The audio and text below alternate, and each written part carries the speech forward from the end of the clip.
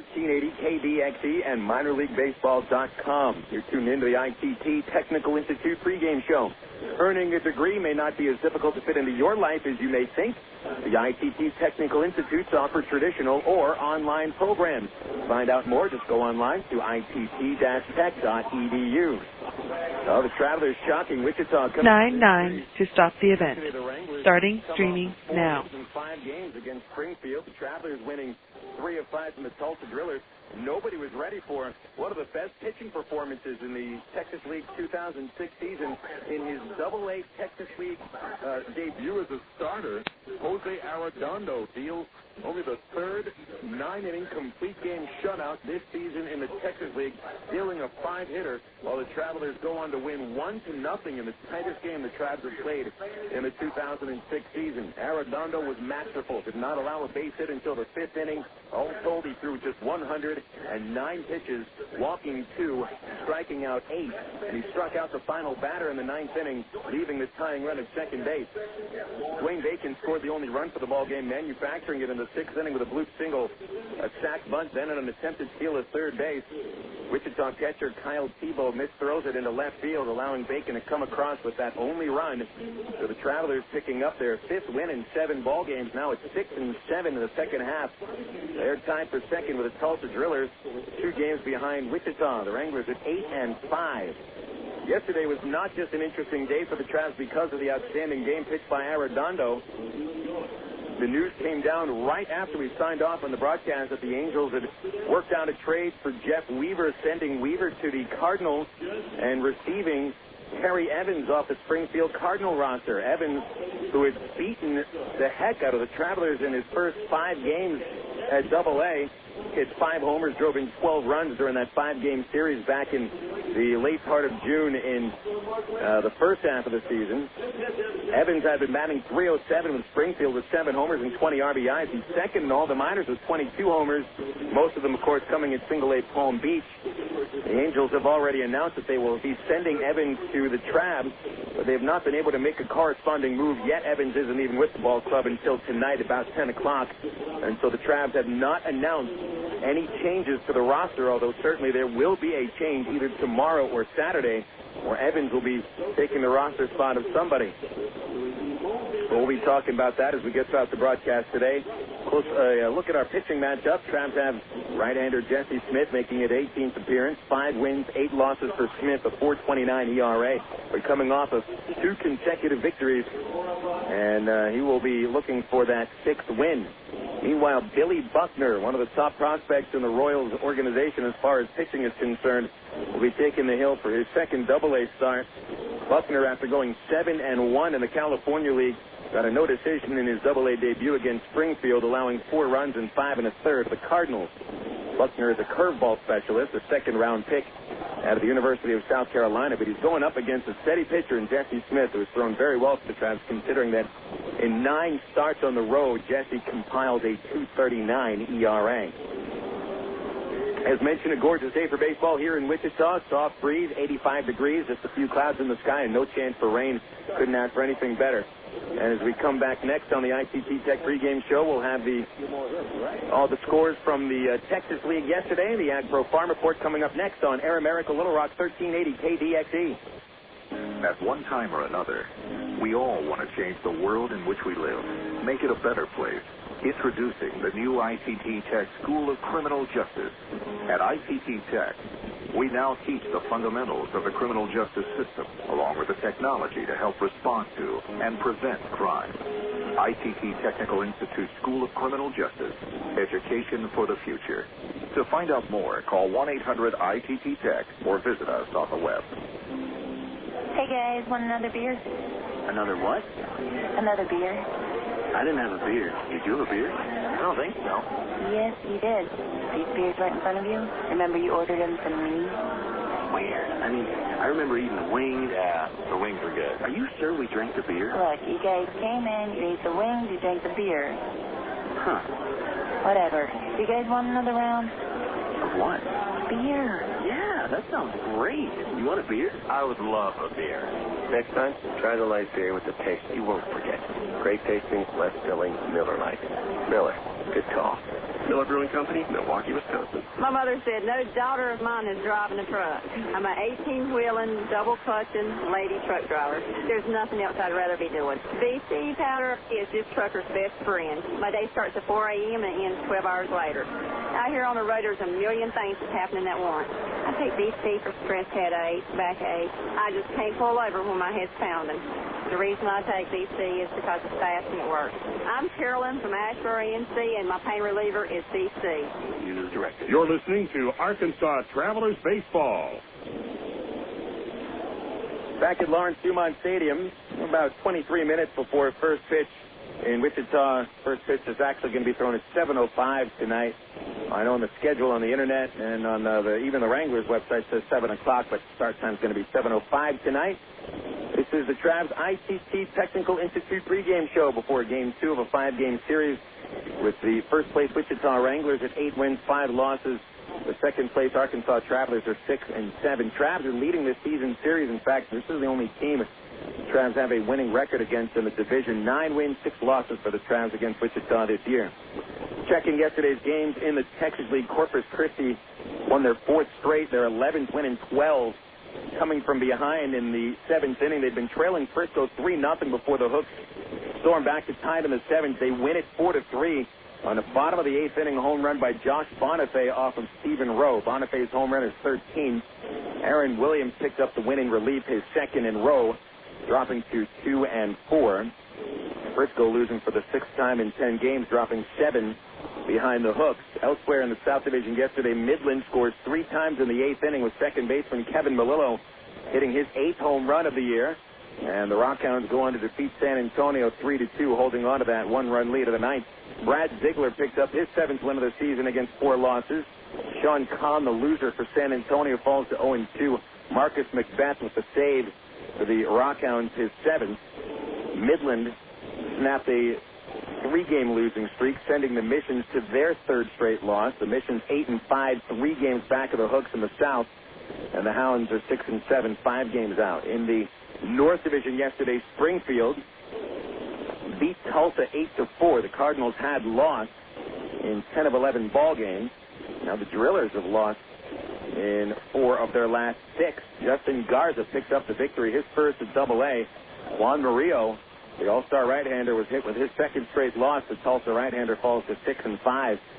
So the Travelers tie the Drillers for 2nd place in the North at 6-7. Wichita 8-5, 2 games in front of the 2 second-place teams, Arkansas and Tulsa. Springfield pulling up the rear 3-10, 5 games out. All games tonight starting at 7:05 in the league. Corpus Christi looking for their 5th straight victory, sending all-star righty Juan Gutierrez to the hill with a record of 8-4. The secret of Rough Riders, as usual, do not announce their starting pitcher. Midland and San Antonio at the Wolf. It's Brad Knox for the Hounds, a record of 5-3. The Missions not announcing their starter. At Driller Stadium tonight, the Cardinals going without Terry Evans. Of course, he was not on the lineup yesterday for the Cardinals. The trade was announced after the Travs game was complete. The Cardinals have right-hander Mike Parisi, 3-4 record, going up against Driller right-hander Emmanuel Ujoa, who just comes off the disabled list with a record of 4-2. We'll keep you updated on those Texas League games as we go throughout our broadcast today on the Southwest Airlines out-of-town scoreboard. Now for a look at some news from the Angels organization, brought to you by AgPro of Central Arkansas, located in Pine Bluff, Maumelle, Stuttgart, and England. The Angels won their 5th straight yesterday behind the 4-hit shutout thrown by Bartolo Colon, first one of the season. Colon in the win yesterday threw just 92 pitches, 69 for strikes. He struck out a couple of batters and lowered his ERA to 4.57. Rob Quinlan broke a scoreless tie with a 3-run homer in the 5th inning off Jamie Moyer, with Quinlan's 4th of the season. And Orlando Cabrera also hitting a home run, his 6th. I believe that is 60 straight games that Cabrera has made it on base. That's an amazing record there. So the Angels swept that 4-game series from the Seattle Mariners, and they pulled to within 4 games of first-place Oakland.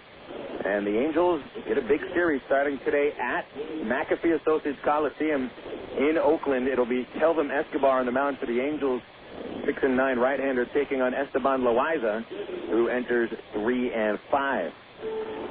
Checking around the Angels minor league organization, every affiliate was a winner yesterday. Of course, that starts with the Travs' 1-0 win. Salt Lake handing Colorado Springs a 7-4 defeat, with Mike Elward finishing 3 for 4, including a homer and 4 runs batted in. Ubaldo Jimenez was the starter, former Tulsa Driller right-hander, starting for the Sky Sox, got a no decision. He went 6 2/3 innings, only giving up 2 runs. And gets a no decision, however. Winning pitcher was Greg Jones in relief. Casey Olenberger went 5 innings in the start, allowing 3 runs on 4 hits and a couple of walks. Single A Rancho Cucamonga yesterday, also a winner. They were 4-1 winners over San Jose. Shortstop Sean Rodriguez with a 2-run single, and right-hander Fernando Rodriguez, 6 innings, striking out 5, allowing just 1 run on 4 hits and 4 walks for his second single-A victory. Cody Fuller hit a home run, as did Pat Riley. Cedar Rapids yesterday a winner, 4-3 over Burlington in the Midwest League. Bobby Mosbach, a fine start, but got a no decision. 8 innings, a couple of runs on 5 hits, 5 strikeouts. Aldridge gets the win in relief, going to 2-3. Rookie League Orem beat Idaho Falls 4-2. Felipe Arredondo, no relation to Jose, 2 scoreless innings for the victory. Trevor Bell, who was last year's first-round pick for the Angels, went 5 innings, allowing 1 run on 4 base hits. And the Arizona League Angels were 12-6 winners over the Arizona League Giants. This year's first-round pick, Hank Conger, hitting a home run, a 3-run shot. It was his first professional homer, and finished with 3 RBIs. That's the news from the Angels organization, brought to you by AgPro of Central Arkansas. Located in Pine Bluff, Maumelle, Stuttgart, and England, AgPro is proud to feature outstanding John Deere products. And you can check out a demo of some of John Deere's best equipment simply by going online to agprocompanies.com. Coming up next on the ITT Tech pregame show, a sit-down chat with tonight's Traveler center fielder Dwayne Bacon. That'll be right after this on Air America Little Rock 1380 KDXE. Your world is suddenly changing for the better because 2 great companies have now joined forces to deliver the world that matters most, yours. AT&T, with its passion to invent, and SBC, with its drive to deliver, have come together to create the most complete and secure network with voice services, digital satellite TV, high-speed internet, and singular wireless. Learn more at thenewatt.com. Introducing the new AT&T. Your world delivered. Coca-Cola, this is Mitchell. My friend's brother is a molecular biologist, and he was saying the only way you could have gotten Coke Zero to taste like the regular Coke was to engineer it in space. I would not. Well, no, but think about the whole zero factor, like zero gravity. It makes perfect sense. 0 is for the 0 calories. To stop pretending that you don't engineer Coke Zero in space. Can you do that? I wish I could speculate on that, sir. The next launch. I just want the time for the next launch. Coca-Cola Zero. Real Coke taste. 0 calories. If you haven't been able to quit smoking for yourself, think about the people around you. Every year, secondhand smoke kills more than 40,000 non-smokers and causes over 400,000 cases of severe asthma in children. Call 1-866-NOW-QUIT. Now. Stamp out smoking. A Healthy Arkansas initiative from the Arkansas Department of Health and Human Services. We are Air America Little Rock, 1380 KDXE, North Little Rock. Welcome back to the ITT Technical Institute pregame show here on another beautiful night in Wichita, Kansas. Game 2 of a 5-game series with the Travelers taking on the Wichita Wranglers. We'll be talking with Trav center fielder Dwayne Bacon. Yesterday, what a tremendous game. I mean, first of all, first game of a trip. It's nice to have a 2-hour and 7-minute ball game, but you had a really good perspective on the pitching performance of Jose Arredondo, being that you were out in center field, get a good look at how he was pitching. What did you see from Jose, from your perspective out there in center field, that made him so tough to hit yesterday that he was able to throw a 5-hit complete game shutout? The biggest thing is he was able to throw strike one, pitch ahead a lot for the majority of the game, and he controlled 3 different pitches and was able to throw them whenever he wanted. Now, the pitches that he throws, of course, a fastball. He's got a slider and a split finger. There looked like there was a lot of movement on his slider and his split finger from up in the press box yesterday. Did it look the same way from out in center? definitely had good movement on his pitches, and, you know, like I said, he commanded everything well and stayed ahead in the counts, and that, you know, added up to a complete game shutout. He had a lot of success last night. You know, Dwayne, you can also kind of tell when somebody is really into their game when they're the first or second person out of the dugout every single half inning. Looked like Jose was one of the first guys out there. What was he like in the dugout yesterday? Was he kind of a little jumpy, a little energetic, being it was his first Double-A start? He was actually pretty calm. He sat in one spot and stayed to himself and just stayed focused on what he was trying to get accomplished during the game, and, you know, just locked in pretty much the whole 9 innings. And Dwayne, you scored the only run of the ball game in a 1-0 game. That's as tight as it gets in this sport. You manufactured the run yourself. You got a single to center field, were bunted to second base, and then the steal at third, coming home on a throwing error. When you got to second base, did you know that you were going to be taking off? Was that a plan on your own part? It was definitely a plan, especially in a 0-0 ball game as it's getting later. You want to take the edge off of, you know, put the pressure on the other team by, you know, doing whatever you can to get in scoring position and possibly score a run. It just worked out in our favor. And it looked, the pitch that you would run on, it was I know it was a 2-strike count on Nathan Haynes. It was a changeup that he struck out on. Do you think that maybe the fact that it was a changeup and that Haynes swung through it maybe threw off the catcher's timing a little and allowed you to come home on the throwing error? I think it did affect the catcher a bit. You know, hopefully it did, and it just worked out in our favor, like I said. But, you know, you never really know. As a base stealer, are you sometimes trying to catch a pitcher and a catcher by surprise? I don't know if you would have caught Tebow by surprise yesterday, but, of course, in this sport, element of surprise can be a lot. Are you looking for situations where they might not be ready for you to take off? Honestly, I believe they're always ready for me to take off. You know, so it's sort of hard for me to catch a team by surprise by stealing a base, but, you know, it works with other players, guys who don't take off as often. I think the element of surprise is more in their favor. Dwayne, when you're leading away from a base, let's say first base, what are you watching? Some base stealers look at the pitcher's foot, they'll look at his shoulders. What are you looking at when you're leading away? The pitcher's foot, his back foot has to come off of the rubber, and sometimes you try and look in and steal a sign from a catcher, see if you can get an edge that way.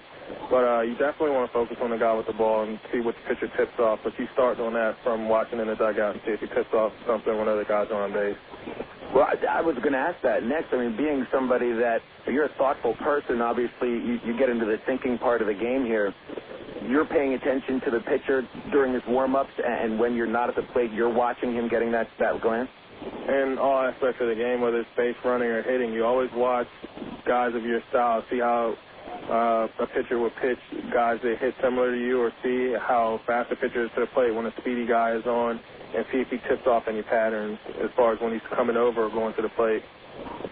Dwayne, this infield surface here, this is the only artificial turf surface in the Texas League. It is a little bit old. I think this AstroTurf is about 6 or 7 years old. It needs to be repaired, but they can't because AstroTurf Company is now bankrupt. But people say that, you know, a guy with great speed, that speed is magnified a little bit on artificial turf. Do you agree with that? I definitely agree. I mean, there's no divots or anything, no holes that you'll step in. You know, and the track is smooth, and, you know, you dig in, you get better grip running on this stuff instead of running on dirt. Now, talk about where you run most of the games, Ray Winder Field. It's a little bit of a harder surface there. Can Ray Winder Field's infield be a little bit tougher to run on sometimes? I think now the surface has actually changed. It's a lot softer now. It's a challenge. It's more like running on the beach sometimes, but you know, it's an element that we have to play in, so you just have to make the best of what you got. Have you eaten a lot of dirt this year at Ray Winder? I mean, when you slide into, if you're diving back into first or diving into second, anywhere in the infield, you're going into a cloud of dust. I imagine you've eaten your share of dirt this year. It doesn't taste too good either. Not at all, not at all. Dwayne Bacon joining us on the ITT Tech pregame show. Dwayne, obviously you're well aware that Terry Evans was traded over to the Angels yesterday. The news came down after the broadcast was over. I was a little bit surprised at seeing that trade made. What was what was your idea on seeing that trade, and do you think that that guys in the clubhouse were a little bit surprised at that deal too? It was definitely a surprise, you know, a guy that we just played against, and you know, obviously he's a good player. So, you know, there was a lot of talk about it yesterday in the clubhouse. A lot of guys happy, and you know, he'll be a good addition and hopefully add to the success that we plan on having here in the second half.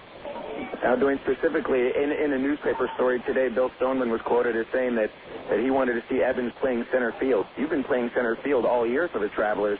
And, you know, obviously this is a guy that could help the ball club, but yourself personally, do you look at this as maybe a guy that may be taking some of your playing time away in center field? You never know. I mean, if it happens, it happens. If it doesn't, it doesn't. That's something that's out of my control. So just come in, get ready to play. And he's ready to play today. Dwayne Bacon will be batting eighth. He'll be in center field again today. And Dwayne, I really appreciate your time. Do you like barbecue? Love barbecue. Well, we've got $15 gift certificate coming your way from Shorty Smalls, located in Little Rock, North Little Rock, and Conway for your time. Dwayne, thanks again. All right, thanks, also. We'll be right back after this for the starting lineup on Air America, Little Rock, 1380 KDXE. He's been a sports anchor on TV. He's reported on games of the Kansas City Chiefs. He hosts NFL postgame shows week after week. But he still hasn't quit his day job. Gordon Docking is the Chief Executive Officer of St. Mary's Hospital in suburban Kansas City. He's distinguished himself nationally as an innovator in healthcare, impacting the design of the hospitals of tomorrow. But before he was CEO, he was a master's degree student at Webster University. Today, he's an achiever in many walks of life. I'm Bob Costas, member of the board of Webster University. All Webster campuses around the world share the same belief. Education is more than just a degree. It's real knowledge for real-world success.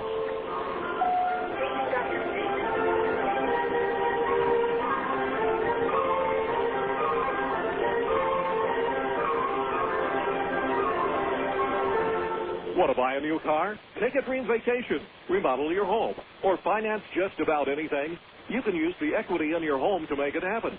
Right now, Arkansas Federal Credit Union has a home equity line of credit with a 4-month fixed rate as low as 4.5% annual percentage rate with absolutely no fees.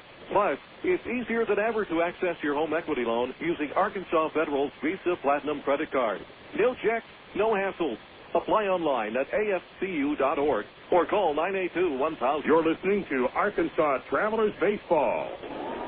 A few minutes away from first pitch here at Lawrence Dumont Stadium. The Arkansas Travelers and the Wichita Wranglers have already had the starting lineups announced, so it's time for you to find out who's starting in this ball game. We begin with the hometown Wichita Wranglers, the AA affiliate of the Kansas City Royals, managed by Frank White to an 8-5 second-half record, good for first place at the moment by 2 games over Arkansas and Tulsa. Wranglers overall 42-41. Batting leadoff is the shortstop Ángel Sánchez. Chris Lebansky batting second to play left field. Hitting third is Wichita third baseman Alex Gordon. Billy Butler handling the cleanup spot playing right field. Batting fifth, center fielder Mitch Maier. Wranglers second baseman Donnie Murphy batting sixth. Matt Tupman got the day off until a pinch hit appearance in the eighth yesterday. Tupman batting seventh till catch. Hitting eighth, and in first base Adam Ka'aihue. And rounding out the starting 9 for the Wranglers designated hitter Kila Ka'aihue. That's Sanchez, Lebansky, Gordon, Butler, Maier, Murphy, Tupman, Ka'aihue, and Ka'aihue. The Arkansas Travelers, AA affiliate of the Los Angeles Angels of Anaheim, managed by Tyrone Boykin. 6 wins, 7 losses in the second half, 2 games back, 30-52 overall. Lineup has Nathan Haynes leading off. He'll be in right field. Batting second, left fielder Aaron Peel. 3-hitter Brandon Wood at shortstop. Cleaning up third baseman Matt Brown. Tonight's Travs DH Greg Porter batting fifth. Batting sixth at first base Matt Pauley. Getting the start behind the dish and batting seventh Brent Del Chiaro. Batting eighth, and in center field our pregame show guest Dwayne Bacon. And Eric Rodlin will bat ninth. He'll be at second base. That is Haynes, Peel, Wood, Brown, Porter, Pauley, Del Chiaro, Bacon, and Rodlin. A close-up look at our starting pitching matchup. For the Travelers, Jesse Smith will be taking the hill for his 18th appearance and his 17th as a starting pitcher. Smith, a 6'2" right-hander from Lincoln, Nebraska, is in his 4th professional season at Illinois Valley Community College. 17 games with the Travs, 5 wins, 8 losses, and a 4.29 ERA. League batting .307 against him. He's allowed 35 walks and 117 hits and 94 in the third inning. 50 strikeouts, but Smith has had a world of success on the road with a .239 road ERA. Meanwhile, Billy Buckner takes the hill for the Wranglers, a 6'2" right-hander from Claremont, Florida. He is 22 years old, from the University of South Carolina. Royals' second-round pick in 2004. Start of the season at Single-A High Desert, where in a hitter's park he won 7 games against his 1 loss, posting a .390 ERA, striking out 85 batters in 90 innings. In his Double-A debut, got a no decision against Springfield, allowing 4 runs on 8 hits and 5 1/3. Interestingly enough, Buckner hit the first 2 batters that he faced in the Texas League, and they both came around to score in the first inning. But luckily for Buckner, the Wranglers came back to win it in the top of the 9th inning with the down to their final out. D. Brown hit a 3-run homer, and the Wranglers beat Springfield 6-4. The report on Buckner is a decent fastball, good command with his curve. His curveball is his best pitch, and it is one of those roundhouse curveballs with a lot of movement to it, and it can be pretty tough for Single-A batters to lay off that curveball. Double-A hitters learning patience, and this will be a pretty big jump for Buckner against a team of the Travs that have been hitting the ball pretty well recently. Texas League umpire crew, the crew chief Joe Maiden is behind the dish. Dixon Sturman calling out at third base. Mark Lalo, who started the year in the Florida State League, is going to be calling the outs at first. And as I mentioned, it is just a gorgeous day here in downtown Wichita, along the southern banks of the Arkansas River. Downtown Wichita right in our face. The skyline is beautiful, and we've got a soft breeze coming over the right field fence at 7 miles an hour. High skies, just a few clouds up above, 87 degrees and 22% humidity. And again, this is just beautiful weather for a ball game by the river. Not many people taking advantage of that weather as well. Last night on a free ticket night, over 4,000 people came out to the ballpark, but today there's just a smattering of a couple of hundred. While the Wranglers are taking their positions, we're going to have the national anthem shortly. And once our national anthem singer comes out, we'll take our last break.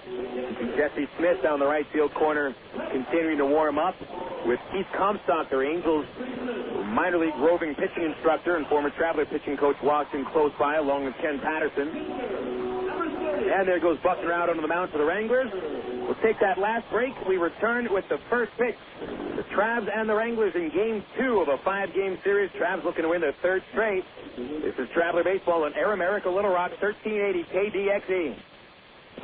Is your house looking a bit under the weather? Have extreme weather conditions taken their toll on your home's exterior? The solution isn't more paint. It's weather-resistant vinyl siding from Sears Home Central. Call Sears now for a free in-home estimate at 1-800-531-7785. Sears vinyl siding resists tough weather and keeps your home looking great for years. It has the attractive look of freshly painted wood, yet you'll never need to scrape and paint your home again because vinyl siding from Sears is virtually maintenance-free. Best of all, Sears makes getting your new siding job easy and affordable. Just call Sears now for your free in-home estimate at 1-800-531-7785. Not available in all areas. Services and materials provided by a Sears authorized contractor. License numbers available on request. So if your house is looking under the weather, call Sears for vinyl siding now. 1-800-531-7785. That's 1-800-531-7785. You're listening to Arkansas Travelers Baseball.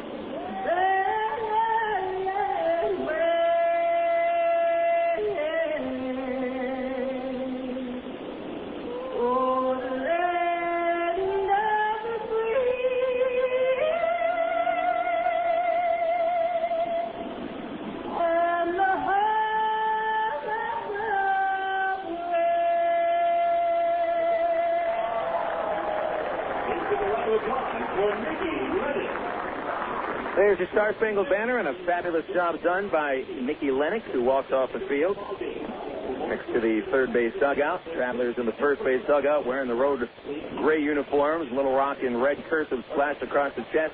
Wranglers changed their colors last year. They used to have wonderful baseball colors in purple and off pink. And now they've got really classic baseball uniforms. Cream-colored home uniforms, red cap, red block lettering across the chest that says Wranglers. And Billy Butler throwing his warm-up on the bright, shiny infield surface, artificial turf, AstroTurf infield, grass in the outfield. Ty Boykin was talking during batting practice today that you can tell the turf is old and needs to be replaced. There's a lot of seam marks in it, and it is very spongy, a little spongier than AstroTurf usually is over its first couple of years. But the fact that AstroTurf infield has not been replaced is a point of contention with the Wranglers and the city of Wichita. Wichita owns the ballpark that the Wranglers play at. It is leased by the ball club. And, of course, we've heard a lot about the talk from Northwest Arkansas. The city of Springdale wants to build a minor league baseball park specifically for its Texas League team. And one of the aldermen in Springdale did come out and say that they're targeting the Wichita Wranglers. There's been some talk here recently. The Wichita Eagle, the local newspaper, has been trying to make it clear to Wichitans that they could be in danger of losing their professional baseball club if the city of Springdale votes that sales tax through. Well, that's the business of baseball. Now we're getting down to what we really like about the game. The game of baseball itself, as Nathan Haynes steps into the batter's box and Billy Buckner is ready to go to work. State umpire Joe Maiden says play ball, and we will. Here's the first pitch. Haynes will take his slider at the knees. It's called strike. The clock here at Lawrence Dumont Stadium says 7:07 at first pitch. The first pitch really comes at 7:12 today, and Haynes takes the 0-1 outside from Billy Butler, and the count is 1-1. Haynes, 2 for his last 21, including a first-inning double yesterday. Here's a 1-1, and Haynes slaps it out of play down the left side, twisting over the tall bleacher seat located past the third base dugout, and it's a 1-2 count of the Travelers' leadoff batter. Haynes in his 13th game with Arkansas, batting .267, no home runs, 2 RBIs. And here's a Buckner 1-2 pitch. It's a fastball pulled hard to second. One hops Murphy. He gloves it in short right. Sets his feet and throws Haynes out at first, and that'll bring up Aaron Peel. Billy Buckner, good-sized kid, 6'2", and he weighs 210 pounds and has lost 5 pounds since he was drafted 55th overall in 2004. Product of the University of South Carolina, helped pitch the Gamecocks to the 2004 College World Series. Here's Aaron Peel in a pitch. Peel takes a slider for a strike, although it glanced off Tupman's glove and all the way back into the screen. Still called a strike, and it's 0-1. Peel had a 6-game hit streak end yesterday with an 0 for 3. And here's Buckner's pitch. Fastball hit back up the middle and a base hit for Peel. Peel makes that wide turn as always and holds with the center fielder Maier coming up cleanly with the ball. Peel now with a base hit in 15 of his last 19 and 7 of his last 8. Getting that average just a skosh over 280. And now shortstop Brandon Wood stands in. Wood 0 for 4 in last night's loss with a couple of strikeouts. Now with 102 strikeouts on the year. But still Wood has hit in 10 of his last 12. Tall right-hand batter from Scottsdale, Arizona. Wood holds the bat behind his head, and Buckner deals. There's a changeup over the outside corner, and it's a strike, 0-1. Peel at first with his first base hit of the series. Wood coming off a 7 for 17 effort against the Tulsa Drillers. Looking for his first hit here in Wichita for the series. Buckner with a high set position, and here's an 0-1. The fastball is off the outside corner, and it's a ball and a strike on the Travelers shortstop. Wood batting .296 with 18 homers, 59 RBIs, latter 2 numbers, team leading totals, 3rd in the league in homers, 3rd in the league in RBI. Here's a 1-1, and Wood takes the slurve in the dirt, ball 2. Nice dig out by Matt Tupman, 2-1. We've seen a slider from Buckner and a curve. He's rated as having the best curveball in the Royals organization, at least in the minor leagues of the Royals system. Butler coming set, fires the first. Peel just able to dive back ahead of the tag of Adam Kine. Peel, second on the ball club, third on the ball club with 10 stolen bases. He has been caught 6 times. Half in, half out of the sliding pitch. Kine holding. Here's a pitch, and it's in the dirt again. Nice scoop up by Tupman, holding Peel at first. Wood ahead in the count 3-1, and Butler has been very careful to Brandon not to give him anything to swing at. Everything has either been on the outside corner or outside. On deck, Matt Brown. Let's see if Wood gets something to hit from Buckner. They look for a double play ball on the infield. Outfield straight away. Another throw to first base, a slow move, allowing Keel to get back in. One out, top of the first, and the Travs looking to get ahead. Had a chance in the first inning yesterday with Haynes hitting a leadoff double. But lost in yesterday's game was the fine start by Junior Herndon for Wichita, and he stranded him. There goes Keel running, the pitch low, and Wood takes the base on balls. Keel to second base, and Matt Brown stands in with a chance to get the Travs the lead. Baseball America's website made a good point about Brandon Wood this year. Yes, they did mention the strikeouts, and it just seems that nobody can talk about Brandon without mentioning the high strikeout total. But that's the 41st walk Wood has taken this year, so he's also becoming a much more patient hitter, and Buckner didn't want to give him anything to hit. You could tell by the way he pitched to him. Brown, the batter, first and second, one out, and the pitch comes. Brown takes the fastball a little low, ball one. Close pitch there. Buckner had some sinking motion on that pitch. 1-0 on Brown, who was 0 for 3 yesterday. He tested out the Wichita shortstop Ángel Sánchez with 3 groundouts. Peel, good lead from second. Wood way off at first. And the 1-0 to Brown. Fastball missing in, ball 2. 2-0. Brown's 0 for last night, ended his own 6-game hit streak, as well as Aaron Peel. Matt hit in .296, 10 homers, 41 runs batted in. He's had a lot of success against the Wranglers. Brown with 8 RBIs against Wichita, including 3 homers. Here's a 2-0, and he takes low. Buckner has now missed with the last 7 pitches. He's gotten ahead of Wood 0-1 with a beautiful off-speed pitch on the outside corner, but then he's been fiddling with the corners against Wood and Brown. And has missed with 7 straight. Greg Porter's on deck. He's on a 5-game hit streak. Brown waiting, and Buckner checking second. Here's the pitch. Brown swings and a high, deep drive to left field.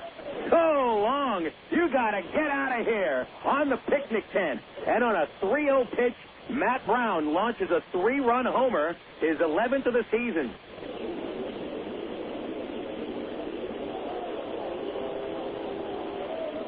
Brown comes home, touches the plate. Peel and Wood are there for fist pound. Greg Porter will offer one to him as well. Matt Brown just absolutely crushed that baseball. A no-doubt shot from the word pitch.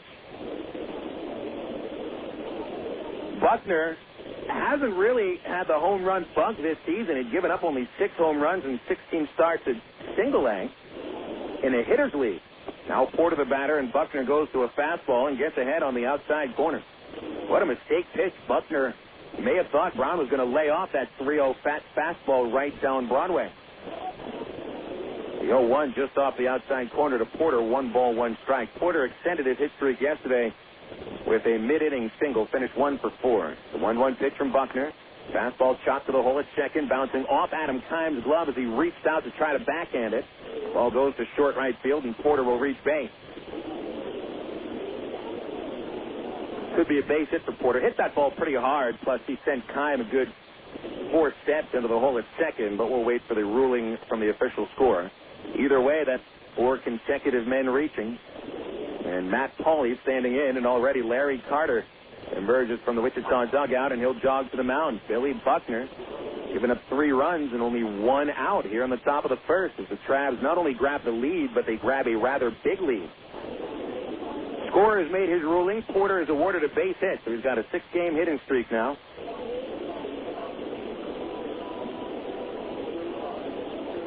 Buckner had just a great season in the California League. That is a hitter circuit, and considering where Buckner pitched most of his games in Atalanto's Maverick Stadium, which is a launching pad, always about 25 to 30 mile-an-hour winds blowing out. Somehow, Buckner gave up only 5 homers and 9 home starts. But a lot of times at single A and lower, pitchers get away with that 3-0 fastball, which comes belt high without anything on it, and not here in the Texas League, and not against the Travs, a team that'll swing at 3-0 pitches if it's where they want it. So here's Pauley with Porter at first, and the pitch is low, ball 1. Buckner missing quite a bit ever since he got ahead of Brandon Wood. He's thrown only 2 strikes to the last 4 hitters, counting Pauley. Paulie 1 for 3 in last night's win. Porter, good lead with a throw over, sends him back, standing on his feet. Home run for Brown again is 11th. RBIs up to 44. The stretch by Buckner and the 1-0 to Paulie. Line drive deep to center field. Maier back, but he's got room. And Maier makes the catch about 10 feet back where he was originally set up. Porter hustling back to first on the second out of the inning. 2 outs, and Brent Del Chiaro standing in. Del Chiaro is always returning to Wichita, somewhat of a homecoming, as Brent played his college ball about an hour and a half, 2 hours away in Lawrence as a Jayhawk. Del Chiaro sat out yesterday. Last played Saturday's doubleheader against Tulsa in Game 1. Finished 0 for 3 with a strikeout. Big right-hand batter. There's a throw to first. And back in there is Porter. 3-0 Travs, top of the first inning on a 3-run homer by Matt Brown. Del Chiaro hitting 120, couple of homers, 6 RBIs, one of his 2 homers against Wichita. It's on the way. Chopper towards third base. Gordon charging a little. Gloves it halfway between second and third. His throw retires Del Chiaro. And gets Billy Buckner out of a tough first inning. Travelers scored 3 times on 3 base hits. No errors and a man left. 3-run homer by Matt Brown makes it a 3-run Traveler lead. Before the Wranglers even take to the plate, we'll go to the bottom of the first next on Air America Little Rock, 1380 KDXE. A young married couple sat silently on a porch swing one warm June evening. The young wife looked over at her new husband and asked, "George, do you think my eyes are beautiful?" "Yep," answered George. A minute went by. "George, do you think my hair is attractive?" Again, George answered, "Yep." More time passed. "George, would you say that I have a gorgeous figure?" Once again, George answered yes. "Oh, George," she gushed, "you say the nicest things." I'm Mark Evans, pastor of the Church at Rock Creek. You know, when you're building a marriage, you have to learn how to talk to each other. Think about it. The Church at Rock Creek has 4 weekend services. Worship times are Sunday mornings at 8 a.m., 9:30 a.m., and 11 a.m., and Monday night at 7 p.m. For more information, call 225-8684 or look on the web at www.churchatrockcreek.org. We've got a crazy fan on the field here, folks. He's wearing more body paint than a Mustang, Bob. Uh-oh, here come the refs. But he's not slowing down. Fakes left, goes right, throws the straight arm. He's made it past the end zone. Oh, say hello to Mr. Goalpost. Sports injuries can be ugly, but with some of the best orthopedic physicians in the state, Baptist Health in Ortho, Arkansas deliver the kind of care that can help you get back on your feet and back to the games you love. For an athletic trainer or for more information, call Baptist Health Helpline, 227-8478. Oh, he's going to feel that in the morning. You're listening to Arkansas Travelers Baseball. Jesse Smith takes the hill for the Travs after Matt Brown gives him a 3-run lead with his 11th home run of the season. Smith taking to the hill in his 16th start of the year. It'll be his 5th appearance against Wichita. Jesse made his AA debut right here at Lawrence Dumont Stadium on April the 11th and got a no decision, going 6 innings, allowing 4 runs on 7 base hits. Travelers won the game 7-4 in 10 innings. Jesse has also had his worst performance of the season against the Wranglers back on April 21st at Little Rock. Lasted just 1 inning, gave up 6 runs. Last time Jesse faced the Wranglers, that's the last time he lost the game. Second game of a doubleheader Sunday, June 18th. Knocked out of the 3rd inning, allowing 6 runs on 7 base hits and 3 walks. So Smith is looking for a little bit of revenge. He still has not had a strong appearance against the Wranglers since his AA debut. Jesse, 5 wins, 8 losses, and a 4.29 ERA, and Ángel Sánchez stands in for Wichita, leading off. And the pitch comes to the right-hand batting shortstop, low, ball 1. Smith on a 2-game personal winning streak. Interestingly, Jesse has made 16 previous starts. There's only 3 no decisions. There's a 1-0 to Sánchez, and there's a fastball down the middle for a strike, 1-1.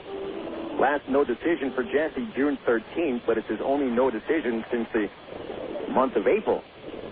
Usually the Travs will win or lose depending on how Smith pitches. 1-1 under Sanchez knees, ball 2. Sanchez batting .277, 2 homers, 32 RBIs. No hits yesterday. He was 0 for 4. Middle infielders are deep for Sanchez, who choked up by about a quarter-inch. Pitch. Fastball for a strike, 2-2. Chris Levansky on deck, then Alex Gordon. Smith has struck out 50 against 35 walks in 94 in the third innings. And there's his dad, Mr. Smith. Here's the 2-2. Check swing and a slider, and on the appeal, Lalo, the first base umpire, said he didn't go. Mr. Smith is in attendance, and he's right underneath the broadcast booth. Finish him when Jesse gets the 2 strikes. I love it. Payoff on the way to Sanchez. Chopper to third base on the line and goes foul as Matt Brown picks it up about a foot across the foul line, and it'll still be a 3-2 count with Sanchez busting hard down the first base line. He's already 10 feet past first base. He has to walk back to the plate.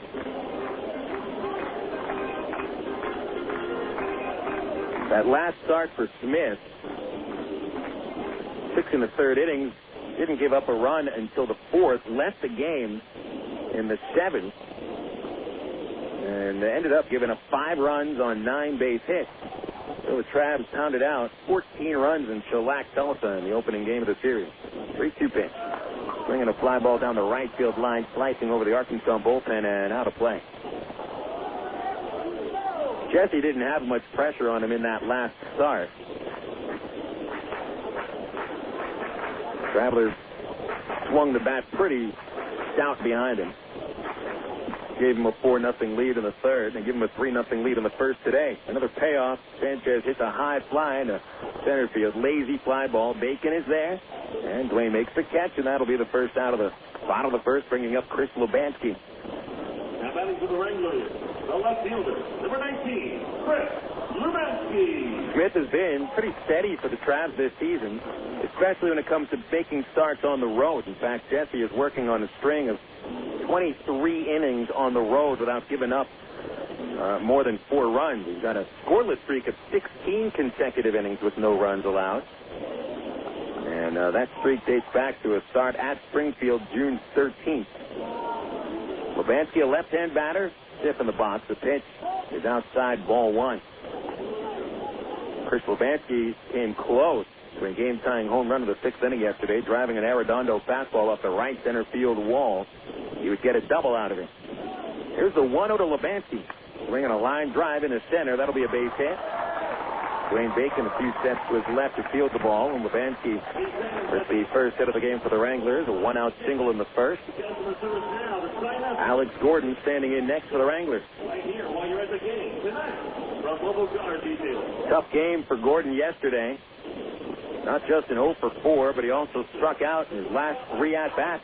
He was the first batter of the 9th inning against Jose Arredondo, and he took care of him on 3 pitches, finished him off with one of the nastiest split fingers you'd see in the Texas League. Left-hand batting Gordon with those pant legs pulled all the way down past his shoes. And here's a pitch from Smith. Fastball is high, 1-0. Gordon wears those pant legs not just all the way down to the shoe, but he even pulls the back part of the pant leg under the heel of his spike. And doesn't that feel like it's tugging at his backside a little bit? I can't see how that's comfortable. Levansky, decent lead, half in, half out of the pitch. And a 1-0 pitch from Smith outside. Trying to curveball and missed the zone. 2-0. With Jesse Smith, not a fancy pitcher. Bread and butter. Fastball, curveball, slider, change up. Curveball can be very good. Fastball is what he uses to get ahead. But uncharacteristically, Smith has not thrown a first pitch strike yet. Here's a 2-0 to Gordon. And there's a strike at the letters. And it's 2-1. Got that fastball, not just at the letters, but a little inside. And Gordon dives over the plate when he swings. So you could hog time a little bit and bust him on the fence. Levansky leading from first. Paulie there to hold him. A couple of steps off the bag is Paulie. Smith sets at the belt. And a 2-1 pitch to Gordon. There's a fastball, same spot, right on that inside corner at the letters, 2-2. Great pitch from Smith. He knows he's going to get that call, so why not try it again? Not in Gordon's wheelhouse. In fact, it's quite out of his wheelhouse. And there's Mr. Smith again. We're going to hear him quite a bit. Jesse takes a look at Levansky. Now delivers a 2-2. And Gordon takes strike 3. A slider that dropped on the inside corner. A staggering pitch which knocks Gordon out of the batter's box. fourth consecutive strikeout of Gordon, dating back to the fourth inning last night. 2 away in the first, and for Jesse Smith, his 51st strikeout of the season. Standing in, Billy Butler. 0 for 4 last night, finishing off an 8-game hit streak. Bill Butler tied for the league lead with 104 base hits. Josh Anderson and J.R. House, both from Corpus Christi, also with 104 safety. Here's Smith's pitch. Butler takes a fastball at the letters. A high strike called, 0-1. Butler, 10 homers, 58 RBIs, monstrous numbers against the Travs. Even made the fact that he was an 0 for yesterday so pleasing to the Traveler coaching staff. Butler has knocked in 16 runs and homers 5 times in 15 games against Arkansas. 0-1 pitch. Butler takes the slider low, 1 ball, 1 strike. 3-0 Travelers, bottom of the first. A 3-run homer by Matt Brown, getting things going in the top half. Not only a 3-run homer, but coming on a 3-0 pitch. Butler crowded the plate, bent knees, crouches over. Del Chiaro's target is low, and the pitch slightly outside, ball 2. 2-1 on Billy Butler. Jesse Smith is going to allow his base hit. And one of the things about Jesse is recently he's also going to be walking hitters as well. He's had starts of 7 walks and 6 walks in his last 4 outings. A step off. Look Levansky back. Jesse's been able to counter that, however. When he walked 7, he allowed only 5 base hits and did not give up a run in 6 2/3 at Springfield. When he walked 6 batters in 8 innings at Corpus, he allowed just 4 hits and no runs. Picked up a 7-0 win. 2-1 pitch. Slider on the outside corner, and Jesse's got that slider working very nicely. Called strike 2. 2 balls, 2 strikes.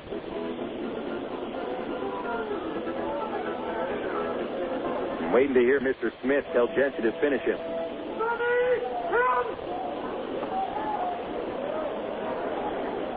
As asked for. And the 2-2 on the way, runner goes. A curveball hit in the air to right field, sending Haynes back a few feet, backpedaling. Haynes there to make the catch, and that'll get Jesse Smith out of the first inning. No runs, 1 hit, 1 man left. We go to the top of the second, and it's 3-0 Travelers on Air America Little Rock, 1380 KDXE. Did you know that more than 250 Arkansans are currently awaiting an organ transplant? And did you know that every 60 minutes, a new name is added to the organ transplant waiting list? You can help to reduce these numbers by registering to become an organ donor. Call the Arkansas Regional Organ Recovery Agency at 866-660-5433 or visit the Aurora website at www.arora.org to learn more. Become an organ donor. Give hope. In today's busy world, who has time for questions? Where to go, how to get there, what to eat? With over 30 locations in Central, North Central, and Northeast Arkansas, Double D's has the answers. Double D's makes it easy to stop in and get on with your day, wherever you are. Start your day with Double D's Coffee Cafe. Gourmet coffee, better than most coffee houses. Grab lunch on the go with delicious selections from Quiznos, Pizza Pro, Baskin-Robbins, Chester's Fried Chicken, or Subway. Clean your auto with a car wash. And all Double D's locations feature pay-at-the-pump technology, so you're back on the road in no time. Make the most of your time and stop worrying about life's little questions. We've got the answers at Double D's. Dr. Pepper, the taste of originality, Dr. Pepper. Salute individuality, Dr. Pepper. Do what you do, your moment has come. You're not like anyone. Nothing better, Dr. Pepper. You're listening to Arkansas Travelers Baseball. Top of the second inning here at Lawrence Dumont Stadium. This is Phil Elson on Air America Little Rock, 1380 KDXE. Travelers 3, Wranglers nothing. With Matt Brown's 3-run homer the difference. Wayne Bacon leads off the second, followed by Eric Roblin and Nathan Haynes. Billy Buckner back on the mound after a rocky first inning saw him issue 1 walk, allowed 3 hits, and all 3 runs earned. Plus the first homer he gives up at Double-A. Bacon standing in with a 4-game hit streak. Switch hitter bats left-handed and takes a pitch in the dirt from Buckner. Ball 1. It was good of Dwayne to join us on the pregame show, and I also appreciated his candor talking about the situation with Terry Evans, but I have to admit I surprised him with the question. Here's a 1-0 pitch to Bacon, and it's on the outside corner for a strike, 1-1. Dwayne has been the subject of some ire, I know, from Travelers fans, but I don't know if you've had a chance to actually talk to him. He's a great guy. The 1-1, a curveball low, 2-1. Very soft-spoken, but he also has a quiet intensity about him, and I think his teammates appreciate that. But Dwayne is also aware now that his time in center field may be limited with Terry Evans coming to the club. A 2-1, and it's a curve low, ball 3. Bacon hitting .209, 5 homers, 26 RBIs. On-base percentage of .284. Perhaps the idea that Evans would take over in center could be warranted. This has been, in his own admission, Bacon's worst pro year. Here's a 3-1. There's a strike on the outside corner from Buckner. Gets it full. Whatever happens, though, you can expect Bacon to handle it as a professional. He's been around for the last 5 years in the minors. He understands, being a prospect with the Cubs at one point himself, that sometimes things don't go your way. 3-2, swing and a tip, and it's held on by Tupman. And Buckner got the strikeout on a curveball. 1 away. Bacon strikes out to bring up Eric Rodlin. Bacon crosses by the on-deck circle where his friend Nathan Haynes is swinging an on-deck bat. He whispered something over his shoulder to Haynes, perhaps something about the bite of the breaking ball from Buckner. Rodlin the batter, and here it is. Fastball diving outside, ball 1. Rodlin, a left-hand batter against the righty Buckner. Eric 1 for 2, then infield hit and a sac bunt last night. 1-0 pitch. Fastball is missed outside, ball 2. And some of the fans are getting restless on non-calls from plate umpire Joe Maiden. And the 2-0 pitch to Rodlin is outside again, ball 3, another close one. And it looks like Larry Carter, the Wichita pitching coach, also seems to be a little unhappy with the strike zone, although not overtly. You can see him kind of rolling his eyes. 3-0 pitch. Rodlin will take it, low and away, ball 4. Second walk of the game from Buckner. He had put Brandon Wood aboard with a 5-pitch walk in the first, and then fell behind Brown 3-0 before putting a pitch right on a tee for Brown, and he teed it off for a 3-run homer. To the top of the Travelers order now, and Nathan Haynes. And notice I'll be calling him Nathan for the rest of the season. I will never say the word Nate again when describing Nathan Haynes. And the pitch on the way. Check swing on a changeup. It's low, ball 1. And I mentioned it yesterday in Haynes' last at-bat. In his first year with the Travs in 2001, it asked, well, what do you want to be, Nate or Nathan? He said Nate. And the 1-0 comes. Left-hand batter takes low, ball 2.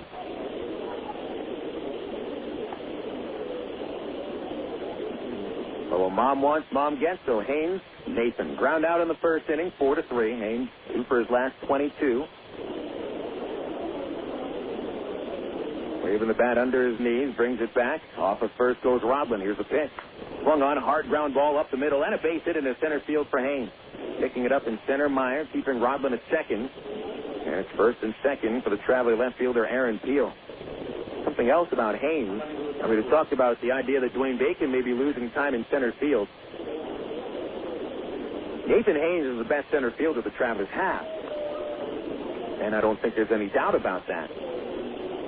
So it is a little bit interesting that Bill Stoneman was quoted in the L.A. Times that he wants, and I know Tony Regan, the Angels farm director, has also mentioned it to Ty Boykin, they want Terry Evans to be playing center field for the Travelers. There's something they saw in him. If they like his speed, his ability to read the ball off the bat, and strong throwing arm, they want Evans in center, so they'll keep Haynes in right. The other batter, he stays in left. A curveball is outside from Buckner, ball 1. Well, this is a chance for the Travs to really break it open here in the second. Already 3-0 with the lead, 2 men on, 1 out. He'll singled in the first and came around to score in the Brown homer. And the 1-0 pitch. He'll swing hard ground ball, a base hit into left field. Hit it so hard, Rodlin has to hold his third. They'll be loaded up for Brandon Wood. Base hit number 5 for the Arkansas Travelers. It's 5 base hits out of 11 men coming to the plate. That doesn't even count the 2 walks that Buckner has issued. Brandon Wood bats with the bases loaded and only 1 out. Wood took a 4-pitch walk in the first inning after falling behind 0-1. Buckner then tried to fiddle with the corners and missed with 4 straight. Buckner from the stretch with him juiced up. Pitch on the way to Wood. Swinging a chopper to the hole. It's short. Cut off at third by Gordon. Throws to second. There's an out. Murphy's relay is in time for an inning-ending 5-4-3 double play.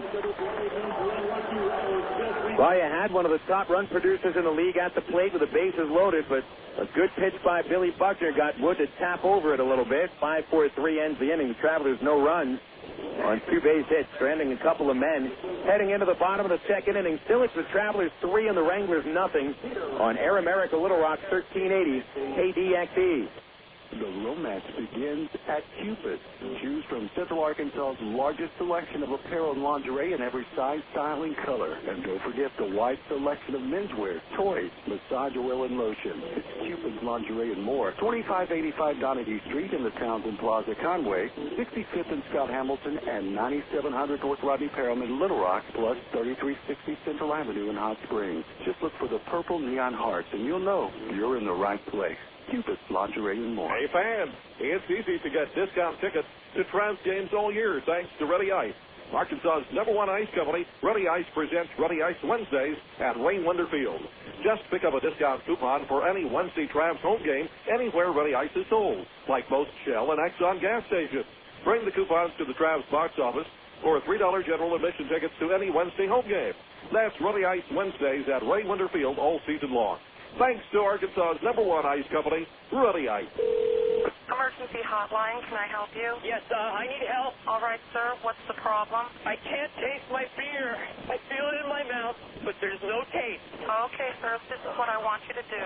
Put the bottle down and step away from the beer. Okay. Walk straight to the corner store and pick up a 6-pack of Miller Lite. Okay. Don't worry, it's going to be all right. Next time, try the light beer that actually tastes like beer. Great tasting, less filling, Miller Lite. Miller. Good call. Miller Brewing Company, Milwaukee, Wisconsin. You're listening to Arkansas Travelers Baseball.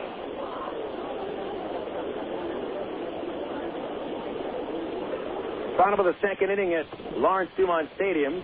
As the clouds starting to cover the sun a little bit, and the field no longer in the daylight. There's still plenty of sunlight left. It's just not on the field. For some reason, there's a big cloud out of my view just past the third base bleachers. 3-0 Travelers on a 3-run homer by Matt Brown, but Arkansas had a beautiful opportunity to bust this game wide open. Barrington Wood batting with the bases loaded and only one out. You got to give Billy Buckner credit, one of the best hitters in the Texas League. In a run-producing spot, he got him to bounce into the double play.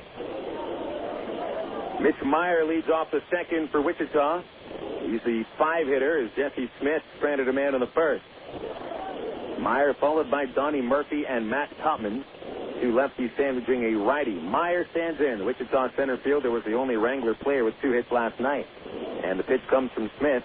Maier takes low and in ball 1. Maier batting .272 with 8 home runs and 49 runs batted in. One of 5 #1 picks of everyday players for Wichita. And the 1-0 is outside ball 2. Absent from the lineup for the Wranglers is another first-round pick, D. Brown, first-round pick from 1996. Yes, but still a first-round pick nonetheless. Here's a 2-0. Very high to Maier, and Smith misses with 3 straight. D. Brown was in yesterday's original Wichita lineup batting 5th, but 10 minutes before the game he was replaced by Adam Kimes. Here's a 3-0 to Maier. And there's a strike on the outside corner, and Smith brings it to 3-1. Brown apparently has a wrist injury that keeps him out of the lineup 2 days in a row. 3-1 on the way. Maier is swinging a foul back, and Smith challenged him with a fastball. 3-2.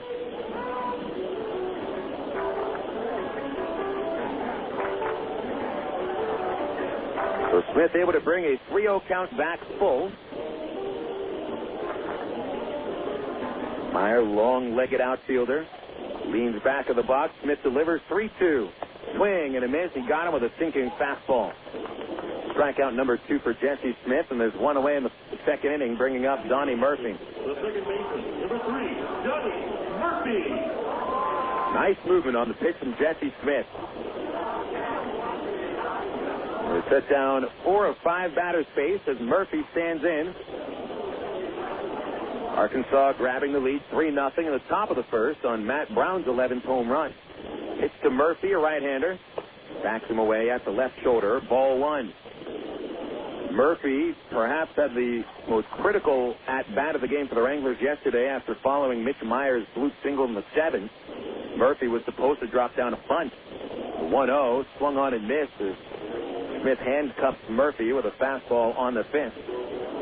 Murphy he got the bunt down, but he bunted it so hard that it turned into an easy-looking 3-6-4 double play started by Matt Pauley. Here's a 1-1. Murphy another swing and a miss at a high fastball this time, strike 2.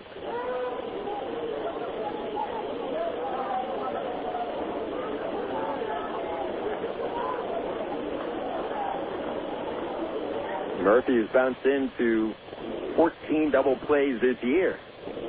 1-2 pitch. Fastball high and away, 2-2. You've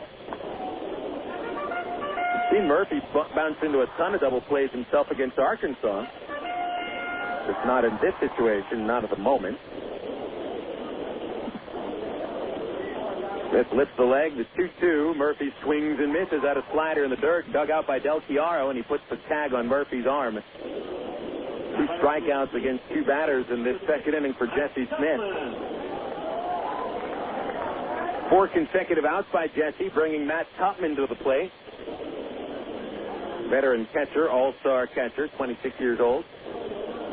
Steady ball player, but slumping in the moment. 4 for his last 30. And that was the impetus for Frank White, giving him yesterday off until the 8th inning when Tupman was called upon for a pinch hit. He did not come through. Smith comes home. Tupman fouls it into the third base seat. Strike 1. Tupman, who's from Concord, New Hampshire. Ask him where he's from. He tells you he's from Concord, as everyone from up there says. Formerly of UMass Lowell, worked his way into a mid-level prospect for the Royals. 0-1 is low, 1 ball, 1 strike.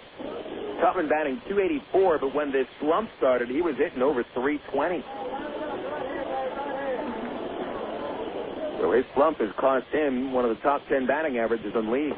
1-1, low, ball 2. In fact, Tupman had the second highest average in the league when this slump started.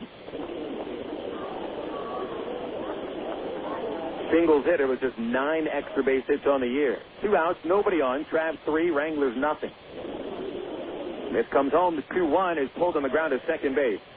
Burns up that rug a little bit, and Rodland is there to pick it. Flips to Paulie, and that'll be a perfect second inning for Jesse Smith. He has set down 5 in a row, and he'll take us into the top of the 3rd.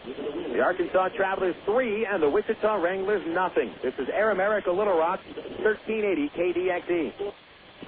Is your house looking a bit under the weather? Have extreme weather conditions taken their toll on your home's exterior? The solution isn't more paint. It's weather-resistant vinyl siding from Sears Home Central. Call Sears now for a free in-home estimate at 1-800-531-7785. Sears vinyl siding resists tough weather and keeps your home looking great for years. It has the attractive look of freshly painted wood, yet you'll never need to scrape and paint your home again because vinyl siding from Sears is virtually maintenance-free. Best of all, Sears makes getting your new siding job easy and affordable. Just call Sears now for your free in-home estimate at 1-800-531-7785. Not available in all areas. Services and materials provided by a Sears authorized contractor. License numbers available on request.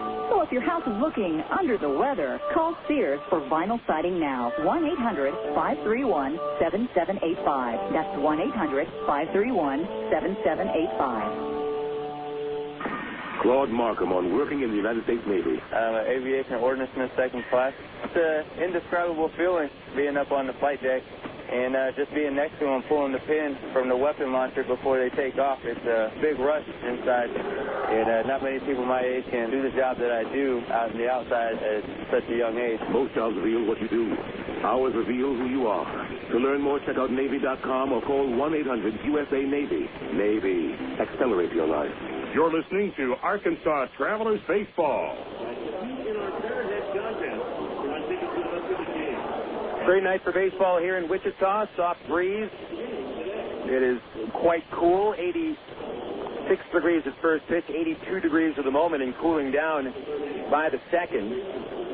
And the Traps leading Wichita 3-0 as we go to the top of the 3rd inning here at Lawrence Dumont Stadium. The lights have been turned on. yet to take effect. Still plenty of sunlight left, although we can't really see it. Cloud cover has started to overtake the skies, although out past downtown Wichita, mostly blue. Matt Brown leads off the third and takes the pitch in the dirt from Billy Buckner. Buckner, over the first 2 innings, has had to deal with 7 base runners, 5 base hits. He's also walked 2, yet only 3 runs. Could be a lot more. 1-0. With a curveball, and Brown takes a strike. Ball and a strike for the reason that the Travelers are ahead 3-0. Brown got ahead of Buckner 3-0 in the first, and Buckner made a mistake hanging a pitch right down the middle. Here's a pitch to Brown. Dirt ball, 2-1. Brown ripped that 3-0 pitch over the left field wall. You could see by his swing he was just waiting for that belt-high, medium-average fastball coming right down the middle, and he just crushed it. 2-1 on the way. Swinging a ground ball to second base. Murphy will pick it up, and he'll throw Brown out. Nice job by Buckner getting Brown to roll out on a changeup for the first out of the third inning. Greg Porter comes up next. The designated hitter, number 8, Greg Porter.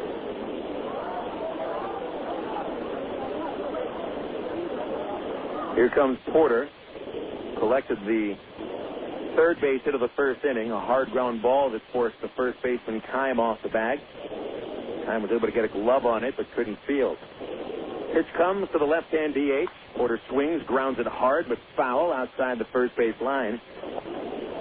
Not quite sure how he made contact on that curveball from Buckner, which it looked like Porter hit off the top of his shoe. 0-1, but no pitch, just as Buckner was coming home. The plate umpire Maiden came out from behind the plate signaling time, and apparently that ball had not been taken care of down that right field line. Now Bill Edwards picks it up out of the bullpen and will toss it into Eels Beer Garden. 0-1 to Porter, backs him away after a jump over top of that fastball, which Buckner put at his ankle. 1 ball, 1 strike on Greg Porter. Came into the game batting .285 with 12 home runs. The 1-1 pitch is tipped and held on by the catcher, strike 2.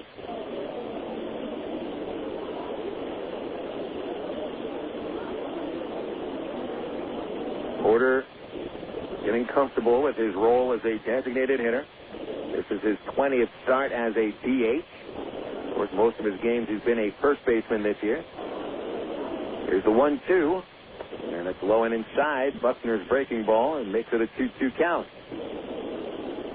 It's something when you look at the numbers between as a DH and the first baseman. Porter seems to be more comfortable with the DH. 2-2 chopper foul over towards Keith Johnson in the first base coach's box. Able to barehand that ball and flip it into the dugout. Porter only in 19 games as a DH, 5 home runs. As a first baseman, 7 homers. But that comes in 49 games. Here's a hard chopper to first taken by Adam Keim. Right on the foul line, and he runs to first, beating Porter for the second out. So Porter hitting another hard ground ball on the right side. This time Keim was able to pick it up. First time Buckner has set down the first 2 hitters of an inning today. Matt Pauley will come up and bat. Left-hand first baseman, fly to center in the first. Here's a pitch. Swinging a hard ground ball and through Keim as he tried to backhand that one almost like a goalie. And Pauley reaches as it literally went right through Keim. Wouldn't be surprised if that is charged as an error. The ball was hit hard. But Keim only had to take 1 step. And really, instead of reaching out with his glove, he reached out with his foot. Almost as if he was trying to get up with the ball before he fielded the baseball. No official ruling on that play yet, so we'll wait. Brent Del Chiaro will stand in. 3-0 Travs. Pauley is the 8th base runner over 2 2/3 against Billy Buckner. Throw to first base and a slow throw. Pauley walks in, and they're going to put another hit up on the scoreboard. So Matt Pauley collects the 6th Traveler base hit of the night. Pauley a short lead with Keim holding, and he's running. The pitch to Del Chiaro is popped up back this way and hitting the press box roof, and it's an 0-1 count on Del Chiaro.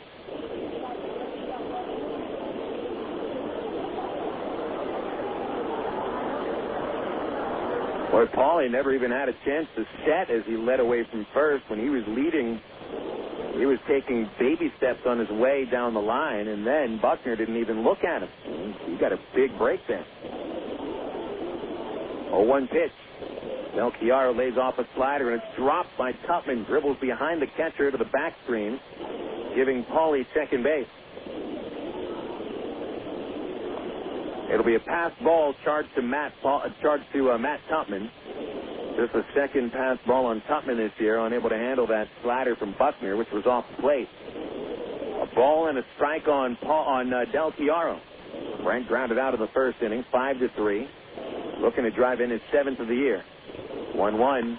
Swung on, a fly ball towards right center. Into the gap going Butler. Butler is there to make the running catch. Travelers had another opportunity to score, but they leave Paulie at second base. No runs, 1 hit, 1 left. Bottom of the third on the way, and it's 3-0 Travs on Air America Little Rock, 1380 KDXE. From the hilltops of Atlanta to the California sand. Come on, one day across the nation, yeah. I'm a burrito in every time.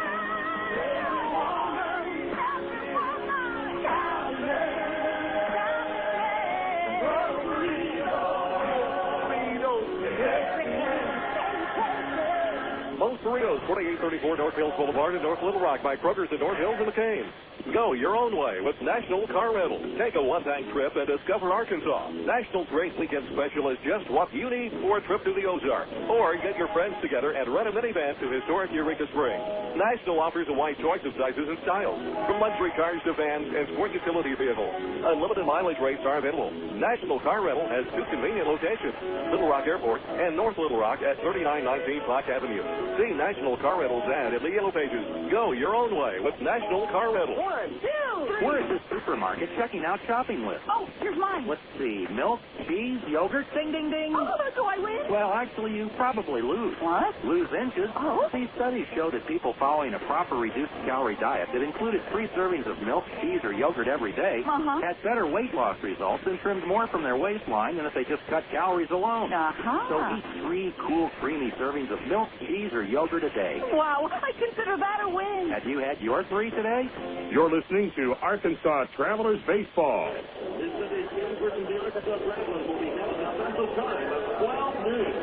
Back to Lawrence Dumont Stadium on Air America Little Rock, 1380 KDXE. Travelers and the Wranglers into the bottom of the third. It's 3-0 Arkansas.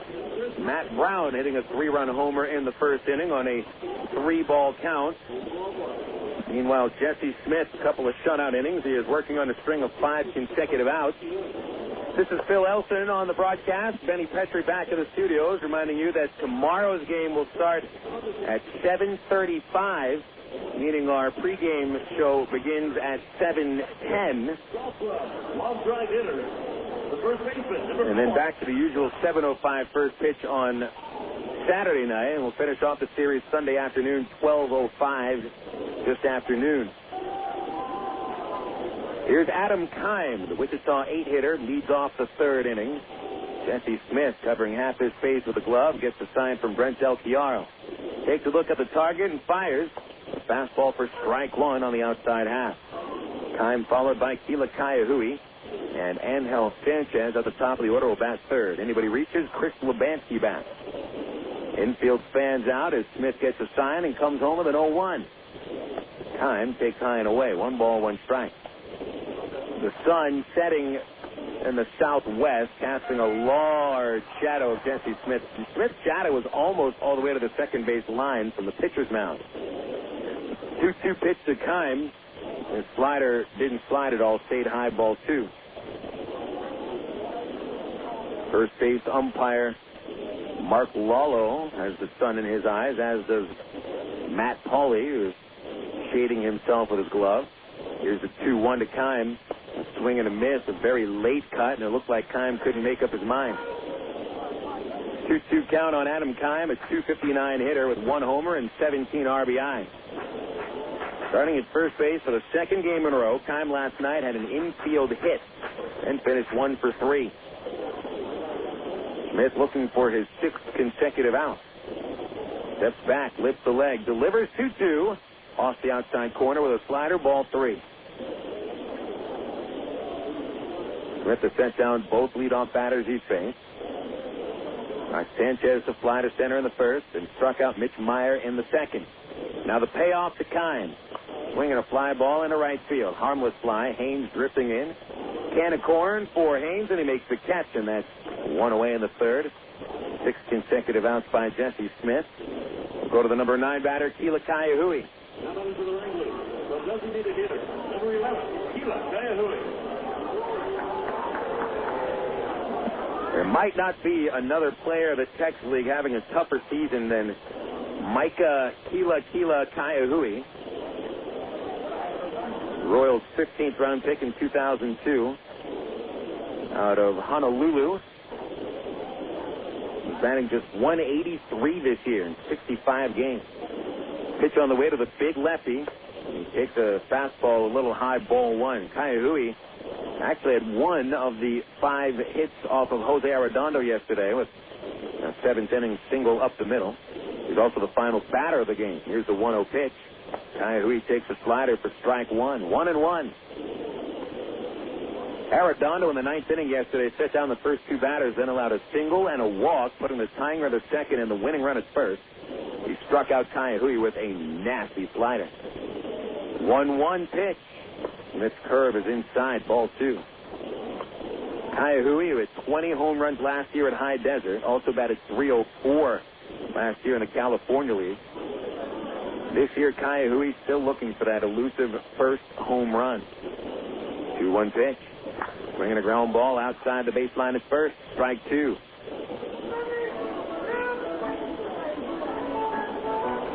And Mr. Smith shouts finish him again. This is the 9th batter that Jesse Smith is facing. That is the 7th time we have heard finish him coming from the cheap seats. And there's some Wrangler fans looking around wondering who is this guy shouting finish him. Well, it's Mr. Smith. Jesse trying to finish Ka'aihue. Lined up in the 2-2. Fastball just missed the inside corner. A gorgeous pitch, but Ka'aihue had a pretty good eye on that one. Count is full, and Ángel Sánchez on deck. 3-0 Arkansas, bottom of the third. Smith trying for 7 consecutive outs. On full and 2 batters here in the third. The payoff to Ka'aihue, swung on and chopped foul. Backing up the first base coach of the Wranglers, who is not Al LaBeouf, who's the batting coach. That is Walter Sevilla, a backup infielder.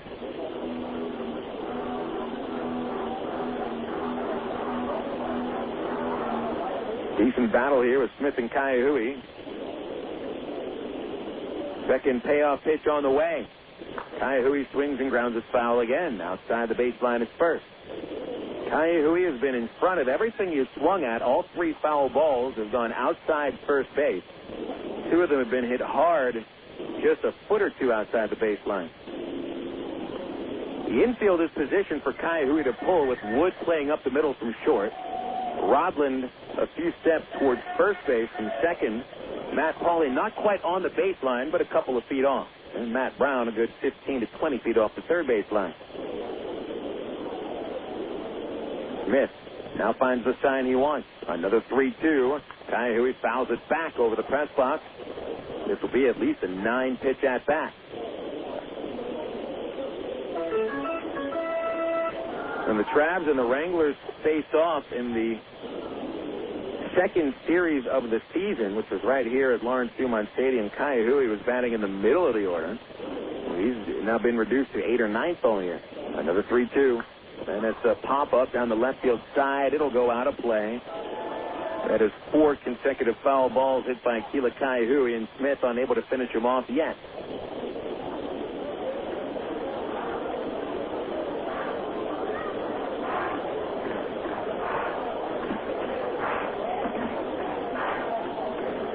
Brown going even further off of third base. Matt Brown, a third baseman, positioned right where the shortstop usually would be. 3-2. Check swing. It is low. Appeal denied. Third base umpire Dixon Sturman signals that Ka'aihue did not go. So that's a pretty impressive at-bat there by Kila Ka'aihue. Wasting 6 pitches from Jesse Smith and forcing the first walk of the game from the traveler right-hander.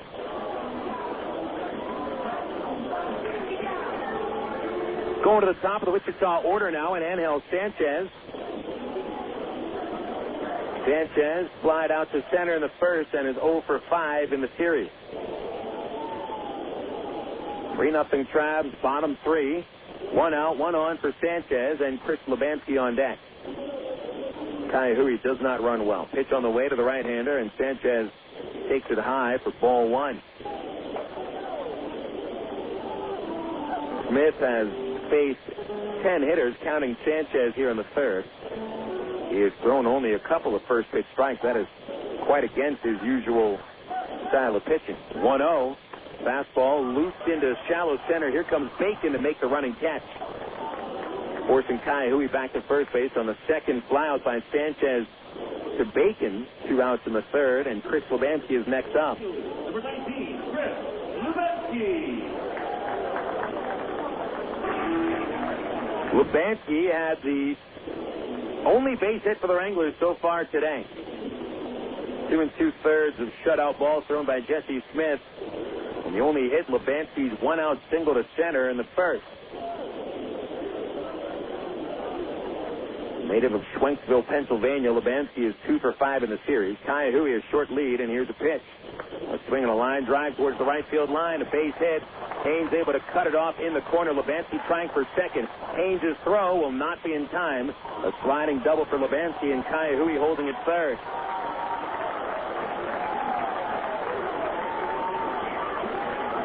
A couple of men on base in scoring position for Alex Gordon. This is a pretty critical at-bat for the Wranglers.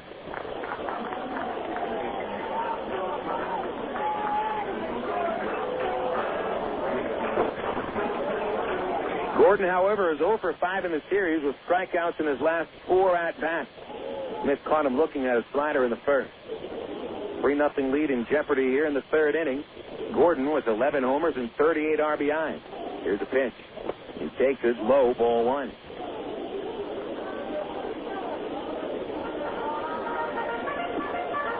Gordon entered the game batting .303, 10th highest average in the league. Couple of natives of Lincoln, Nebraska going at each other here. Smith to Gordon with a 1-0. Bringing a foul back into the net. 1 ball, 1 strike. Jesse Smith from Lincoln. So is Alex Gordon. Both spent some time at the University of Nebraska.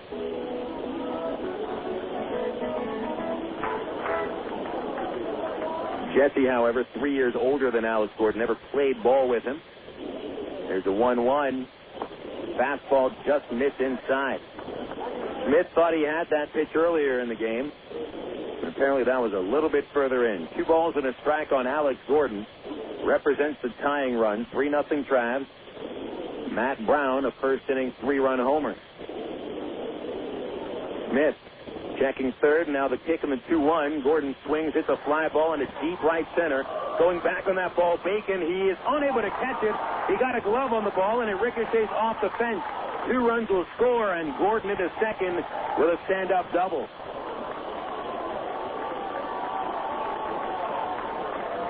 Bacon almost made a Jim Edmonds-like basket catch over the shoulder, but it hit the very tip of his glove webbing and then ricocheted off of the chain-link fence. So Gordon collects 2 RBIs on the double, and that'll bring the Wranglers within 1 run, 3-2. Gordon's 39th and 40th RBIs of the season, coming on his 24th double. Billy Butler will now have a chance to tie the game. After Brent Del Chiaro had a quick chat with Smith on the mound, they talked about pitch selection, it seemed.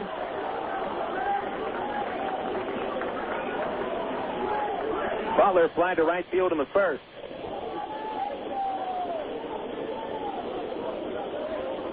Smith will try to keep the lead through 3 innings, but that lead in jeopardy for the first time. And a pitch comes to Butler. Takes it high, ball 1. Smith would be much less effective if he does not throw first pitch strikes, which he has not done much of today. Jesse's just not an overpowering pitcher. He's got to have that option of getting ahead 0-1 and then getting into the batter's head. Check it by Smith. Rodman backing away. Good lead by Gordon. 1-0 pitch is swung on, fouled back just under the press box to the stands, and it's ball and a strike on Butler.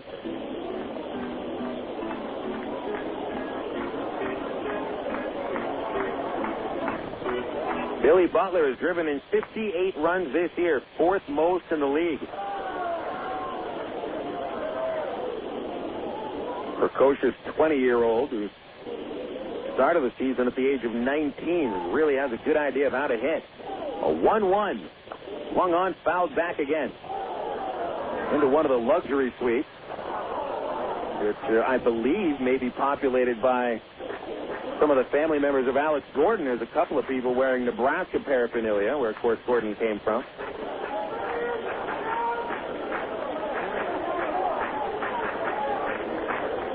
One and two from Jesse Smith to Billy Butler. And the tying run at second. Gordon would score and hit easily. He has great speed. Smith comes home. Butler fouls it back into the net again. That time a little blooper back into the press area, just to the right of the broadcast booth.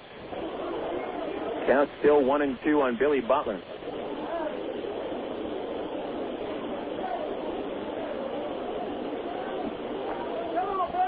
Gordon a walking lead. Smith looking over the left shoulder, finds the sign. Del Chiaro's target is at the knees down the middle of the plate. Here's the 1-2. The slider looked at, strike three. That had a little too much of the plate than I think Smith would have wanted, but he gets the final out of the third inning with his fourth strikeout. The Wranglers, however, make it a tighter ball game with 2 runs on 2 base hits. They strand the tying run at second, and after 3 innings of play, the Arkansas Travelers 3 and the Wichita Wranglers 2. You're listening to Traveler Baseball on Air America Little Rock 1380 KDXE. What if there were no bad drivers? What if everyone always followed the speed limit? What if 10-car pileups didn't exist? In a world like that, we'd all be better off. It's why Allstate is introducing 2 incentives to drive safely. For every 6 months you don't have an accident, you'll get cash off your renewal bill with a safe driving bonus. And for every year of safe driving, you'll get $100 off your deductible with deductible rewards. Another year, another $100 off, up to $500. But it's not just about saving money. Safe driving also saves lives. It's time to make the world a better place to drive. That's Allstate stands. Are you in good hands? Get Allstate Your Choice Auto Insurance today. Call a local Allstate agent or 1-800-ALLSTATE. You can get $100 off your deductible the day you sign up. Features are optional and subject to terms, conditions, and availability. Deductible awards apply to collision coverage. Patent pending. Allstate Property and Casualty Insurance Company and Allstate Fire and Casualty Insurance Company, Northbrook, Illinois. Stone Lakes Golf Course is one of Central Arkansas's hidden sports gems. Located just 1 mile off I-440 on Faulkner Lake Road, Stone Lake features a unique link-style course and some of the most reasonable green speeds around, complete with driving range plus chipping and putting greens and a full-range snack bar. Stone Lakes has everything a good duffer needs. Check out a hole-by-hole description on stonelakes.net or call 945-0945 for Stone Lakes. Faithfully chronicling the Bush administration implosion. Air America Little Rock. 1380 KDXE North Little Rock.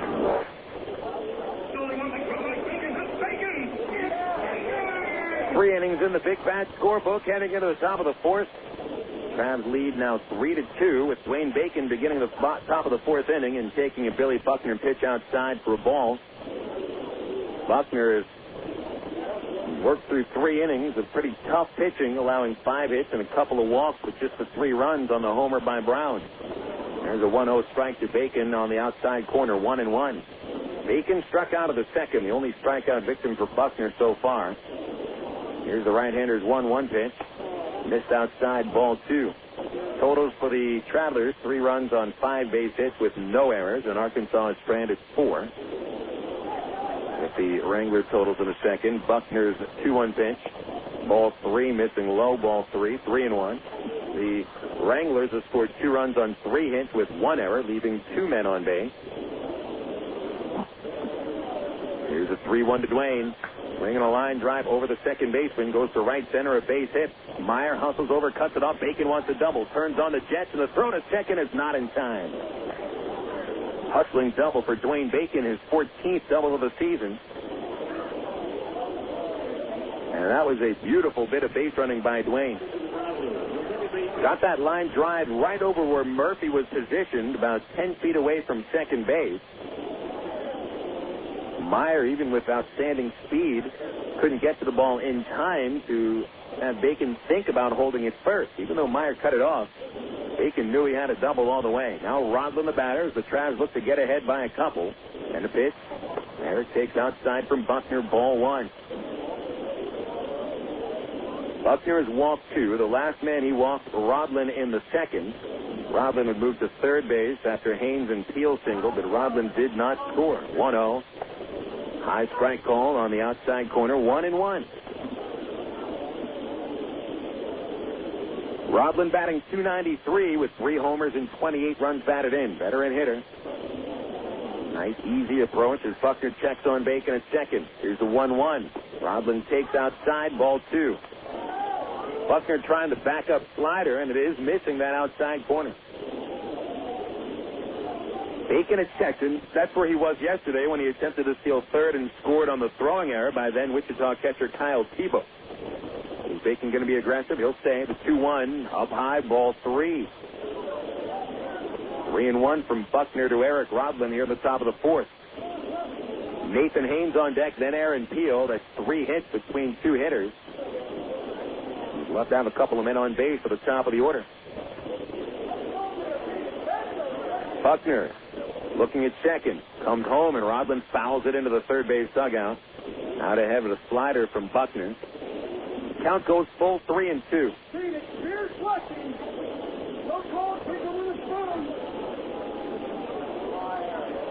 Shortstop Sanchez holds Bacon on. Takes about a 6-step lead. Checks where the shortstop is, right behind him. 3-2 pitch, wide, ball 4. Third walk from Billy Buckner, and the second free base he has given to Eric Rodlin. 2 on and nobody out for the top of the order.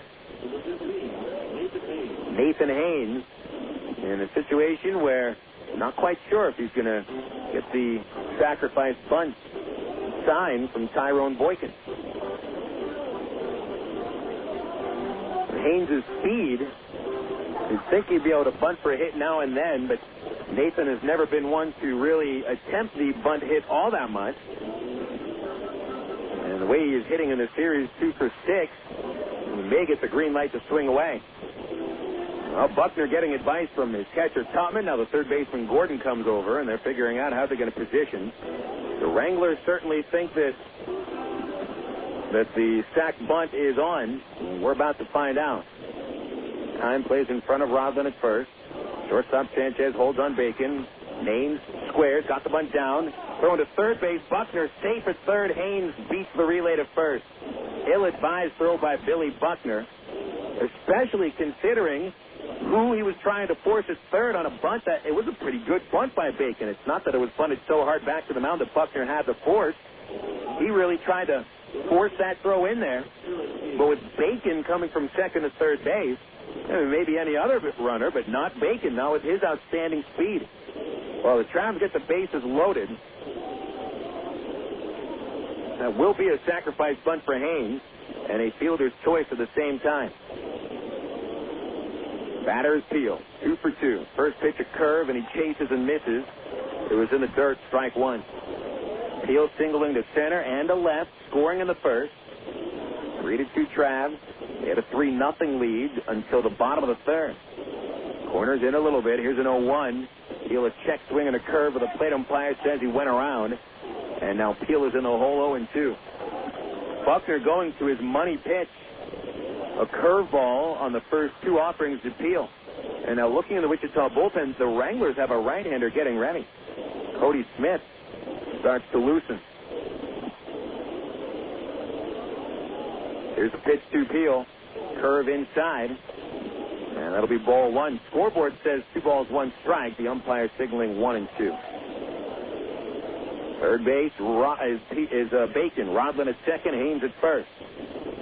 They look for a double play up the middle. The 2-1 pitch. Peel a little tapper in front of the plate. Jumping from behind the plate, Tupman. He fields it in foul territory. And it was foul because of where Tupman was after he leaped in the air. He left his feet from just behind the plate, made contact above the plate, and he may have still had an extremity in foul territory, hence the call of the foul ball. A 2-2 coming. Peel a chopper off his body, and he stays alive with another foul. It's a 1-2 count, pardon me. 1 ball, 2 strikes on Aaron Peel. On deck, Brandon Wood. Wood had the chance of the bases loaded in the second and ended up hitting into a double play that ended the inning. Peel is 3 for 6 with the bases loaded this year. He's been clutch. The 2-2. That's a 1-2, and it's high. That'll 2-strike count.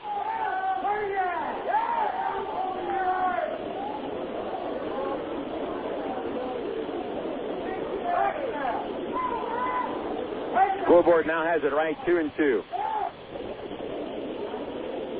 Long look for Buckner as his start is on the line right here. The pitch. Peel swings a fly ball to left field, sending Lebansky back at the track, over his head, hits the warning track. Making his home, Rodland coming around third base. There'll be a throw from the shortstop Sanchez to the plate. Rodland beats it, sliding in a 2-run single by Aaron Peel. Holding at second base is Haynes, and although Peel hit that ball over Lebansky's head in left field, he'll only get a single out of it. But it's a pretty big single. With the bases loaded, he brings home 2 to make it 5-2 Trav. Peel is 3 for 3 and having one of his patented large games against Wichita. Larry Carter coming out of the dugout, and he's going to go out to the hill and talk with Buckner, who might not be on the mound much longer. He was ahead of Peel with 2 quick strikes, was unable to finish him off, and then Peel ripped a fastball into deep left. Peel has had a couple of huge games against the Wranglers this year. A 4-hit game here in Wichita, April 14th, and a 10-5 win. And then back when Jesse Smith was knocked out of the first inning on April 21st, the Travs fought back, winning in 10 innings with Peel's 5th base hit, the game winner. And now Aaron Peel today 3 for 3. A run scored, 2 RBIs. He has 29 RBI in the season now. And 12 of them against the Wranglers. The batter is Wood. Haynes at second, Peel at first, still nobody out. And here's the pitch. Wood takes a fastball right down Main Street, strike 1. Wood walked in the first, scored on the Brown homer. The double play in the second was just the 5th double play Brandon has hit into this year. Buckner a long look at second. Haynes leading off. The 0-1 to Wood is lined towards center field. Going after it, Maier. He is there to make the over-the-shoulder catch. Haynes will tag from second and advance to third base. Peel will hold it first. Wood hit that ball pretty hard. But it didn't quite have the altitude that Aaron Peel's 2-run single did. Here's Matt Brown, who had all the altitude he needed on a 3-run homer in the first to get the Travs an early lead. Back to a 3-run lead now here in the 4th inning, thanks to Aaron Peel's bases-loaded single. Cody Smith still working in the Wichita pen. Buckner was outstanding in the California League. He was rarely knocked out before the 6th inning, and I think that only happened twice. Buckner so far 3 1/3 innings, 5 runs on 7 hits and 3 walks, all earned. Here's a pitch to Brown. Fastball low, ball 1. Brown bounced out of the 3rd inning and is 1 for 2 today. Double play depth on the infield. Lick infield surface made of AstroTurf. First baseman Keim holding Peel with 10 steals on the season. Buckner steps off, looks the runners back. Haynes to third, Peel to first. A ball and no strikes on Brown here in the top of the 4th. 2 runs home, 3-run Arkansas lead. Here's Buckner's pitch. Brown takes the curve low, ball 2. Good eye on a pitch that I'm sure Buckner got a lot of California League players to chase in the dirt. Pitchers and batters will tell you that is a big difference between single and double A. Ability to recognize the curveball. Here's the 2-0. Inside the Brown, ball 3. Now, will Buckner lay a fastball down the middle to Brown on 3-0 for the second time? If he does, you can be sure Brown's going to be on top of it. On deck, Greg Porter. Buckner delivers. Brown takes it. It's low, ball 4. Bases loaded again. Can't see Buckner staying on much longer. And neither can Frank White. Wichita manager is making a change. So Buckner loading the bases for the third time, second time here in the fourth. And he is unable to work through 4 innings today against the hot Arkansas offense. Well, they weren't too hot yesterday. Junior Herndon had an outstanding start, but Billy Buckner unable to duplicate that as he is gone after 3 1/3 innings of work. So the Travelers lead at 5-2 in the fourth. They get into the Wichita bullpen.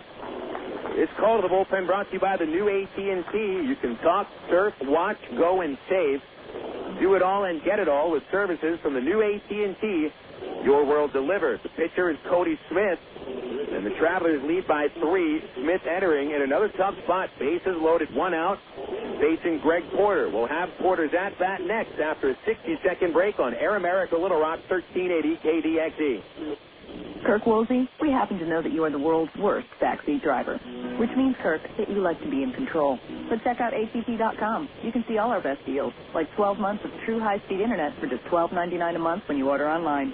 If you switch from your old cable company, you can get 3 months free. And with AT&T Account Manager, you can see your account activity, add services, and pay your bills online, all in one place. So that's Kirk's world. For everybody who's not Kirk, if ATT.com can deliver online control to him, it can do the same for you. Switch to the new AT&T at ATT.com, and you'll be in the driver's seat, as long as you're not riding with Kirk. SBC is now the new AT&T. The new AT&T, your world, delivered. Taxes, other charges, and federal reimbursement for the cost recovery is extra. High-speed internet rent card applied after 2 months paid service and excludes FUSF cost recovery and other fees. For details of additional charges, restrictions, and requirements, call 1-866-416-6471 toll-free or visit AT&T.com for other details. Not available in all areas. Cody Smith inherits a pretty tough situation. He has been part of the glue of the Wrangler bullpen this season with 6 wins, no losses, and a 1.89 ERA, but he is asked to get out of a tight jam as Billy Buckner leads in the 4th inning. With the bases loaded and only 1 out, Buckner gave up a 2-run single to Aaron Peel. The only out that he recorded here in the 4th was Brandon Wood's line drive, which was caught in center by Mitch Maier. Buckner's final at-bat, he walked Matt Brown on 4 pitches, reloading the bases for Greg Porter. Smith, a right-hander from Santa Maria, California, has worked 47 2/3 innings this season, giving up 43 hits, 12 walks, and 35 strikeouts. Greg Porter will stand in. Porter, a single in the 1st, chopped out in the 3rd. 5-2 Travelers here in the 4th inning. Buckner, 7 hits, 4 walks, 5 runs earned, and he's responsible for the 3 men on the bases. Smith from the stretch will deal. Porter takes it outside, ball 1.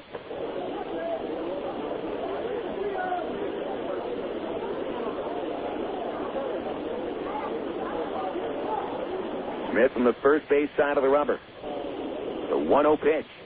There's a fastball for strike 1. 1 ball, 1 strike on Porter. 6-game hitting streak after his first inning single. Porter's driven in 9 runs during this streak. A perfect chance to break this game wide open. The 1-1 pitch.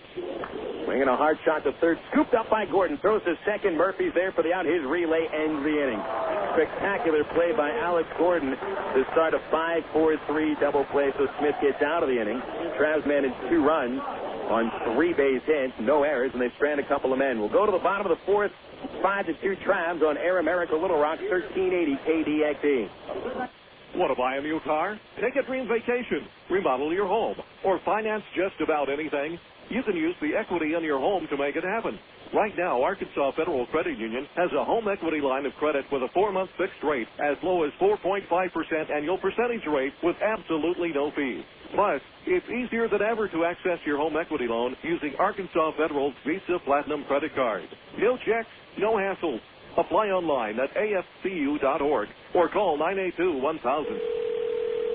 Coca-Cola. This is Mitchell. My friend's brother is a molecular biologist, and he was saying the only way you could have gotten Coke Zero to taste like the regular Coke was to engineer it in space.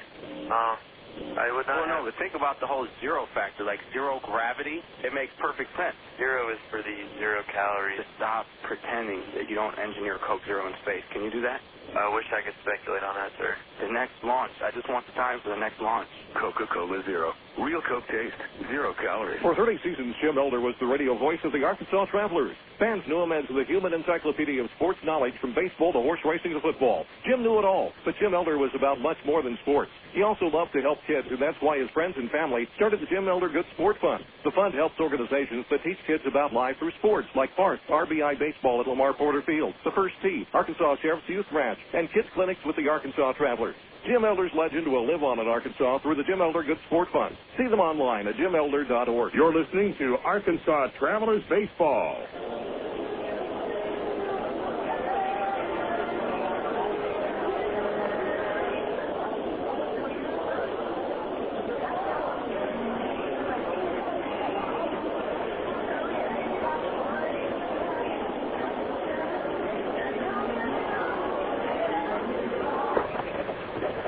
Travelers back to a 3-run lead after a 2-run top of the 4th inning, but for the second time in this ball game, a Trav bounces into a bases-loaded double play to get the Wranglers out of the inning. So while Arkansas leads 5-2, it certainly could be a lot more than that, and the Wranglers should be a little bit thankful that they are still in this ball game after Arkansas has put up 7 hits, using 4 walks in 4 innings. Mitch Maier leads off the 4th. Jesse Smith back on the hill. Back to a 3-run lead as well for Smith after allowing 2 runs in the 3rd. Pitch to Mitch Maier is fouled on the ground, 0-1.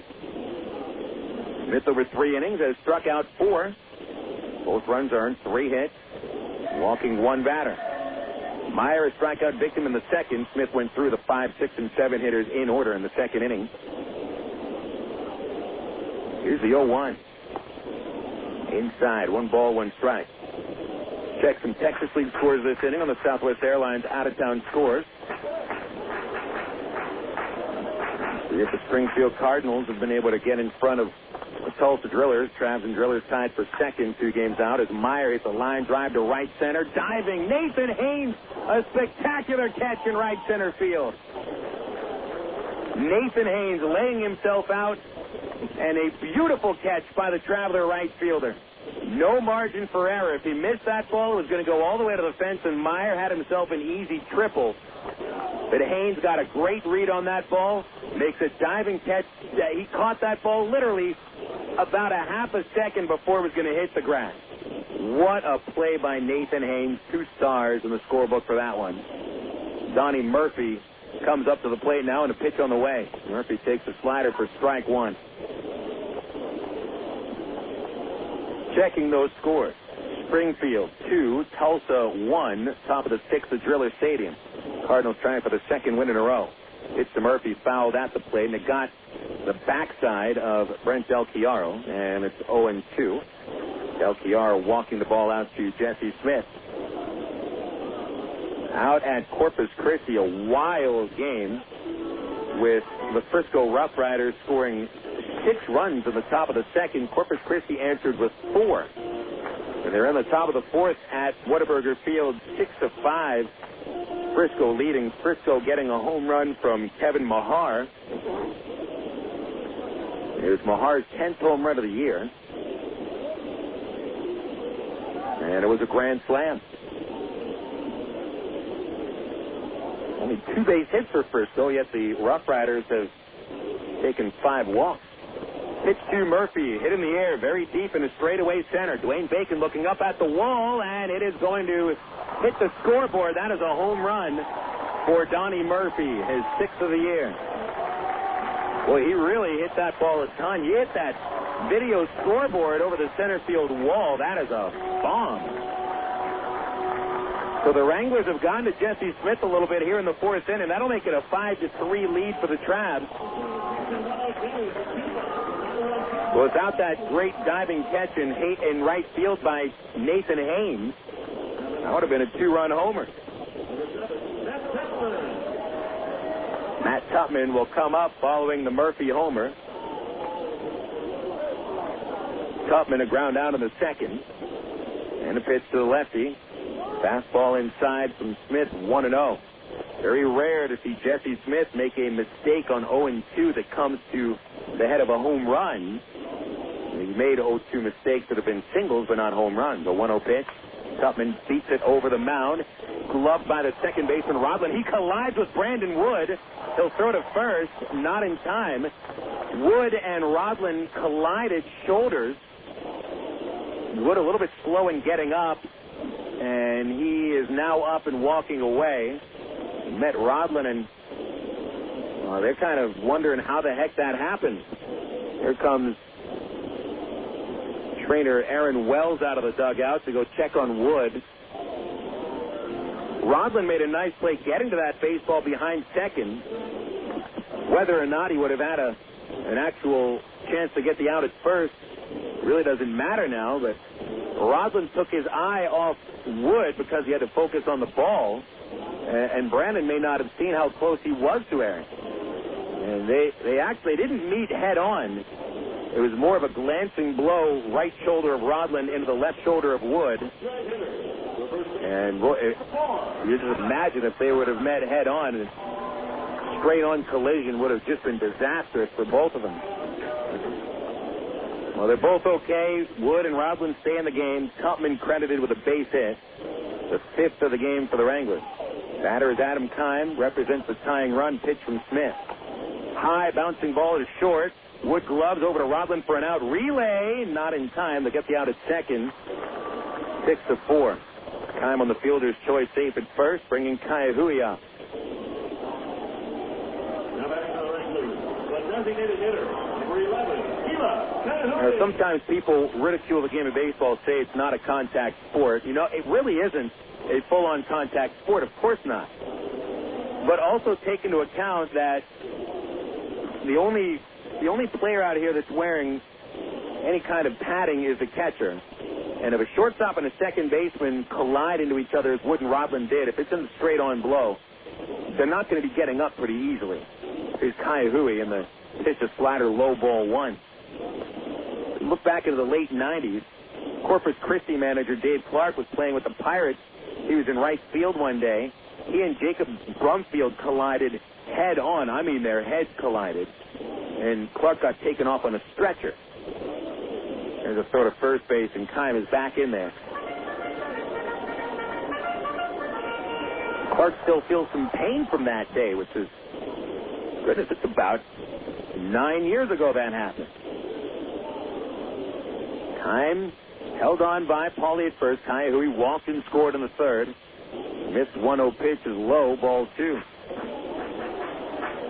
Now, Jesse did not allow a run until the third inning. He had set down 7 of the first 8 batters he'd faced. He allowed 5 base runners since then. In just an inning and 2/3 since. Steps off, looks Kime back. Ka'aihue, a 183 hitter. Here's a 2-0 pitch. Fastball is low and outside, and Smith behind Ka'aihue. 3 balls, no strikes. Ángel Sánchez in the on-deck circle. Travelers' lead was 5-2 coming into this inning, but Smith allows a solo homer by Donnie Murphy. And now a 3-0 to Ka'aihue. Low, a 4-pitch walk from Smith. And Ka'aihue, a 183 hitter, has now walked twice today. First and second for Ángel Sánchez. Sánchez a slide to center field twice. First inning and the third inning. Has an RBI opportunity here. Adam Kime leading away from second. Kila Ka'aihue from first. No one holding on the runner at second base, and Smith gives him a look and now comes home. Sánchez takes outside, ball one. 5 pitches in a row Smith has thrown out of the strike zone. And it seems that home run by Donnie Murphy may have rattled him a little bit. He hasn't thrown a strike since the home run by Murphy. That is 4 batters ago. Now the 1-0 pitch to Sanchez. There's a slider for strike one. Sometimes all it takes is that one strike to get your rhythm back. And hopefully Jesse has his rhythm back.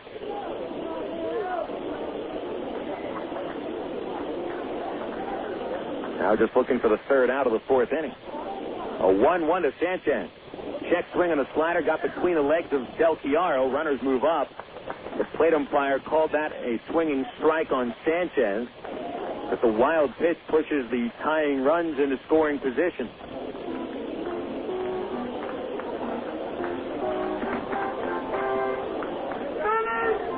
Del Chiaro did not have much of an attempt to block that curve in the dirt. He tried to backhand it. And hence it went right between his legs. Wild pitch number 6 on the year for Smith. And now the Wranglers are a base hit away from tying this game. Smith comes home. 1-2. Sanchez chops to short. And Woodwell played cleanly. Throws to first for the final out. And Smith will hold the lead. The Wranglers tally 1 run in the fourth inning on 2 base hits. The tying runs are stranded in scoring position. 4 innings in the Big Bag scorebook heading into the 5th. The Travelers 5 and the Wranglers 3. This is Arkansas Traveler Baseball on Air America Little Rock, 1380 KDXE.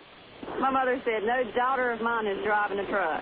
I'm an 18-wheeling, double-clutching lady truck driver. There's nothing else I'd rather be doing. BC powder is this trucker's best friend. My day starts at 4 a.m. and ends 12 hours later. Out here on the road, there's a million things that's happening at once. I take BC for stress headaches, backache. I just can't pull over when my head's pounding.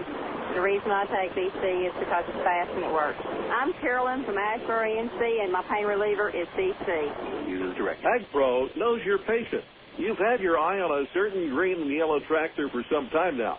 But here's a thought. Visit your local John Deere dealer for an innocent test drive. Sit in that yellow seat and feel that rugged quality. Then run the numbers.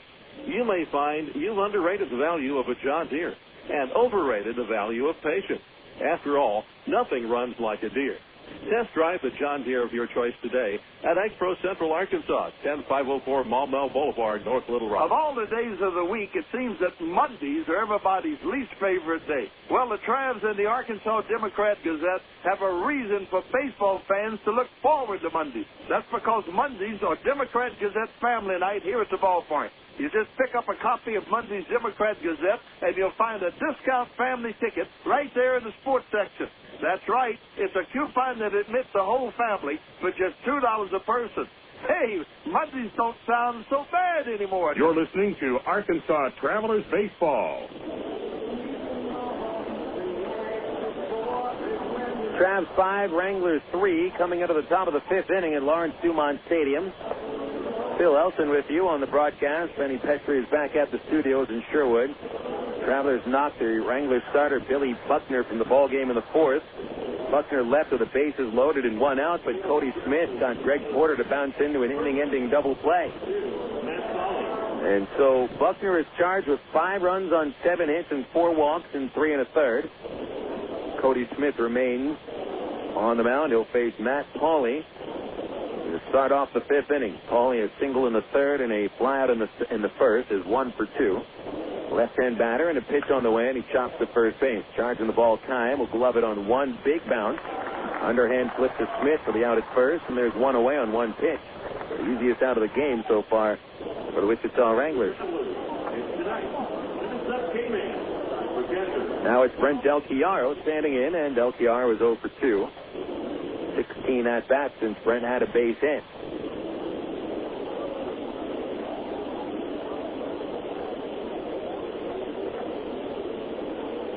Smith now with a full inning under his belt. Brent Del Chiaro is grounded out and fly down. Smith into the glove. The sinker baller comes home. First pitch on the way. It's a curveball for strike 1. Cody Smith is the son of former major leaguer Bryn Smith, the palm ball artist, mostly with the Montreal Expos. Here's a pitch on the way. Brent takes that curve outside. 1 ball, 1 strike.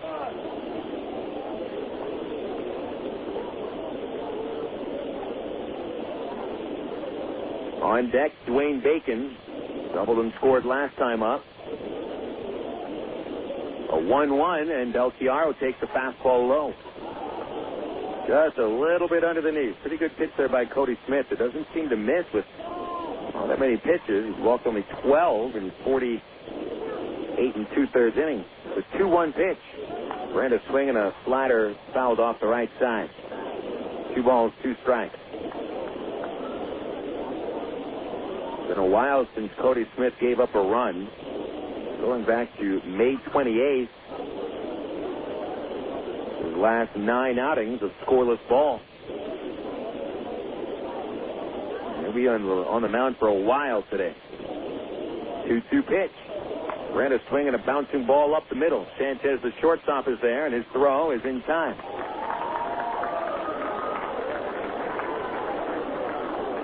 Two outs now, and Dwayne Bacon standing in.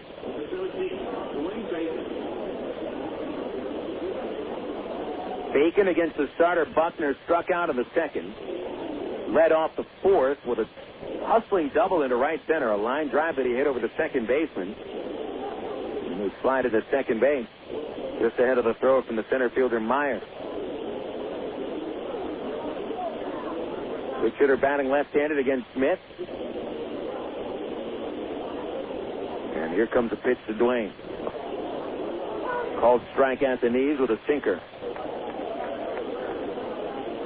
Cody Smith has gone as long as 4 innings this season, performing that trick once. For the most part, he's been a 2 to 3 inning pitcher for Wichita. An 0-1 pitch. Bacon takes it, and that's a little outside. 1 ball, 1 strike. With Billy Buckner, the starter, going only 3 1/3.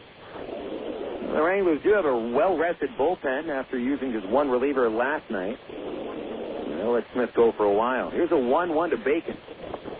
Check swing on a slider, and it's at the letters. Strike 2 call. Smith is a strike away from the first perfect inning against the Travs today.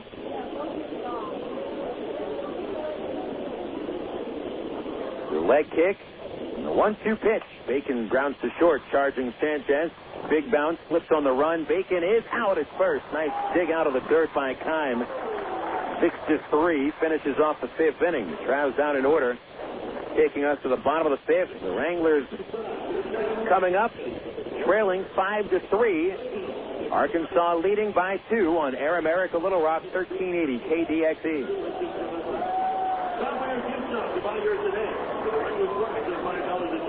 You know, to become the best barbecue restaurant in Little Rock, it takes dedicated people like us here at the Pig and Chick that are willing to wake up with the pigs to make sure that we bring home the best of the best in them hogs. Now, it's not the job for everyone, but you got to do what you got to do to make sure that every day is the best dang hog day ever. And here at the Pig and Chick, it's always the best. We slow cook our barbecues daily, making sure that it's lit, hugging good. Heck, we're known as the Great American Barbecue House here in Little Rock. We're also known around these parts as having the best dang catfish anywhere. So no matter what you're in the mood for, ribs, catfish, chicken, here at Pig and Chick, you'll always get the best meal in town. So come join us for lunch, dinner, or even let us cater your next event. Here at Pig and Chick, we take catering seriously, and we're going to make sure that your event is a huge success. Pig in or pig out at Pig and Chick, located at 7824 JFK in Sherwood. Call us for takeout at 834-5456. And it's the same number for catering, 834-5456. Here at Pig and Chick, people start pigging out at 10:30 a.m. daily and don't stop till 9 p.m. Oh, by the way, did I mention the catfish? Emergency hotline, can I help you? Yes, I need help. All right, sir, what's the problem? I can't taste my beer. I feel it in my mouth, but there's no taste. Okay, sir, this is what I want you to do. Put the bottle down and step away from the beer. Okay. Walk straight to the corner store and pick up a 6-pack of Miller Lite. Okay. Don't worry, it's going to be all right. Next time, try the light beer that actually tastes like beer. Great tasting, less filling Miller Lite. Miller, good call. Miller Brewing Company, Milwaukee, Wisconsin. You're listening to Arkansas Travelers Baseball. Game 2 of a 5-game series here at Lawrence Dumont Stadium in Wichita. Travelers won the opener yesterday 1-0. And the Travs lead 5-3 coming into the last of the 5th. Remember, Trav fans, it's just this 5-game series on the road, then back to town Monday, July 10th for a 7-game homestand, highlighted by an Arby's buyout night, Wednesday, July 12th. Free tickets located at Pulaski County Arby's Restaurant. We're giving away baseball cards for the first 500 paid kids on Thursday. Next Friday will be Trav's Tailgate School Night, courtesy of Coca-Cola and Fox 16, and then an outstanding giveaway. Saturday night doubleheader, Saturday, July 15th, Ray Winder Field commemorative caps to the first 1,000 paid adults, courtesy of Firewise, the Arkansas Forestry Commission, and KARK. Again, that is Saturday, July 15th, Ray Winder Field commemorative caps to the first 1,000 paid adults. You'll want to be there for that game. Chris Lubanski leads off the fifth. Jesse Smith is still on, and he misses low the first pitch curve. Lubanski has singled, doubled, and scored a run. Jesse's pitch on the way, and it's chopped along the first base line, backhanded by Pauly behind the base. He'll take it unassisted for the putout. And there's one away in the fifth inning, bringing up Alex Gordon. First time Smith gets Lubanski. That's a big out for Jesse. He's now thrown 83 pitches through 4 and a third innings, and Smith has been laboring mostly through the third and fourth innings. Smith sent down 7 of the first 8 men he faced, but then allowed 2 runs on 2 hits and a walk in the third inning, with Gordon collecting a 2-run double. Smith gave up a solo homer in the fourth to Donnie Murphy, and then had the tying runs in scoring position after a single and a walk and a wild pitch. Pitch to Gordon, hit in the air to straightaway center, hit well. Bacon has a beat on it in front of the warning track, and Dwayne makes the catch. Tough-looking catch for Bacon, who turns himself around on that drive by Gordon. But Bacon was able to find it in the twilight sky. Not quite twilight sky. There's still some blue skies up above us. Getting much darker off to the north, but to the south, it's still pretty bright. 2 quick outs here. 2 outs on just 4 pitches for Jesse Smith. That'll allow him to go into the 6th inning, perhaps. Billy Butler stands in, and Smith has taken care of Butler twice. A fly out in the first, and called out on strikes in the third. Pitch on the way. Curveball low, ball 1. Butler now is 0 for 6 in the series. Finished an 8-game hit streak yesterday. Came into the game batting .322 with 58 RBI, but he's pretty silent tonight. Here's a 1-0. Butler takes the slider. A strike on the outside corner. 1 ball, 1 strike.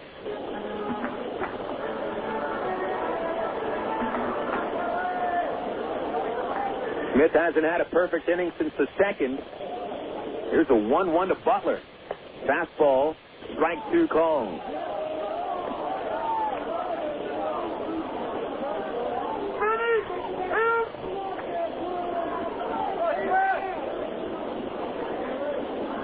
Smith trying to finish off the Wranglers here in the 5th inning. And the 1-2 pitch to Butler. Fastball inside. Jesse has struck out 4 batters, including Butler. Butler was the last batter that he got on strikes.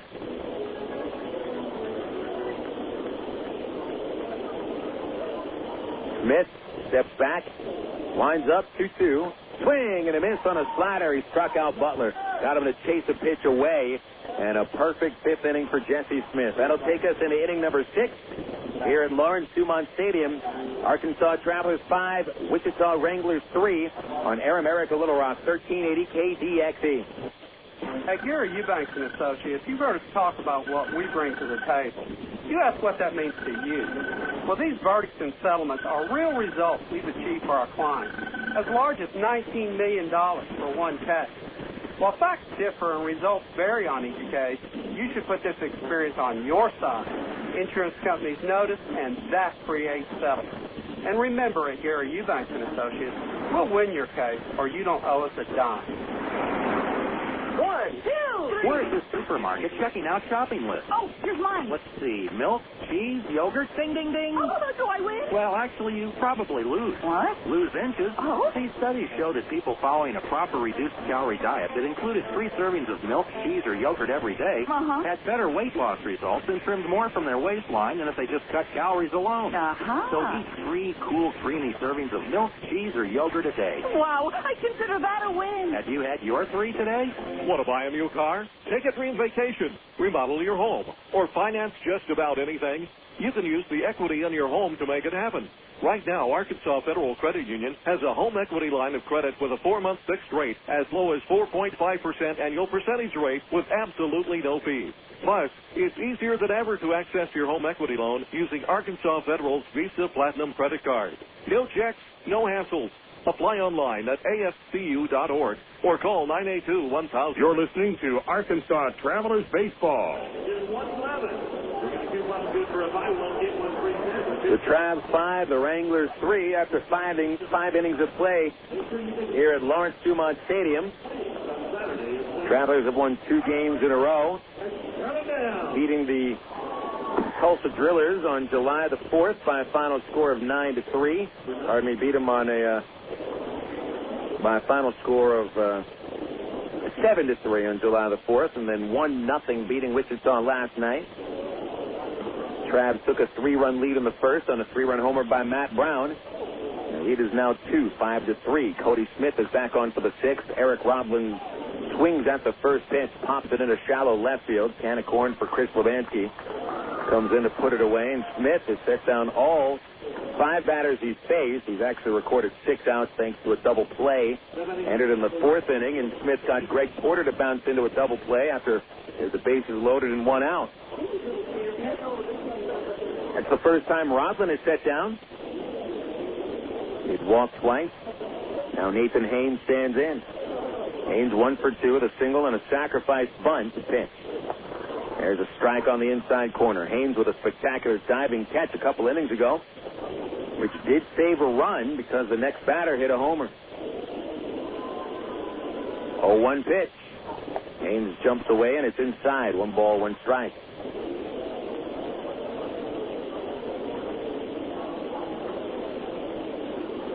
Cody Smith works quickly, and the right-hander's 1-1. Is chopped over the mound. Nice play. A leaping catch by Smith on the bouncing ball. And the pitcher fires to first for the out on Haynes.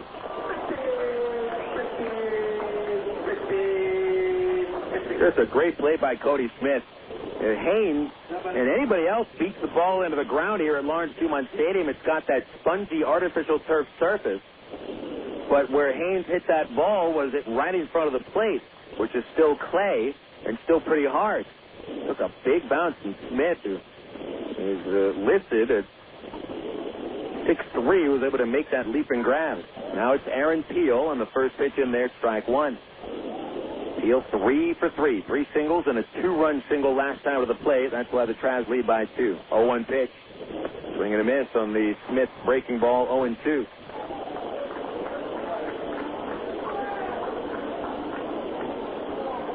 Cody Smith looking very strong. He has set down 6 in a row. 2 outs in the 6th inning. Nobody on. And the 0-2 to Aaron Peel. Low. Just missed the fastball under the knees. Ball 1.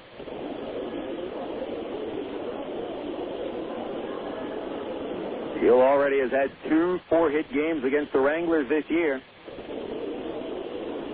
A 1-2 count. Smith delivers. Peel takes fastball low. Another close call.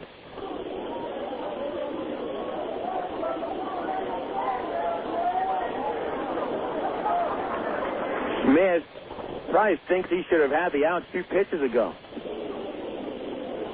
But instead, Peel getting the close call. And a 2-2 offering. Peel is swinging a ground ball to the hole at short. Backhand by Sanchez. Off balance throw. Peel legs out his 4th base hit. Another 4-hit game for Aaron Peel against the Wichita Wranglers. Aaron Peel is now 29 for 65 against Wichita this year. Batting average of .446 against the Wranglers. First base hit off Cody Smith. Here's Brandon Wood. First at-bat since he collided with Eric Roblin behind second base 2 innings ago. There's a throw to first. Peel diving ahead of it. He is safe.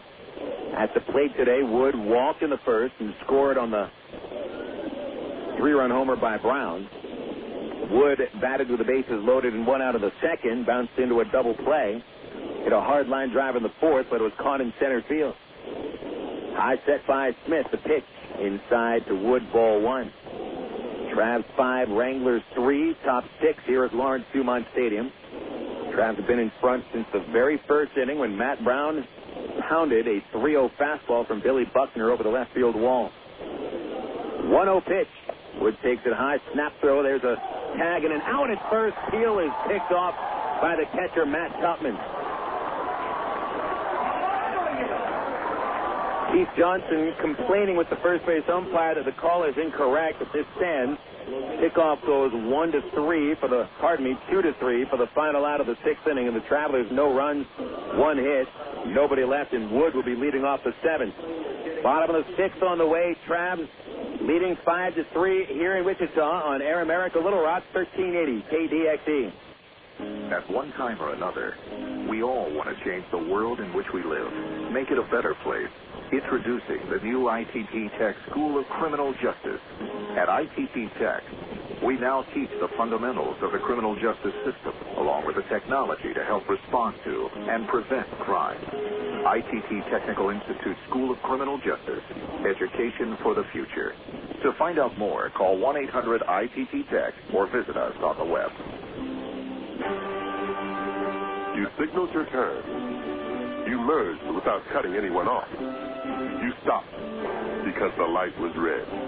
Through rain and sleet, through dark of night, 365 and 1/4 days a year, you drive safely. Now Allstate rewards you for being the hero you are. Introducing the Safe Driving Bonus. For every 6 months you don't have an accident, Allstate will give you an extra bonus. Actual cash off your renewal bill. That's on top of any discounts you've already received. It's time to make the world a better place to drive. That's Allstate stand. Are you in good hands? Get Allstate Your Choice Auto Insurance today. Call a local Allstate agent or 1-800-ALLSTATE. You can start earning your safe driving bonus the day you sign up. Features optional and subject to terms, conditions, and availability. Patent pending. Allstate Company and Casualty Insurance Company and Allstate Fire and Casualty Insurance Company, Norfolk, Illinois. You're listening to Arkansas Travelers Baseball. Jesse Smith returning for a sixth inning of work. After Smith had a rocky time in the third and the fourth innings, he pitched a perfect fifth, going through 3 number 1 picks for the Kansas City Royals, Chris Lebansky, Alex Gordon, and Billy Butler. Smith will be facing another first-round pick of the Royals to start the sixth inning. Mitch Maier is 0 for 2. Phil Elson here with you on the broadcast. Traveler Baseball on Air America Little Rock 1380 KDXE, brought to you by Arkansas Federal Credit Union, official credit union of the Arkansas Travelers. You can learn more about them online at afcu.org. Maier leads off the sixth inning. Hard line drive in the fourth, but Nathan Haynes made a spectacular diving catch to save a base hit, and then Donnie Murphy followed with a home run. Here's a pitch on the way to the left-hand Maier. Takes it low, ball 1. Smith over 5 innings has allowed 5 hits. He has walked 2 men, struck out 5, and the 3 runs are earned against him. 1-0 comes to Maier. Takes it again outside, ball 2. Nobody warming up in the Traveler bullpen, but Smith is now at 91 pitches. Boykin may be getting somebody up shortly. 2-0 count, and the offering to Maier is low, ball 3. I might want to get somebody up now.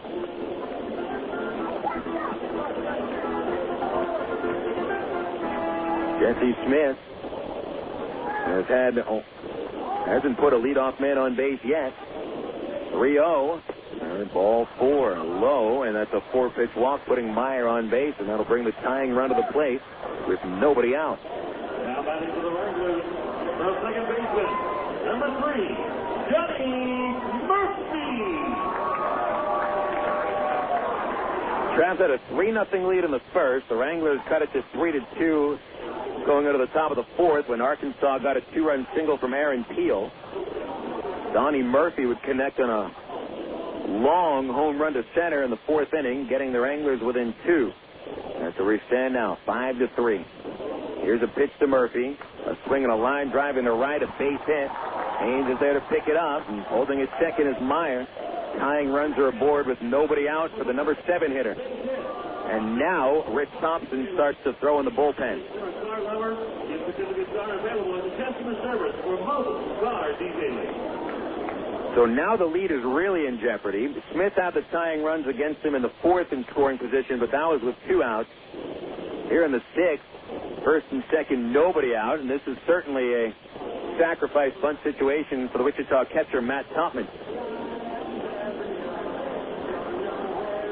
Now batting for the Wranglers, the catcher, number 6, Matt Tupman. Travs have allowed the Wranglers to hang around in this ball game. Arkansas had chances in the second and the fourth innings to blow the game wide open, but in 2 separate bases loaded, 1-out situations, there were 2 different double plays.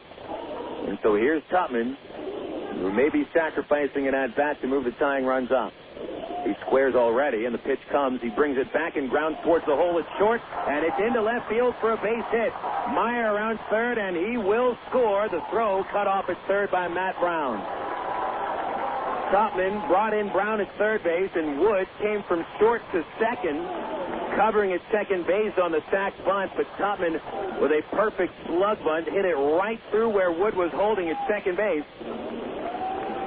And that'll make it a 1-run game, 5-4. Long drive hitter, the first baseman, number 4, Adam Ka'aihue. Murphy stopped at second, so the tying run now at second base for the Wranglers. Great idea there by Frank White to have Tupman give his sack bunt away early and then put the defense into motion, and he just poked it right where Wood had been standing. Kime the batter, another sack bunt chance. Corners are ready to charge. Kime 0 for 2, right-hand batter. He squares around, Smith comes home, Kime bunts it back into the screen, strike 1, a foul ball.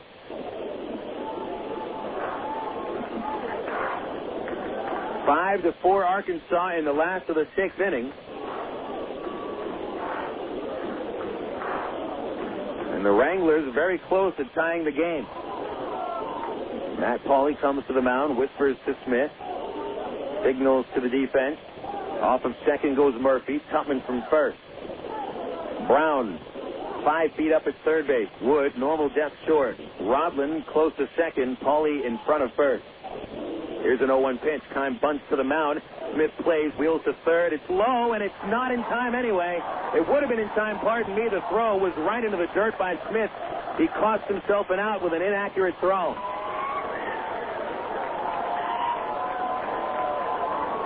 Jesse knew he had the force out at third base, but he rushed his throw and put it straight into the dirt. Matt Brown, thankfully able to save that throw from getting behind him. He was able to stop it with a glove, but could not squeeze it. Kila Ka'aihue. The base is loaded and nobody out. Haven't received any word on the scoring decision there.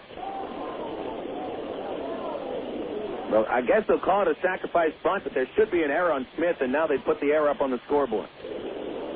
Ka'aihue, the batter, they're loaded up for Ka'aihue. Left-hander who's walked twice. First pitch, fastball fouled off into the left field side, out of play. So Smith created the trouble by walking the leadoff batter on 4 pitches. Rich Thompson now should be ready to go after a few minutes of warming up in the bullpen. But now the Wranglers are a base hit away from taking the lead. Ka'aihue, 1 for 3 yesterday. The 0-1 pitch, swing and a miss. High fastball, strike 2. Ka'aihue, a 183 hitter, has driven in just 21 runs this year. And Smith gets ahead with 2 strikes. Pauley in front of the runner at first. Middle infielder's back. Brown may have a shot on a hard ground ball to third to come home. 0-2 pitch. Outside, ball 1.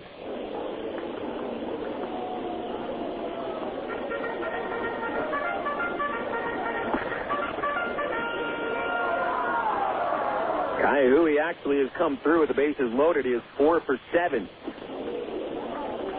9 of his 21 RBIs with the bases juiced. 1-2 pitch. Fastball low. A 2-2 count. Murphy at third, Tupman at second, Kime at first. A sacrifice bunt and a throwing error by Jesse Smith. Actually, Kime will not get credit for sacrifice. It's the fielder's choice. His bunt was right back to the hill. 2-2 from Smith. Ka'aihue pops it up behind the plate. Del Chiaro with a mask off goes to the backstop. No room. It is on the roof. Foul ball keeps it 2-2.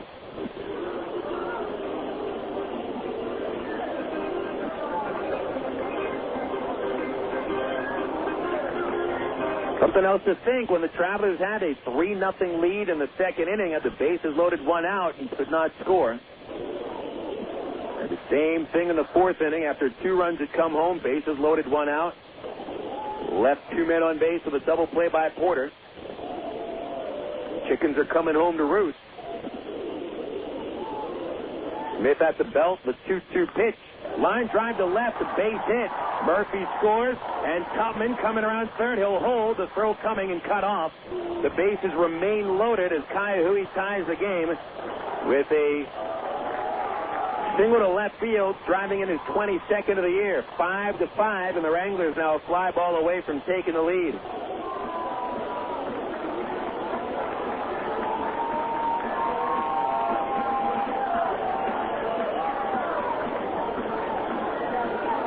Tyrone Boykin is out of the dugout. He's making the change as Smith faces 5 batters in the 6th inning, and they all reach base. Rich Thompson will come in to a situation that is extremely difficult. Bases loaded, no outs, trying to hold it at 5-5. We'll take a 60-second break for the pitching change. Call to the bullpen brought to you by the new AT&T. Save a bundle on services from AT&T, high-speed internet, satellite television, voice services, and wireless.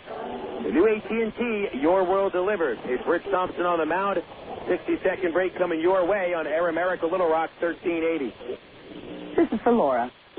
Laura, what's up with those CDs you borrowed from Mariana and never gave back, huh?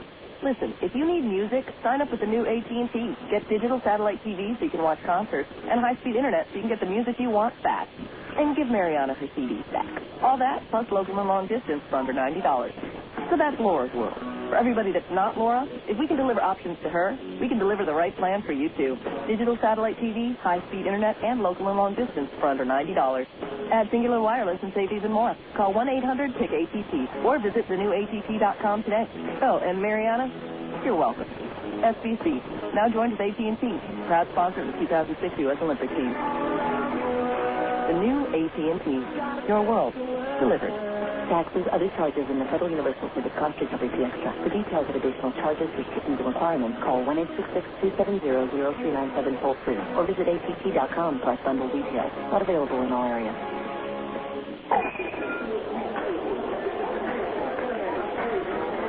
Rich Thompson comes on in the bottom of the 6th inning with the Travs and the Wranglers now tied 5-5. Wichita rallying with nobody out, 2 runs home. And the bases loaded after Kila Ka'aihue's RBI single made it a 5-5 score. Travs had 2 separate 3-run leads that Jesse Smith was unable to hold. Smith leaves without an ability to get the win today. If any of these runners score, Smith will be in line for the loss. And Rich Thompson comes into a situation where he really does not have any room for error. Thompson has had a tough season, 2 wins, 3 losses in 27 appearances, a 6.49 ERA. He's walked 24 and thrown 6 wild pitches in 43 innings. 38 hits against the hard-throwing righty from Australia.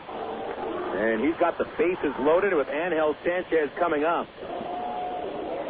The Travs have been into 2 double plays when they've loaded the bases. The Wranglers, meanwhile, bring home 2 runs with the bases loaded here in the 6th. They'll look for a double play on the infield to pitch. Curveball, strike 1 as Sanchez backed away. Sanchez against Jesse Smith was 0 for 3 with 2 flies to center and a ground out to short.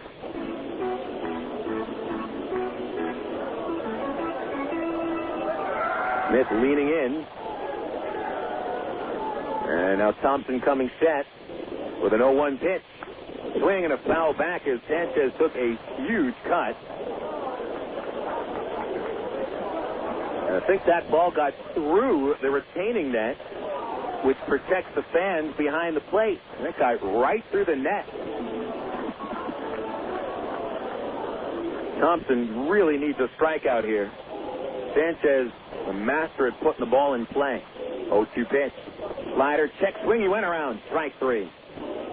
Big strikeout for Rich Thompson. One away in the 6th inning. Just the 39th time Sanchez is down on strikes in 80 games. Now into the Wranglers, the left fielder, number 19, Chris Lubansky. Now it's Chris Lubansky coming up. The Wichita left fielder has 2 hits today, a double and a run scored. 3 for 7 in the series. It'll be Lubansky's 12th at-bat with the bases loaded on the year. Looking for a double play on the infield. Trav's play for him to pull. Left-hand batter. Here's Thompson's pitch. Inside a ball, 1-0. Last time up, Lubansky grounded out to first. He's been hitting everything towards right field this series, although he had a single in the first that went to center. His double in the third went over first base.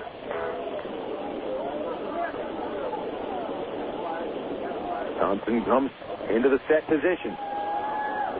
Here's a 1-0. Fouled away.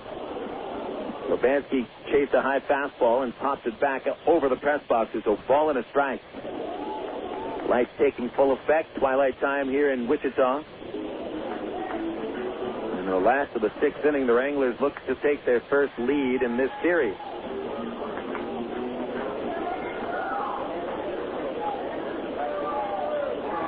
Thompson with 36 strikeouts on the year. The 1-1 pitch. Slider low and a good eye by Lubansky to lay off. Ball 2. The inning started with a 4-pitch walk from Smith to Mitch Maier. Murphy singled Maier to second, and Matt Tupman drove him in with a slug bunt through the shortstop hole. Then Smith throwing error on a bunted fielder's choice would load the bases, and Ka'aihue's base hit tied it. 2-1 pitch is launched foul down the right field line. Solid line drive by Lubansky, but he was way in front of that pitch from Thompson. 2-2.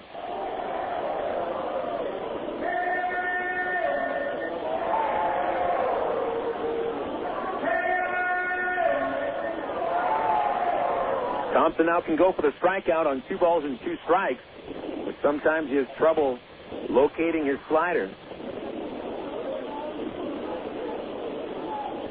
22-year-old right-hander Rennie. 2-2 pitch. Lubansky a swing and a bouncing ball foul. A little dribbler getting just out of the infield on the first base side. Still 2-2 on the Wichita left fielder.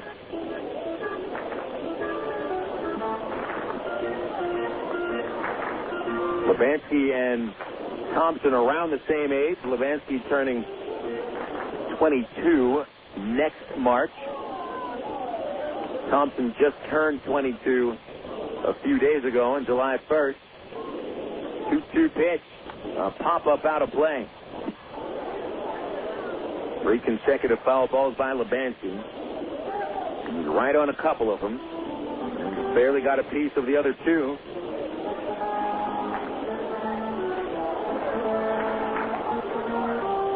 Count remains 2 balls, 2 strikes. 1 away in the 6th inning. Bases loaded for the Wranglers. Tupman at third, Keim at second, Ka'aihue is first. 5-5 tie. Here's the Thompson 2-2 pitch. Check swing and a curve. Appeal at third. No swing, and didn't look like he went from up here either. Count is full.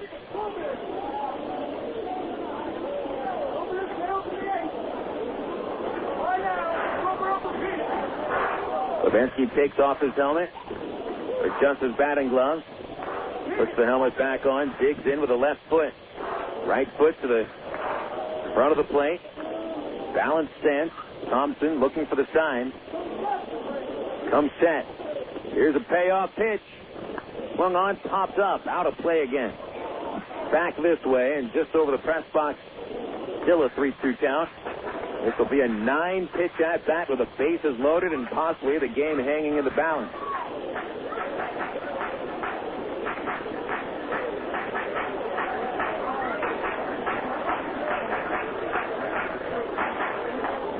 Can the Travs get a double play? Maybe the only way to stay in here and keep it tied going into the 7th. Thompson ready. Another 3-2 to Lebansky. Swing and a miss. A strikeout on a fastball. Big second out by Thompson as he has struck out both batters' face. 2 away. This inning is not over yet. Getting just as tough. Alex Gordon coming up. Gordon, who's had a pretty good season in his first year as a professional, .303 average with 11 homers and 40 RBIs.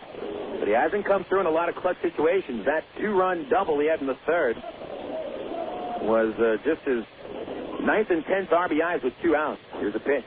With the curve low, ball 1. Gordon batting just .222 when it comes to runners in scoring position and 2 outs, and he's 0 for 5 with the bases loaded this year. Left-hand batter, 1 for 3 today. Thompson aiming for the outside corner. Here's the 1-0, and the fastball is on the inside corner. It is a strike, 1-1. Smith leaving the game here in the 6th inning with no outs. 5 innings worked, 8 hits, 3 walks. So far, 5 runs. Not all of them earned. We'll wait for the official scoring. He's responsible for the 3 men on base. The 1-1 swing and a miss on a powerful fastball from Rich Thompson. Strike 2.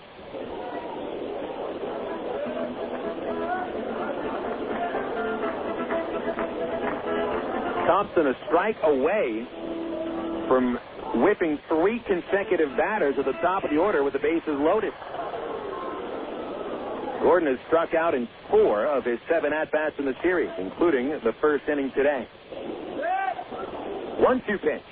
Fastball. He struck him out swinging, and the inning is over. Thompson even had a little grunt after throwing that pitch. What a job done by Rich Thompson with no margin for error. He blows it by 3 straight hitters. The Wranglers, however, tie the game in the 6th on 3 base hits, 1 error, and 3 men left. We're going to go to the 7th, tied 5-5 on Air America Little Rock, 1380 KDXE. Is your house looking a bit under the weather? Have extreme weather conditions taken their toll on your home's exterior? The solution isn't more paint. It's weather-resistant vinyl siding from Sears Home Central. Call Sears now for a free in-home estimate at 1-800-531-7785. Sears vinyl siding resists tough weather and keeps your home looking great for years. It has the attractive look of freshly painted wood, yet you'll never need to scrape and paint your home again because vinyl siding from Sears is virtually maintenance-free. Best of all, Sears makes getting your new siding job easy and affordable. Just call Sears now for your free in-home estimate at 1-800-531-7785. Not available in all areas. Services and materials provided by a Sears authorized contractor. License numbers available on request. So if your house is looking under the weather, call Sears for vinyl siding now. 1-800-531-7785. That's 1-800-531-7785. Claude Markham on working in the United States Navy. I'm an aviation ordnanceman, 2nd class.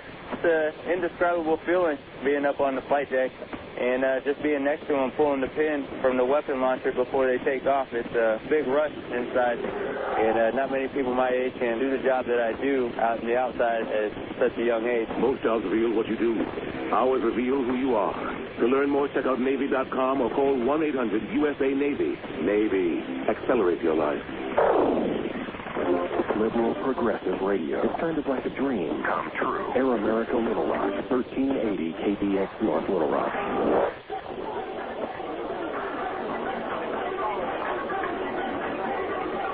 Six innings in the Big Bat scorebook. We're going to the top of the 7th with the Travelers tied with Wichita, 5-5. Arkansas had leads of 3-0 and 5-2.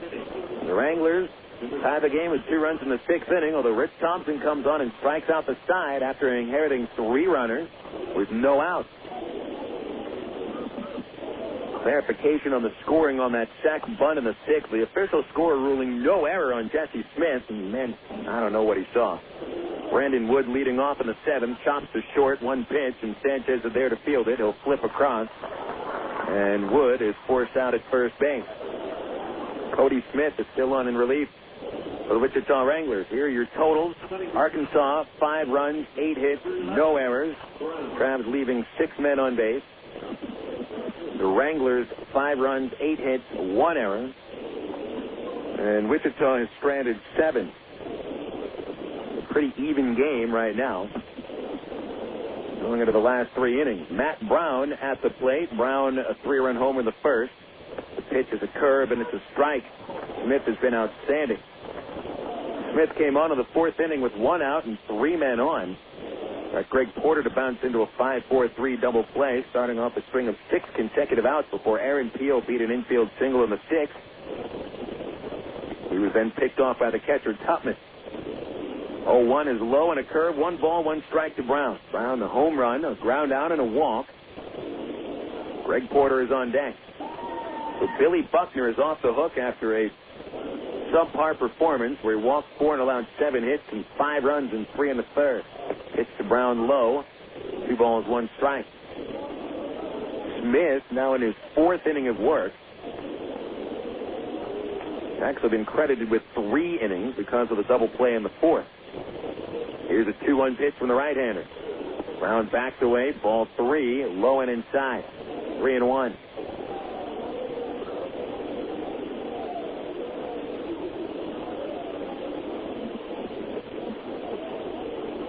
Nobody working in the Wichita bullpen. They're going to keep Smith on here for as long as he can go, and he hasn't thrown that many pitches. 3-1 to Brown. Fastball outside, a 1-out walk. Brown is aboard for the 3rd time. And it looks like that may get some action to the Wichita bullpen. Batting for the Travelers, the designated hitter, number 8, Greg Porter. Here's Greg Porter. A single off the first baseman's mid of the 1st inning. Porter then bounced out of the 3rd. And in the 4th inning, had the bases loaded, 1 out, and a chance to maybe put the Wranglers away, but he hit it hard to 3rd base. Alice Gordon started a double play. There's a throw to first, diving back is Brown. He's safe. No action, by the way, in that Wichita bullpen. They'll keep it quiet for the moment.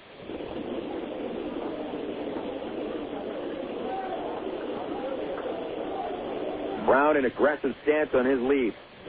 And the first pitch to Porter. Line drive slashing away from the left fielder, Levansky to the corner. It is going to go in for a base hit. It goes underneath the fence.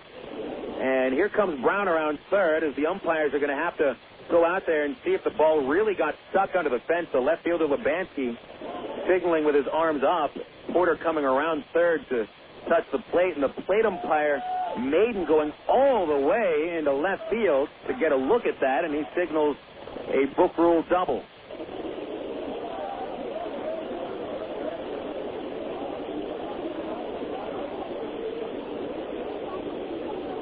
Lawrence Dumont Stadium has an 8-foot-tall outfield fence. It's padded all the way around, but there's room underneath the pads to get not just underneath the pads, but all the way behind the fence. So the fence doesn't quite come to the ground all the way. And that's why when the ball stopped under the fence, Levansky immediately put his hands up, and he couldn't even reach under the fence for the ball because that ball is now not just under the fence, but way out of here. I mean, it rolled under the fence and got out to the parking lot.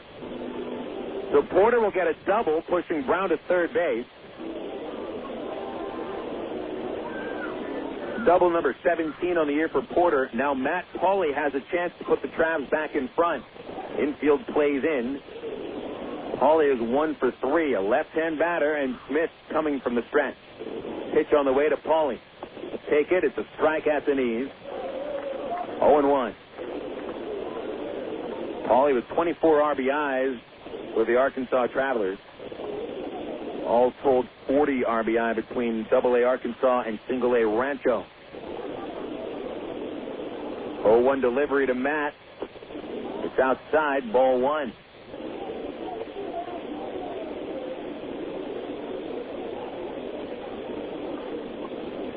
Third baseman Gordon, a step behind the line.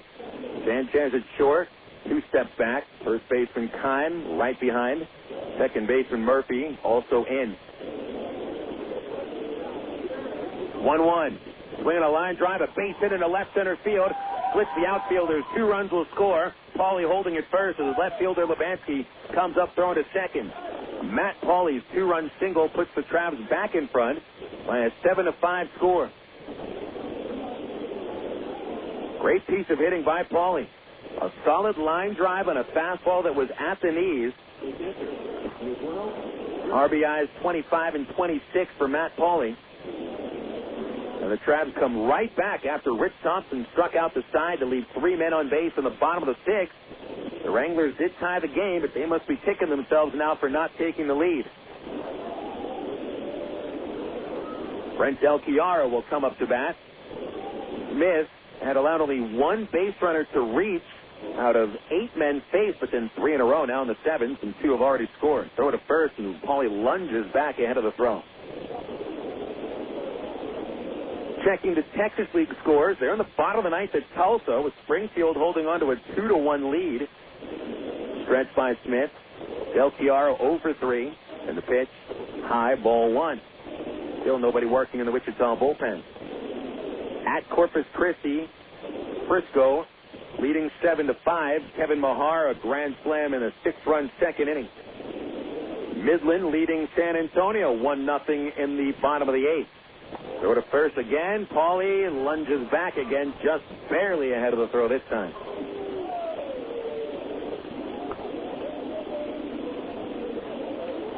Del Chiaro still waiting for that second pitch. 1 ball, no strikes, 1 out. 2 runs home here in the 7th for the Travs. Now the 1-0 from Smith. Pitch out and not really doing anything. Pauly holding at first base. And that pitch out makes it a 2-ball, no strike count. Got a final out of Milwaukee with Chris Capuano, a former El Paso Diablo left-hander, tossing a 6-hit shutout over the Cubs. Milwaukee wins 2-0. That's Capuano's 10th win of the year. 2-0 pitch. Dell a swing and a line drive towards right center field. Chasing Maier, falls in, a base hit. 4 consecutive batters reaching in the 7th inning. Pauly holds at second. That snaps a 17 at-bat hitless streak for Brent Del Chiaro.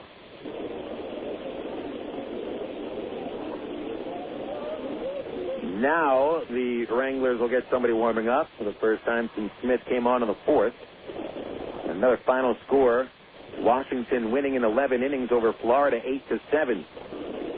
Ryan Zimmerman with an 11th inning single, the game-winning hit. Chad Cordero the win. Claudio Vargas the loss. Mike Jacobs hit his 11th home run for Florida. Time called by the Wichita bench. There's Larry Carter out to the hill. And we continue on the Southwest Airlines Major League scoreboard. St. Louis trailing Houston 3-2 in the top of the 8th inning. Jim Edmonds and Mike Lamb have hit home runs. Cardinals started today 2 games in front of Cincinnati. The Reds are tied at 7 in the 10th inning with Atlanta. The Reds had to take the lead with 5 runs in the 9th, but the Braves tied it up with 1 run. Final out of Shea Stadium, the Mets beat the Pirates 7-5. 3rd straight win for the Mets over Pittsburgh. San Diego beat Philly 5-4 with Jess Barfield collecting 4 hits. Wayne Bacon is the batter with 1 out, 2 men on. Bacon doubled and scored in the 4th. He's 1 for 3. He'll bat left-handed. Smith comes home. Bacon swings a fly ball high towards left center. Maier charging out to get underneath the baseball, and he makes the catch. 2 outs. But the first batter set down since Wood is in the 3-hole. Bacon batting 8th. Second out of the inning, bringing up Eric Rodlin. 2 finals in the American League. Boston beating Tampa Bay 12-5, a 6-run 9th for the Red Sox. 2 more homers for David Ortiz, who takes over the Major League lead with 29 homers. Manny Ramirez at his 24th home run. And the New York Yankees beat the Indians 10-4. The big unit won his 10th. Jason Giambi hit his 26th home run. There's a strike to Eric Rodlin, 0-1. Rodlin has walked twice, scored a run. Last time up, slide out to left. A left-hander warming up in the Wrangler bullpen. It is Juan Cedeno. Pauly from second. Del Chiaro from first. 2 out, 7th inning. Travs 7, Wranglers 5. The pitch is low. 1 ball, 1 strike on Rodlin. A one-out walk by Smith put Matt Brown aboard. Then Greg Porter hit a book rule double under the left field wall. Matt Pauley would bring both home with a line drive single to left center, and Del Chiara singles Pauley to second. Now a 1-1 pitch. Rodman a check swing. It's a strike throw to second by the catcher. Almost thrown into center field. Sanchez had to go behind himself to take that wild throw from Matt Tupman. Count is 1-2 on Eric Rodman.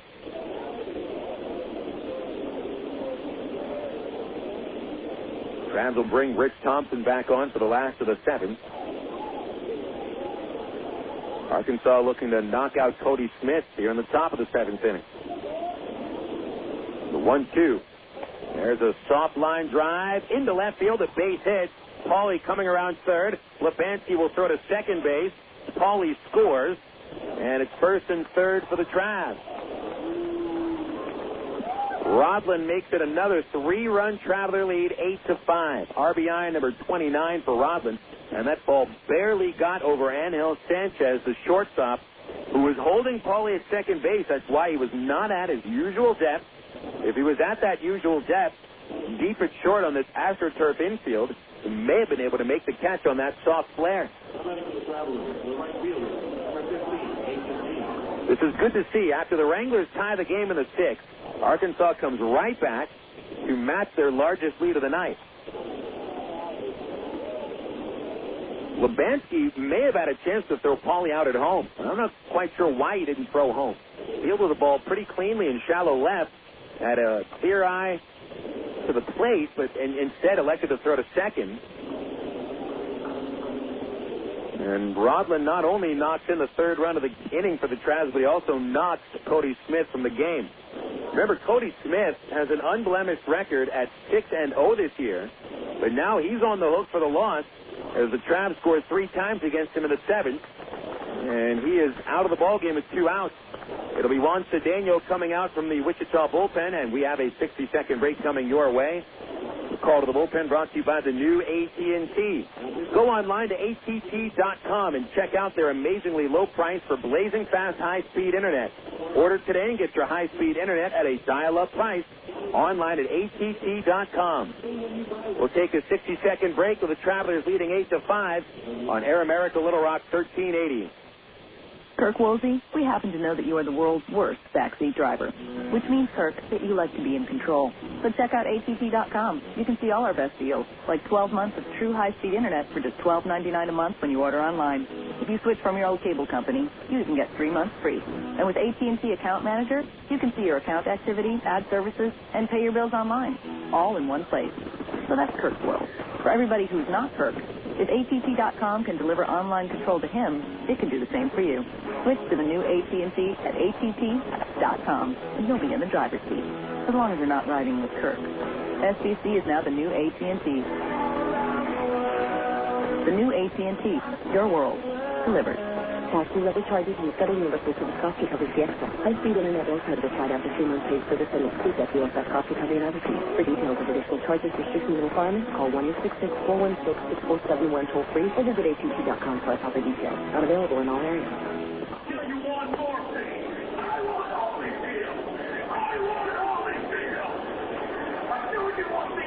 Travelers coming right back here in the 7th inning, bringing home 3 runs and knocking out the first reliever of the night, Cody Smith. Juan Cedeno, hard-throwing left-hander, emerges from the bullpen to make his first appearance of the series. Cedeno started the season in the Wranglers' pitching rotation as a starter. And without much success, he's been moved into the bullpen. Overall, Cedeno 1 win, 5 losses, 5.25 ERA. Cedeno as a reliever is 1-0 with a .397 earned run average. Left-hander from the Dominican Republic has Del Chiara at third, Eric Rodland at first. Nathan Haynes the batter, lefty versus lefty. The pitch is fouled away for a strike. RBI single by Eric Rodland brought home Matt Pauley. Pauley had driven home 2 runs. Travelers had a 3-run lead in the first, a 5-2 lead in the fourth. And Haynes could make it their largest lead of the night with a base hit. Cedeno at the belt. Here's the 0-1. Haynes swings, fouls it off again. Line drive over the left field seats, 0-2. Cody Smith working 3 1/3 innings, surrendering 5 hits and 1 walk. The 3 runs earned. He's responsible for the 2 men on base. And Smith is now the pitcher of record. 0-2 pitch. Haynes takes high, ball 1. There'll be action now in the Traveler bullpen. Chris Hunter starts to throw. Hunter last worked Saturday in his last start before Jose Arredondo replaced him with the 5-hit shutout yesterday. Cedeno throws to first base, checking on Roblin. He's back. Travs with 8 runs on 12 hits. But here in the 7th, 3 runs on 4 hits.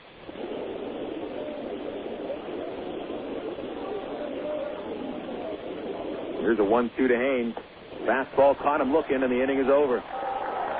Travelers scored 3 runs in the 7th inning on 4 base hits. They strand a couple of men. Back to a 3-run lead for the Travs, 8-5 over Wichita, going into the 7th inning stretch. On Air America Little Rock, 1380 KDXE. Star Wars Episode 1, The Phantom Menace. Apollo 13. Great films known for their award-winning special effects. To create the magic, Hollywood hires companies like Industrial Light and Magic. Industrial Light and Magic hires imaginative people like Aaron Fowle. Before he was a master of special effects, he was a media communications student at Webster University in St. Louis, where his talent took off. Today, he inspires the imagination at DreamWorks FKG. I'm Bob Costas, member of the board of Webster University. All Webster campuses around the world share the same belief. Education is more than just a degree. It's real knowledge for real-world success.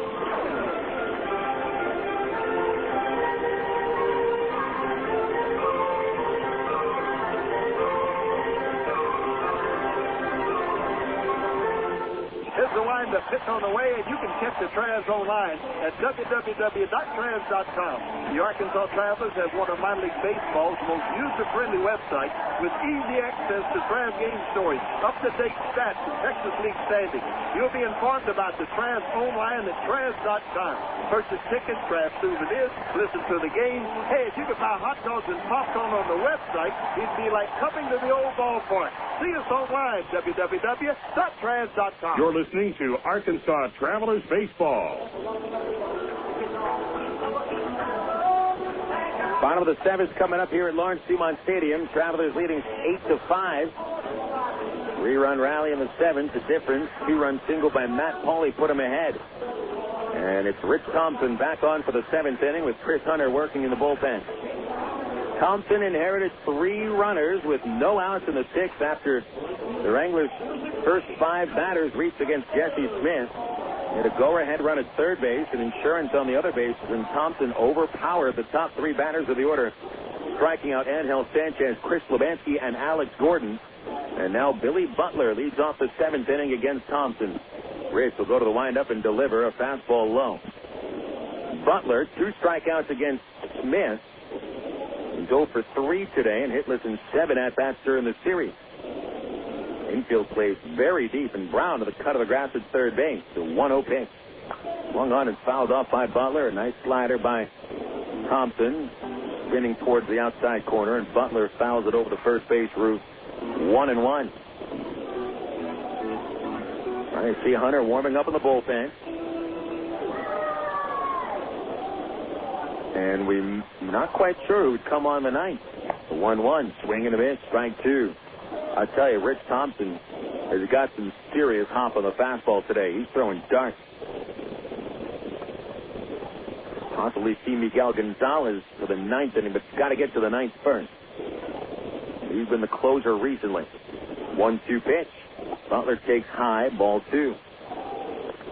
Thompson puts everything he has into his pitching motion. Looks like he works hard. But he really seems to be very intense right now as Rich has his stuff working today. A 2-2 on the way. Swinging a foul ball out of play. Butler, a late swing and a heavy fastball from Thompson. Rich has given up a run in his last 3 outings, and he has been scored upon in 11 of his last 12 outings. It's a pretty big appearance for Rich. 2-2 again. Soft slider, caught him looking on the inside corner. 4 strikeouts for Thompson against 4 batters. And Butler strikes out for the 3rd time. What a pitch by Thompson. Sharp break right on that inside corner, and Butler could not do anything with it. There's the 9th strikeout of a Wrangler batter today. Smith struck out 5 out of 27 batters faced. Thompson has struck out 4 batters of 4 men faced. Maier, the hitter, in a pitch. Swing and a miss. Strike 1 on the slider. Maier started the 6th inning rally where the Wranglers tied the game, leading off with a 4-pitch walk, but he's 0 for 2. Strikeout on a line out to right. 0-1 pitch. Strike 2 called with a slider on the inside corner, and Thompson quickly gets ahead, 0-2.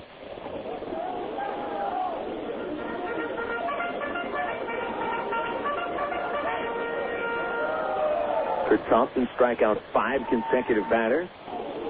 0-2 pitch. Fouled off, popped out of play.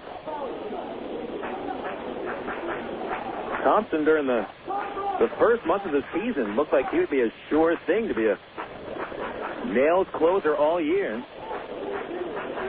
Actually pitched well for the first month and a half, but things fell apart. On May 20th, 0-2 pitch. Curveball, check swing, and the appeal will go in the batter's favor. Ball 1. Back in that game on May 20th, Travs had a 7-run lead of the 9th. Went to Tim Bittner, who couldn't get the out. Thompson ended up with the loss. Giving up 4 runs in a third of an inning. He rebounded for a few good outings here and there. 1-2. Check swing. It's in the dirt again. Another appeal. No swing, said third base umpire Sermon. And that's a pretty good thing because that slider bounced 30 feet away from Brent Del Chiaro, and Maier would have had first base easily. But Thompson was no longer the Travelers' closer. He's had 4 saves this season. Miguel González has been getting more of the save opportunities recently. 2 balls, 2 strikes as Thompson shakes off a couple of times. Into the glove now, the windup and the 2-2 to Maier. Solid fly ball, right field. Haynes is there, and there's 2 away. 5 in a row set down by Thompson. First ball put into play against the Sydney native. Here's Donnie Murphy. Murphy came into this game 2 for 18 and struck out against Smith in the second before launching an 0-2 pitch over the center field wall in the 4th. Got the Wranglers within 2. And then Murphy singled in the 6th inning and scored the tying run. 2 outs, nobody on here. Pitch is high from Thompson, 1-0. 8-5 Arkansas, last of the 7th inning. Travs looking for their 3rd straight win. The Wichita Wranglers, meanwhile, have proved to be a pretty streaky team here in the second half. 1-0 pitch. Right-hand batter pops it up on the infield, the right side. Ollie crosses the foul line, foul territory, right to the coach's box. Makes the catch in a perfect 7th inning by Rich Thompson. Thompson has faced 6 hitters. He has set all 6 of them down. Sends us to the 8th inning. Travelers 8, Wranglers 5. This is Traveler Baseball on Air America, Little Rock, 1380 KDXE. Coca-Cola, this is Mitchell. My friend's brother is a molecular biologist, and he was saying the only way you could have gotten Coke Zero to taste like the regular Coke was to engineer it in space. I would not. Well, no, but think about the whole zero factor, like zero gravity. It makes perfect sense. Zero is for the 0 calories. Just stop pretending that you don't engineer Coke Zero in space. Can you do that? I wish I could speculate on that, sir. The next launch. I just want the time for the next launch.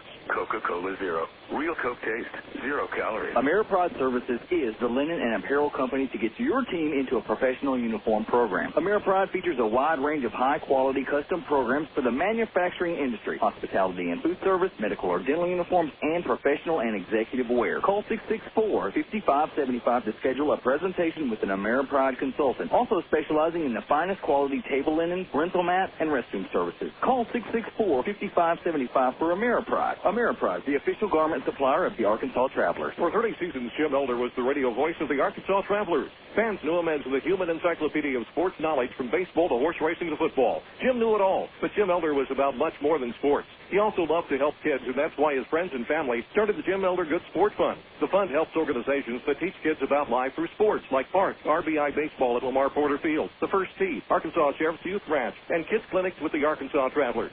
Jim Elder's legend will live on in Arkansas through the Jim Elder Good Sport Fund. See them online at jimelder.org. You're listening to Arkansas Travelers Baseball.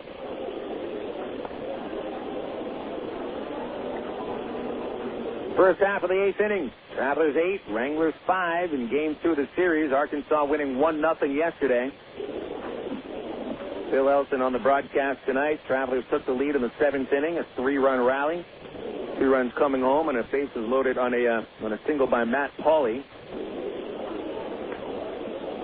Meanwhile, Rich Thompson has been a whirlwind coming out of the bullpen, facing 6, retiring them all. Aaron Peel leads off the 8th inning. He's looking for his 5th base hit. He's 4 for 4. 4 singles, 2 RBIs. Juan Cedeno's pitch. Fastball at the knees, 0-1. Peel has already had a 5-hit game against the Wranglers this year. This is his third 4-hit game against Wichita. 0-1, change up, swing and a miss, and Cedeno ahead 0-2. It'll be Peel, followed by Brandon Wood and Matt Brown. Wood without a hit today. Brown, a 3-run homer, has scored twice. 0-2 to Peel, a swing and a miss. He strikes out on 3 pitches, and Cedeno has struck out both men he's faced. 1 away in the 8th. Checking games in progress in the major leagues. The Chicago White Sox have an 11-5 lead over Baltimore in the 8th inning. Jim Thome has pounded 2 homers and has tied David Ortiz for the American League lead with 29 home runs.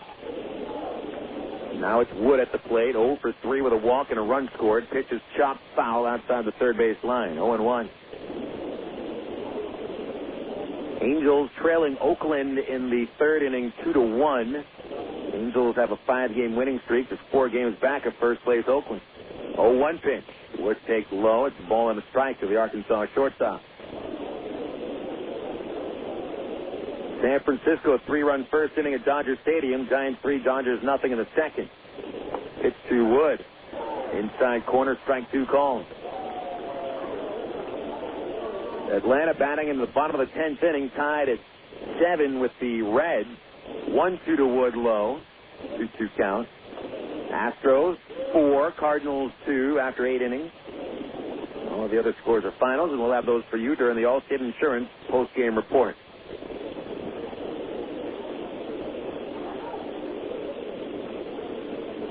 Cedeno kicks with a 2-2, and Wood hits a high fly deep down the left field line, chasing foul territory. Lebansky runs out of room as it's over the fence, and a foul ball for Wood will bring him back to the plate. Travs took an early lead in the 1st inning on a 3-run homer by Matt Brown. Wranglers cut it to a 1-run game, a 2-run single by Alex Gordon in the 3rd. Travs scored 2 more runs in the 4th inning with a bases-loaded single by Aaron Peel. Wranglers got a solo homer from Donnie Murphy in the 4th. They tied it in the 6th inning. Pitch to Wood is high and away, and it's a full count. The Travelers took the lead again in the 7th inning. Pauley a 2-run single, and Eric Rodlin hit an RBI single. Here's a 3-2 to Brandon. A swing and a line drive. Almost caught at third by Gordon. He leaped in the air. He's able to knock it down a little, but it does go into left field, and Wood reaches with a base hit. Solid single for Wood. His first base hit of the series in 8 at-bats. Matt Brown coming up. And his base hit number 13 for the Travs. Wood Gordon, who's had a couple of beautiful plays at third base today, almost robbed Wood of a base hit there. Matt Brown, the batter, been on base 3 times. Couple of walks in that homer. There's a throw to first, and Wood is back. Brown now with 11 homers and 44 runs batted in. 50 runs scored now after crossing the plate twice today. Wood is taking a rather short lead with a left-hander on the mound. Pitch to Brown is popped out of play over the Traveler bullpen in right field. 0-1. Right in the second level of Ye Old Beer Garden. Got a special on beers here today. $1 Shiner box. It is $1, but it's a really small. It's more like a solo cup of Shiner box. Oh, a solo cup of Shiner box is better than nothing. The Daniel Cummings set. Left-hander gets a long look at Wood. Now to the plate with an 0-1. Brown raises his hands above a fastball. 1 ball, 1 strike. The Daniel is on the 40-man roster of the Royals. They love his fastball. He's got an outstanding fastball. Low to mid-90s. Good changeup, too, and we've seen that today already. Oh, another sort of first. Wood is back in there. Cedeno just has a lot of trouble throwing consistent strikes, hence the reason he's been out of the bullpen instead of the rotation.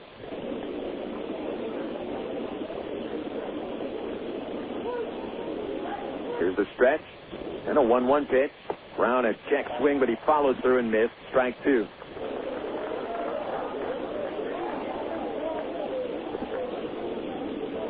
Cedeno hasn't had much trouble throwing strikes here in his brief appearance. In fact, just 5 pitches out of the strike zone against 4 hitters.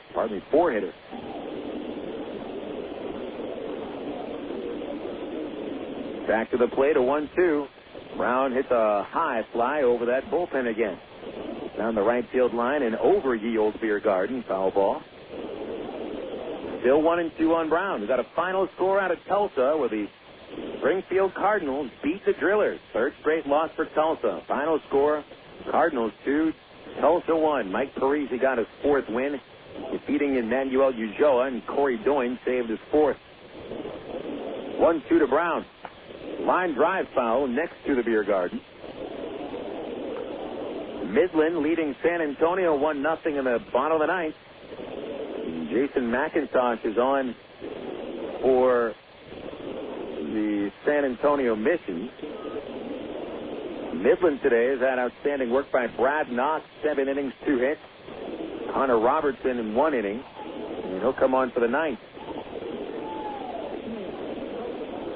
Cedeno ready, delivers. Brown fouls it into the press level, just to the booth to my left.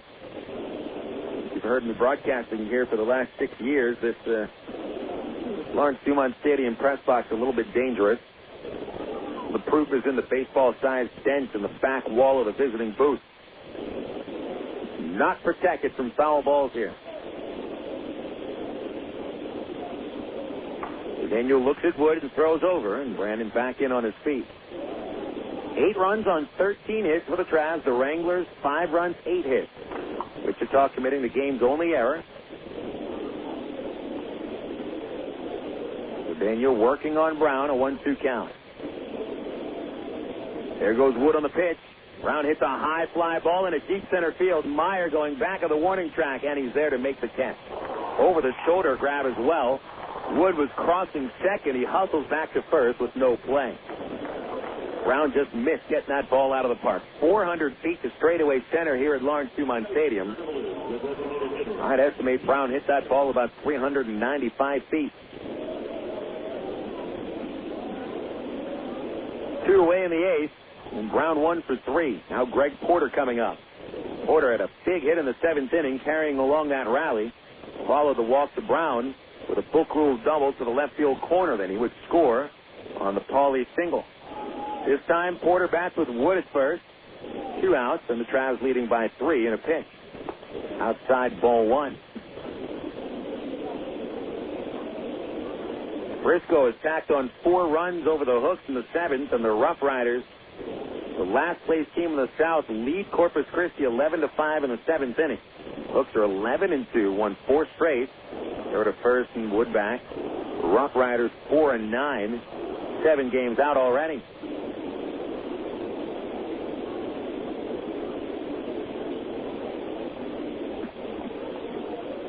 Cedeno at the belt. The target is on the outside corner. There goes Wood. The pitch, a strike to throw to second base, is skipping into the bag, and the tag is not in time. Poor throw by Tupman. skipped it in front of the sliding pitch.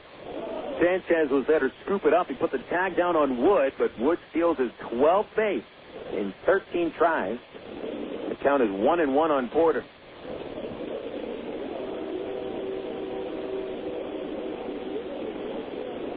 If Porter singles, it'll be a 4-run lead. Here's the 1-1. Swing and a miss on a big slider, and Porter finished that swing on one knee. Count 1-2.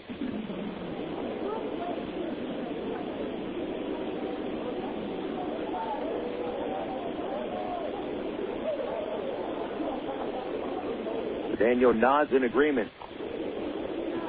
Checks on Wood, held on at short. The pitch cut on and missed, and Porter strikes out on a slider to end the eighth. No runs in the eighth inning for the Travs. 1 hit, 1 left. Last of the eighth on the way, and the Travelers have an 8-5 lead at Wichita on Air America Little Rock, 1380 KDXE. Emergency hotline, can I help you? Yes, I need help. All right, sir. What's the problem? I can't taste my beer. I feel it in my mouth, but there's no taste. Okay, sir. This is what I want you to do. Put the bottle down and step away from the beer. Okay. Walk straight to the corner store and pick up a 6-pack of Miller Lite. Okay. Don't worry. It's going to be all right. Next time, try the light beer that actually tastes like beer. Great tasting, less filling Miller Lite. Miller, good call. Miller Brewing Company, Milwaukee, Wisconsin. Ag Pro knows you're patient. You've had your eye on a certain green and yellow tractor for some time now. But here's a thought. Visit your local John Deere dealer for an innocent test drive. Sit in that yellow seat and feel that rugged quality.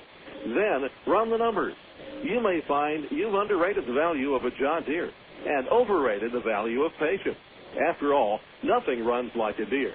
Test drive the John Deere of your choice today at Ag Pro Central, Arkansas, 10504 Maumelle Boulevard, North Little Rock. Of all the days of the week, it seems that Mondays are everybody's least favorite day. Well, the Travs and the Arkansas Democrat-Gazette have a reason for baseball fans to look forward to Mondays. That's because Mondays are Democrat-Gazette family night here at the ballpark. You just pick up a copy of Monday's Democrat-Gazette, and you'll find a discount family ticket right there in the sports section.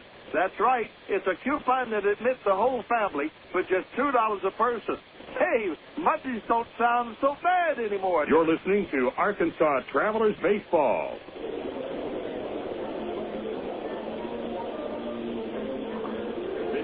Travelers 8, Wranglers 5, last of the eighth inning here at Lawrence Dumont. Reliever Rich Thompson is back on the hill. He has dominated in 2 innings of work, setting down 6 straight, including 4 straight strikeouts.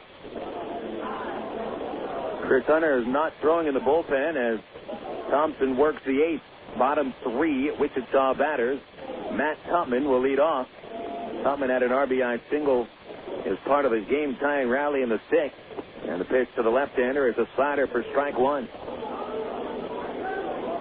Tupman 2 for 3, infield single in the 4th, and then in the 6th inning he batted with men at first and second. Find the bunt and hit a slug bunt into left field. Here's the 0-1. A little inside, a ball and a strike. Tupman followed by Adam Keim and Kila Ka'aihue. Bottom 3 hitters in the order for the Wranglers have been pretty productive. Been on base 5 times, scoring 1, knocking in 2. Outfield plays shallow, especially in left. Here's the 1-1 to Tupman. Inside ball 2. Infield play for Tupman to pull. So the outfield playing for him to slap it the other way. Miguel González has started to throw in the Traveler pen. Here's a 2-1 pitch from Thompson. Tupman takes a strike, a fastball over the outside corner. 2-2. Thompson on the 3 balls on only 1 of the 6 batters he's faced. Struck out the first 4. Nothing's been hit hard against him. Fireballing right-handers, 2-2 pitch. Tupman backs away from his fastball inside, 3-2.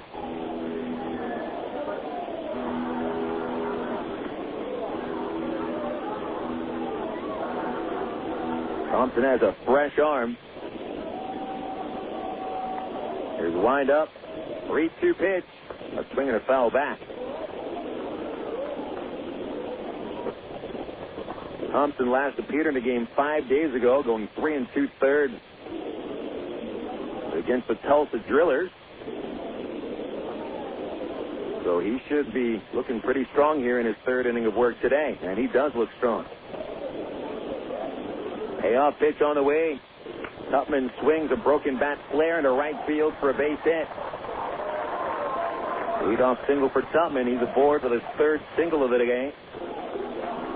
Pretty nice piece of hitting by Tupman, and enough strength to break his bat, but still get that base hit into right.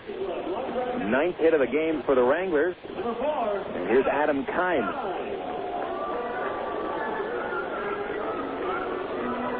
Kime puts down a sac bunt in the sixth inning, which Jesse Smith threw away. He's 0 for 3. Pardon me, 0 for 2. Count of the sac bunt. Right-hand batter. Here's a pitch. Fastball is low from Thompson. 1 ball, no strikes. First man that Thompson allows to reach comes in the 7th batter he faces. Hawley will hold Thompson on, couple of feet off.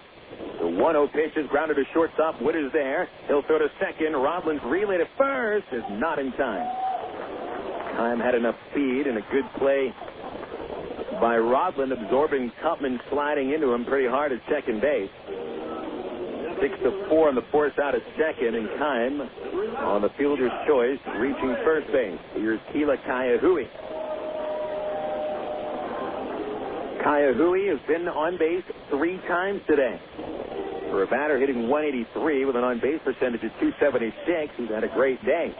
2 walks, game-tying single in the 6th inning, and he's also scored. Big lefty takes a first pitch slider low from Thompson. The Travs, after Ka'aihue's RBI single, tied it in the 6th inning. They brought on Thompson. He proceeded to strike out the side, leaving 3 men on base, and the Travs take the lead in the 7th inning, and they still lead by 3. 1-0 from Thompson. Ka'aihue fouls it off his right foot. Ouch. It looks like it hurt. Ka'aihue absorbs that blow and walks around the batter circle. Seems to be okay. González continues to warm in the Arkansas bullpen. Miguel with 3 saves and 3 tries. As a team, the Travelers have saved 14 games, but they've blown 12. Not a save situation for Thompson.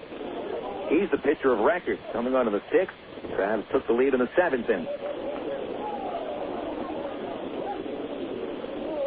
Thompson has the sign. Del Chiaro's target on the outside corner. Here it is. It's inside. Ball 2. 2 balls, 1 strike on the 9-batter Kila Ka'aihue. On deck is the Wichita shortstop Ángel Sánchez at the top of the order.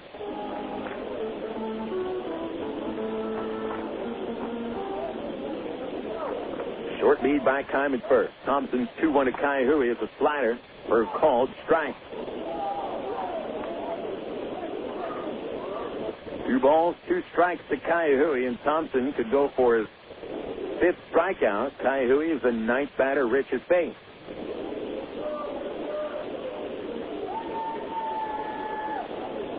The leg kick of the 2-2. Slider caught him looking, strike 3. A bigger breaking ball rather than the faster, sharper slider that Thompson throws quite a bit. But that one came right on the outside corner at the belt. A great pitch for Thompson's 5th strikeout, 2 away in the 8th. Ángel Sánchez will come up. Traveler pitchers have now struck out 10 Wichita hitters today. Sánchez was the first batter for Thompson to strike out, taking care of him on 3 pitches in the 6th. Here's a pitch at the knees, a called strike, 0-1.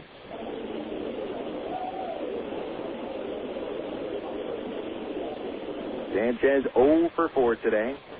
8 at-bats in the series, no hit. The 0-1. Slider, big bouncer off the plate towards third, and it goes foul. And that'll be strike 2 on Ángel Sánchez.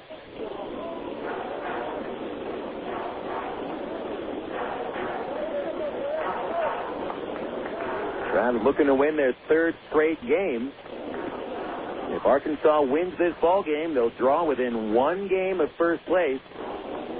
Tulsa has already lost. The Travs could grab 2nd place by themselves.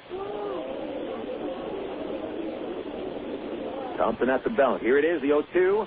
Slider hit up the middle. Rodland slides for it behind second. He's able to deflect it, but it goes into center field for a base hit. Sanchez pokes a base hit just off the right knee of Eric Rodland, who slid to try to backhand and could not field the ball cleanly. 10th hit of the game for the Wranglers, and the tying run comes up.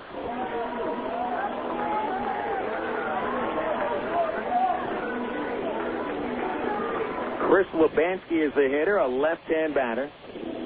Singled and doubled in his first two at-bats against Jesse Smith. Smith got him to roll to first in the 5th inning, and Thompson struck him out in a 9-pitch at-bat in the 6th. This will be a tough at-bat for Thompson. Lubanski's hitting the ball well, now over 260, and 3 for 8 in the series. Pitch on the way, low and in, ball 1.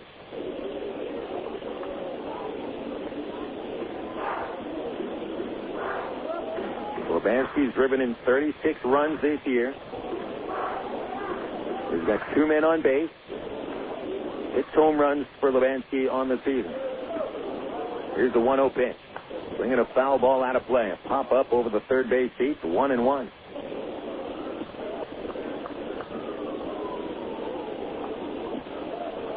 Wranglers had a chance to take the lead in the 6th inning after they tied the game with 2 runs. And this was their first scoring opportunity since that 6th. Thompson sent down the batters in order in the 7th. 2 runners now in the 8th. 1-1. Foul ball again out of play. Thompson peppering the fastball at the knees, and Lubanski with a wrist swing barely got a piece. Thompson has struck out 5 of 10 batters faced. Wouldn't expect him to come back for the 9th inning, so he's going to try to blow it by Lubanski. Or will he cross him up with that slider? We'll see. Thompson finds what he wants. Comes set. Delivers 1-2. Curveball low. That had the break he was looking for, but Lubanski did not want any part of it. 2 balls, 2 strikes on the Wranglers' 2-hitter. Alex Gordon on deck. Gordon a 2-run double in the 3rd, but his only hit in the series. Here's a stretch by Thompson. And the 2-2 to Lubanski. Slider is high, ball 3.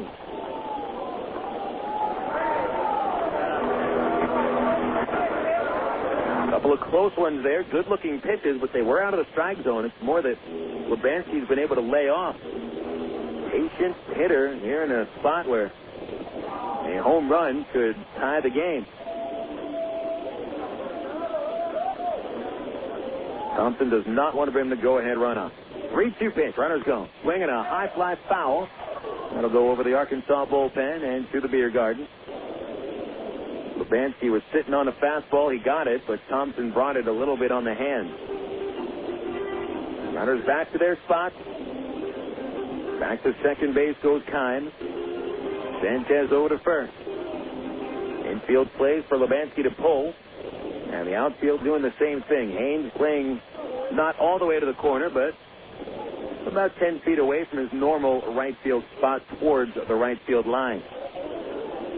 Big gap in left center for Lubanski. Thompson and Lubanski had a big battle in the 6th inning. 9 pitches. 3-2. Bringing a liner into the gap in right center. That is a base hit. 2 runs will score on this play as Bacon comes up firing to second base and nobody is there. First coming to the plate will not be in time as both Kime and Sanchez come home on the double by Lubanski. 3rd hit of the game for Lubanski makes it a 1-run game, and the Wranglers have the tying run at second.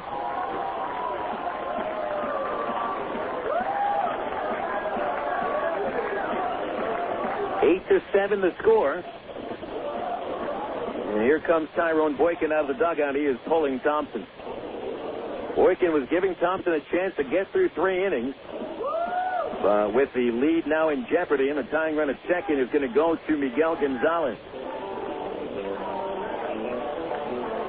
Thompson does a fine job, 2 2/3 innings, but he leaves with the tying run at second base. And Miguel González coming on to try to save it. 8-7 Travelers, the call to the bullpen brought to you by the new AT&T. You can turn a double play with AT&T Yahoo high-speed internet. Make calls, access the net at the same time using just one line. It's online at att.com. AT&T, your world delivered. Take that 60-second break, returning for the last of the 8th inning. Miguel González inherits the tying run at second. This is Air America Little Rock 1380. This is for Laura. Laura, what's up with those CDs you borrowed from Mariana and never gave back, huh? Listen, if you need music, sign up with the new AT&T. Get digital satellite TV so you can watch concerts, and high-speed internet so you can get the music you want fast. And give Mariana her CDs back. All that, plus local and long distance for under $90. So that's Laura's world.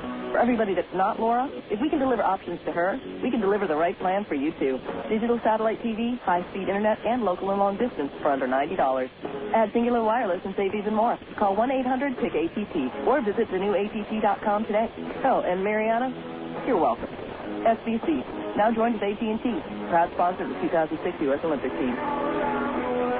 The new AT&T, your world, delivered. Taxes, other charges, and the Federal Universal Service cost recovery extra. For details of additional charges, restrictions, and requirements, call 1-866-270-0397 toll-free or visit att.com/bundle details. Not available in all areas.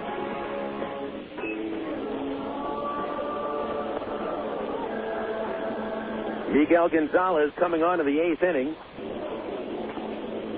He'll try for the 4-out save. 8-7 Travs in the last of the 8th. The Wranglers getting a 2-run double from Chris Lebansky. His third base hit and second double of the night. RBIs 37 and 38. That knocked Rich Thompson from the ball game. Thompson sent down the first 6 men he faced, but now in the 8th allowed 3 hits and a couple runs. González has saved 3 in 3 tries. But his last 3 games, he's given up a total of 6 runs in just 3 2/3 innings. And that included a game-winning home run at Corpus Christi, a walk-off shot by Hunter Pence.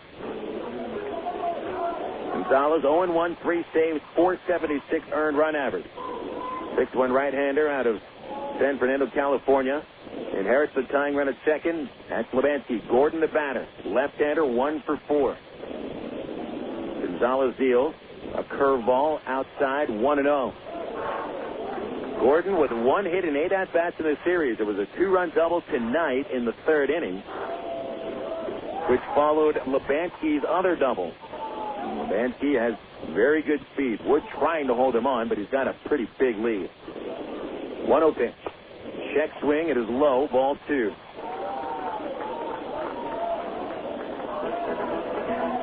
Wranglers have their closer warming up, Ryan Braun, in case the Wranglers take the lead, or perhaps they'll bring Braun on for the 9th anyway.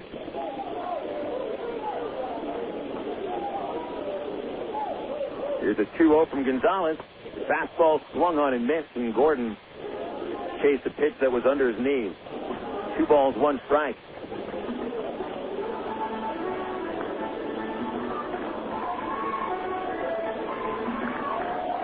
González hasn't saved the game since June 14th. Hasn't had many chances. Went 3 2/3 for that save at Springfield. Time called. Del Chiara wants to go out and talk with González. 22-year-old right-hander, appearing in his 15th game at AA after starting the season as an organizational pitcher at Rancho Cucamonga. González pitched so well with the Quakes that he earned his promotion up here at a 171 single-A earned run average. He's become the de facto closer for this team. Can he close another one? 2-1 to Gordon. Swinging a grounder foul. Went after another pitch that may have been out of the strike zone. Even though he hit that ball solidly, unable to put it in play. 2 balls, 2 strikes. Travs have had 3 different 3-run leads. This last 3-run lead has joined them down to 1. Here's the 2-2. No, a look at second by González. He stepped off. He lifted the leg, and Wood came behind Lebansky at second, forcing González to step off the rubber. Now Wood back to his spot. 10 feet behind the runner. Lebansky leads all the way out of the sliding pit.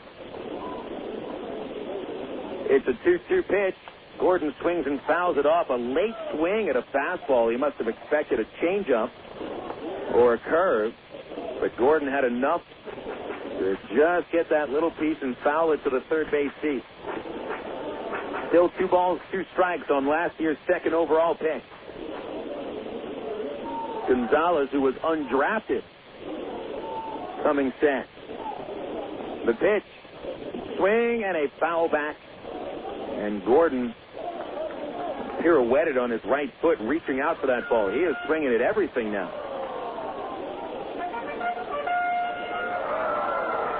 Gordon, in 8 at-bats in the series, has struck out 5 times. González doesn't throw hard, but enough to get it by every once in a while. 2-2 pitch. Swing and a miss. He struck him out. Inning is over, and the Wranglers rally for 2 in the 8th inning on 3 base hits, but the big hit doesn't come. Lubanski stranded at second. Going into the top of the 9th, it's the Travs 8 and the Wranglers 7 on Air America Little Rock 1380 KDXE. It takes teamwork to be able to reach new goals in today's complex business environment. Each one of us should strive to be a step ahead and know how to compete in a rapidly changing world. The ITT Tech School of Business is about helping people prepare for the challenges of a competitive world. ITT Technical Institute School of Business, education for the future. To find out more, call 1-800-ITT-TECH or visit us on the web. Coca-Cola, this is Mitchell. My friend's brother is a molecular biologist, and he was saying the only way you could have gotten Coke Zero to taste like the regular Coke was to engineer it in space. I would not. Well, no, but think about the whole zero factor, like zero gravity. It makes perfect sense. Zero is for the 0 calories. To stop pretending that you don't engineer Coke Zero in space. Can you do that? I wish I could speculate on that, sir. The next launch. I just want the time for the next launch. Coca-Cola Zero. Real Coke taste, 0 calories. Emergency hotline, can I help you? Yes, I need help. All right, sir, what's the problem? I can't taste my beer. I feel it in my mouth, but there's no taste. Okay, sir, this is what I want you to do. Put the bottle down and step away from the beer. Okay. Walk straight to the corner store and pick up a 6-pack of Miller Lite. Okay. Don't worry, it's going to be all right. Next time, try the light beer that actually tastes like beer. Great tasting, less filling Miller Lite. Miller, good call. Miller Brewing Company, Milwaukee, Wisconsin. You're listening to Arkansas Travelers Baseball. Just as last night, the Travelers take a 1-run lead in the 9th inning. Yesterday was 1-0. An extreme side of a pitcher's duel. Today, it's 8-7 Travelers, and we're on the other side of things. Teams today combining for 15 runs, 24 base hits. Yesterday, these teams combined for 1 run and 11 base hits. The baseball gods have answered, and this is what we were expecting. A lot of guys said, well, they played 2 hours, 7 minutes yesterday. That means for sure you're going over 3 hours today and maybe more. Hopefully we don't play extra innings. Matt Pauley leading off the 9th. Juan Cedeno back to the hill. Lefty on lefty, and the first pitch is high, ball 1. Ryan Braun no longer throwing in the bullpen, and so Frank White wants to use Braun strictly for a save situation. 1-0 to Pauley. Bringing a solid line drive into center for a base hit. Pauley's 3rd hit of the game. And he had the go-ahead single, a 2-run base hit in the 7th. Put the Travs ahead for their current lead. That is base hit number 14 for the Travs. And here comes Brent Del Chiaro.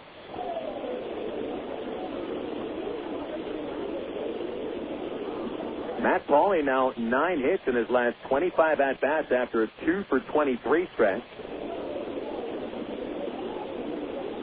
Here's Brent Del Chiaro. Ran 1 for 4. He ended a 17 at-bat hitless streak with a single in the 7th. There's a throw over by Cedeno, and Pauley gets back in. Now, is this a sack bunt situation?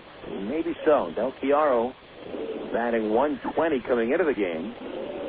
But if Cedeno makes a mistake, Del Chiaro could crush it. He's squaring, and he bunts it along the first base line. It's going to go foul, and that'll be picked up by the catcher Tupman for a strike. 0-1.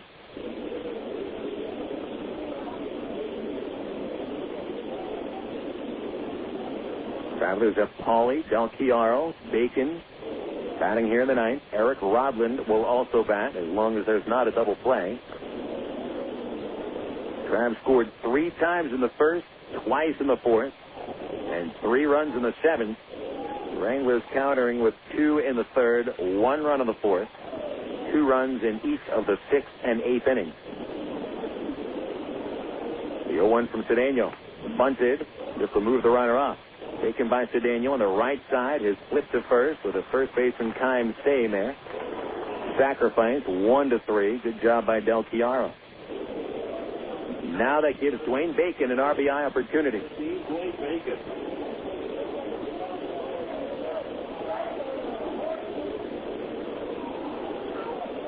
Bacon is 1 for 4.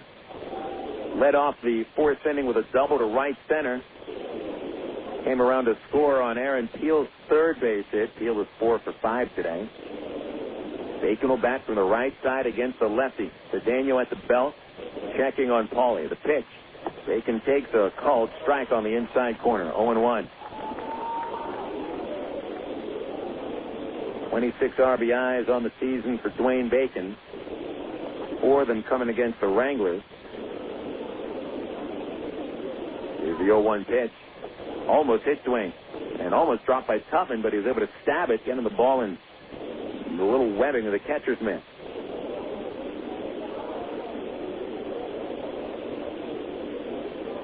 One ball, one strike from Cedeno to Dwayne Bacon. Pauly a walking lead all the way out of the sliding pit. And the 1-1 from the lefty is high to Bacon, ball 2, 2-1.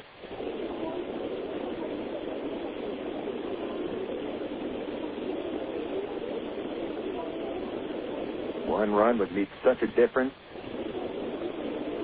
Can Bacon bring him home? Held on by Sanchez. Pauly still a good lead. The 2-1 pitch is high again, ball 3. Cedeno now behind Bacon with 3 consecutive balls after he threw him a strike.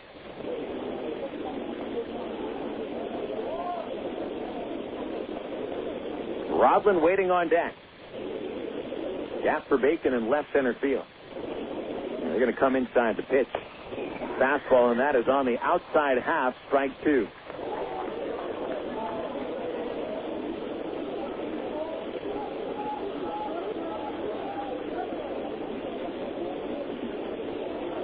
At the belt, Cedeno. And a 3-2 pitch. Bacon swings a high fly ball in the shallow left. Lebanski's going to have to wait a long time. And now he makes the catch. 2 away in the 9th inning, and Bacon 1 for 5. Travs leading 8-7. When the Wranglers bat in the 9th inning, they will start with their number 4 batter, Billy Butler, who's been a traveler killer this year. Followed by Mitch Maier and Donnie Murphy, the 4, 5, and 6 hitters.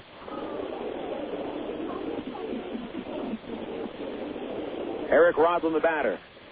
His RBI single in the 7th is the difference now. Pitch on the way. Outside, ball 1. Rodland hit a soft line drive in the 7th, just out of the reach of the shortstop Sanchez. And it brought home Matt Pauly that gave the Travs a 3-run lead, but after Lebanski's 2-run double, Rodland's RBI is the difference, the 1-0. There's a fastball right down the middle, strike 1. Rodland is 1 for 2 today with a couple of walks, scoring a run in the 4th on the Peel base hit. Now trying to bring home Pauly to make it a 2-run game. 1-1 pitch. Soft breaking ball outside. 2-1.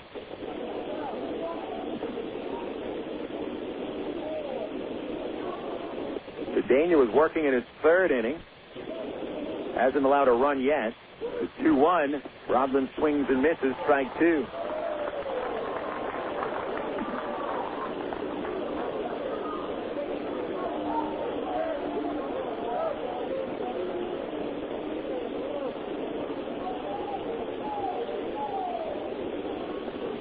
Cedeno go with. The 2-2 to Rodland. Fastball struck him out swinging in the inning over. So the Travs will have to settle for a 1-run lead going into the last of the 9th inning. Miguel González will try for the save. He'll be facing Billy Butler, Mitch Maier, and Donnie Murphy. When we return after a 60-second break, Travs 8, Wranglers 7. Last of the ninth is next on Air America Little Rock, 1380 KDXE. Back on April 13th, 1932, the Arkansas Travelers opened their brand new ballpark to thousands of breathless spectators. In Ray Winter Field's 74 years as home of the Travs, it's been a breeding ground for big league talent. We've seen young men develop from fledgling minor leaguer to World Series hero and experience the highs of 9 league championships. Almost 9 million fans have spun through its turnstile. It's where we introduced our kids to the great game of baseball. We've brought dates to the bleachers and sat through rain delays with friends. We've grown up and grown older at Ray Winter Field. This is our ballpark. The Travs' new home, Dickey Stevens Park, will be ready by April 2007, and the team's future is bright. But Ray Winter Field has been a part of the fabric of life in Arkansas for 3/4 of a century. During the Travs' 2006 season, it's our chance to say goodbye to an old friend. Call 664-1555 or go to Travs.com. You're listening to Arkansas Travelers Baseball.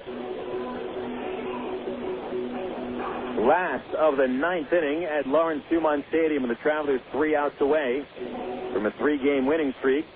3 outs away from pulling within 1 game of the first-place Wranglers in the North Division. Miguel González coming back out.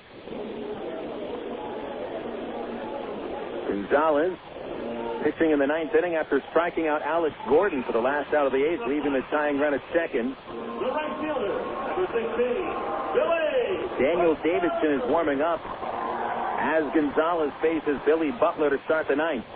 Mitch Maier on deck, a left-hand batter, then Donnie Murphy. Matt Tupman would come to the plate if anybody reaches base. Tupman and Maier left-handers. Butler and Murphy from the right side. Butler leading off, striking out his last 3 at-bats. González comes home, the first pitch. Fastball, strike 1 on the inside corner, and he gets ahead. Butler 0 for 8 in the series. But he's been a Travs killer this year, just not in these 2 games.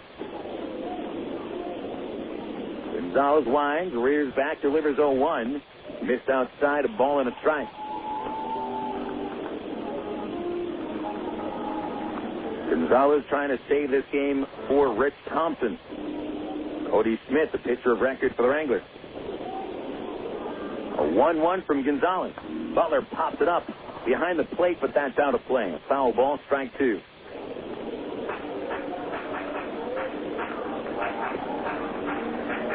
González has come up with some very big saves as a Traveler this year, saving games against Midland, Tulsa, and Springfield. He saved the game against the Cardinals when they were battling for first in the waning portion of the first half of the year. Here's a 1-2 pitch. Butler swings and misses. Strikeout number 2 for González. 1 away in the ninth. 4th strikeout of Butler today, who rarely strikes out. I mean, he only struck out 46 times in 83 games coming into this one. And now that's 50 strikeouts on the season. 4 of them today. González has faced 2 men, striking both out. 12 strikeouts for the Traveler pitching staff. The Traveler pitching staff came in with the least amount of strikeouts in the league by far. Now it's Mitch Maier. And the pitch on the way to the left-hand hitter. Inside a ball, 1-0. Maier 0 for 3. Line to right field twice. One of those a spectacular diving catch by Nathan Haynes. Maier's also struck out, but in the 5th, Maier walked and scored. 8 homers on the year for Maier. 272 average. The 1-0 from González. Outside, he's behind 2-0. González with a high 80s, fastball touching 89, maybe 90. Curveball, slider, changeup. A 2-0 offering to Maier. Swinging a foul tip back into the net. He took a home run swing. 2 balls, 1 strike. D. Brown, probably unavailable for the Wranglers. Out of his 2nd straight game with a wrist injury. He had a chance to pinch hit in the ninth yesterday when the Wranglers had the tying run at 2nd and 2 outs, but his wrist too painful. A 2-1 pitch to Maier. Missed outside, ball 3, 3-1. A walk brings up Donnie Murphy, who would represent the winning run. Murphy's hit a home run today. González into the glove, checks his feet. Here's back, delivers 3-1. Maier, a check swing, a ball outside, a walk, puts the tying run on base. That's the same thing that happened yesterday. Wranglers got the tying run on base in the 9th inning, and they even had the winning run aboard when Jose Arredondo struck out Kila Ka'aihue. Here's Donnie Murphy. Murphy is 2 for 4 after a stretch of 18 at-bats where he'd had only 2 base hits. Murphy's line today, strikeout, solo home run to center, single to right, scored in the 6th, and a foul out last time up. Murphy's also bounced into a lot of double plays. That would end the game. Here's a pitch. Swinging a pop-up, right side foul territory. Paulie over to the fence. Does he have room? Does not. It is 3 rows deep, just next to the Arkansas dugout. The foul ball be strike 1 on Murphy, who has bounced into 14 double plays this year. Meanwhile, the Travelers have turned more double plays than any team in the league, 107. Haven't turned one today. What do you think the doctor's ordering? Maier, half in, half out of the sliding pitch. That's about a 4.5 step lead. And González throws over there to check, and Maier is back. 8-7 Arkansas leading here in the 9th. 1 away. González stepped off.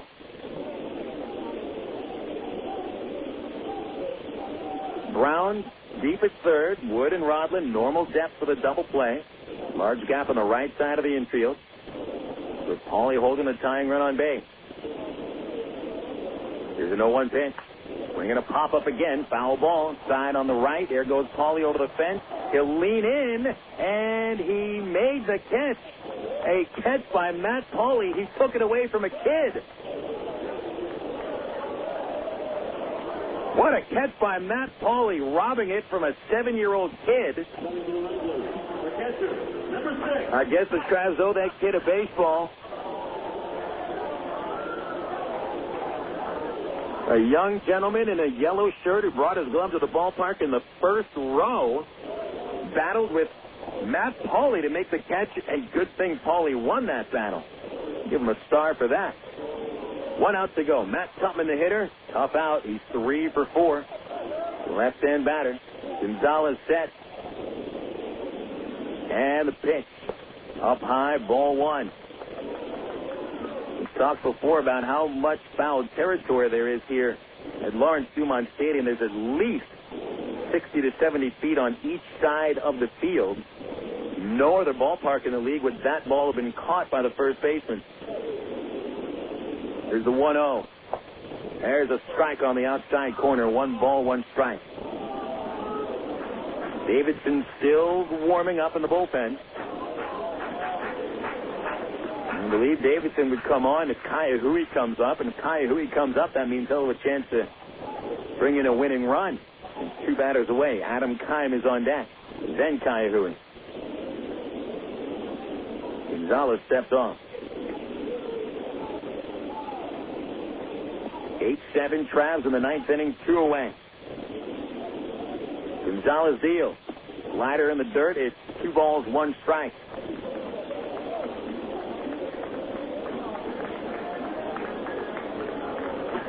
Tupman has hit just 1 home run this year. Doesn't have much power at all. And just 9 extra base hits in 68 games. González at the belt. And the 2-1. Outside, ball 3. Missing with that fastball. 3 balls, 1 strike.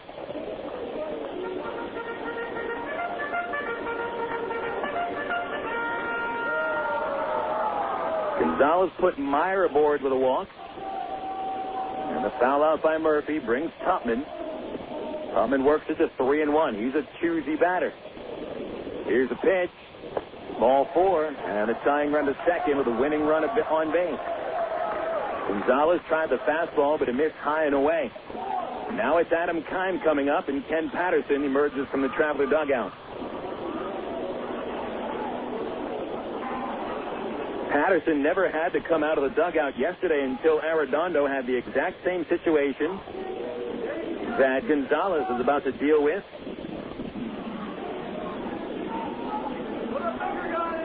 He had met at first and second base with a 1-run lead and 2 outs.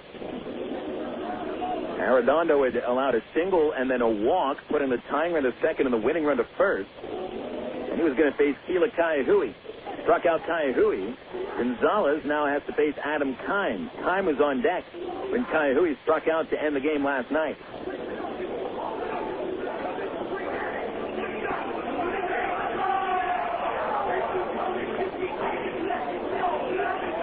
Kime waits for the meeting to end, which it does, broken up by the plate umpire, Maiden. Adam Kime is 0 for 3 today. He's grounded a shortstop twice. Flying out to right field once and put down a sack bunt. At second base, Maier. Tupman at first. 1 out to go in the 9th. González with the ball behind his back. Comes set. Target goes down the middle of the plate. A check at second. Now the pitch. Fastball fouled back this way. Just to the wall beneath the press level. 0-1.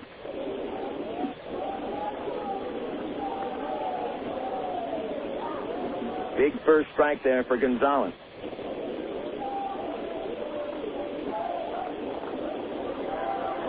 Miguel, hands together. Steps off, looking to second base. Maier walks back, no throw. Nobody holding them on. Infield is deep. Outfield slightly in a couple of steps to make that throw home shorter. Big gap in right center. Check it around at second. 2 checks. Here's the 0-1 from González. Time swings a high drive to deep left field down the corner. If that's fair, it's gone. It is a foul ball. Kime hit that ball 10 miles out of the ballpark. Plate umpire Joe Maiden calls it foul. That ball was extremely difficult to call fair or foul. He went 3/4 of the way down the third base line.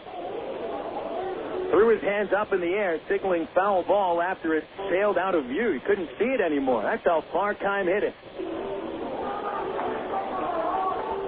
The ball was so high over that left field fair pole that I don't know how Maiden made that call, thinking he was right or wrong. The fans here pretty upset, but González gets a big second strike. Now the 0-2 pitch. Swinging a high fly deep to left again to the corner. Field chasing it back to the wall, and it is gone. Kime hits a home run anyway. A walk-off 3-run homer by Adam Kime off Miguel González. That one was fair all the way, and the Wranglers win 9-7 on Kime's second home run of the year. They mob him at the plate. They come back and beat the Travs 9-8. A shocking loss for the Travs tonight. They blow 3-run leads, and the 2-game winning streak comes to a close as Adam Kime hits a 3-run homer to give the Wranglers a 9-8 win. Whatever pitch González made that Kime hit over the left field wall the first time, he made that exact same pitch. Huge mistake.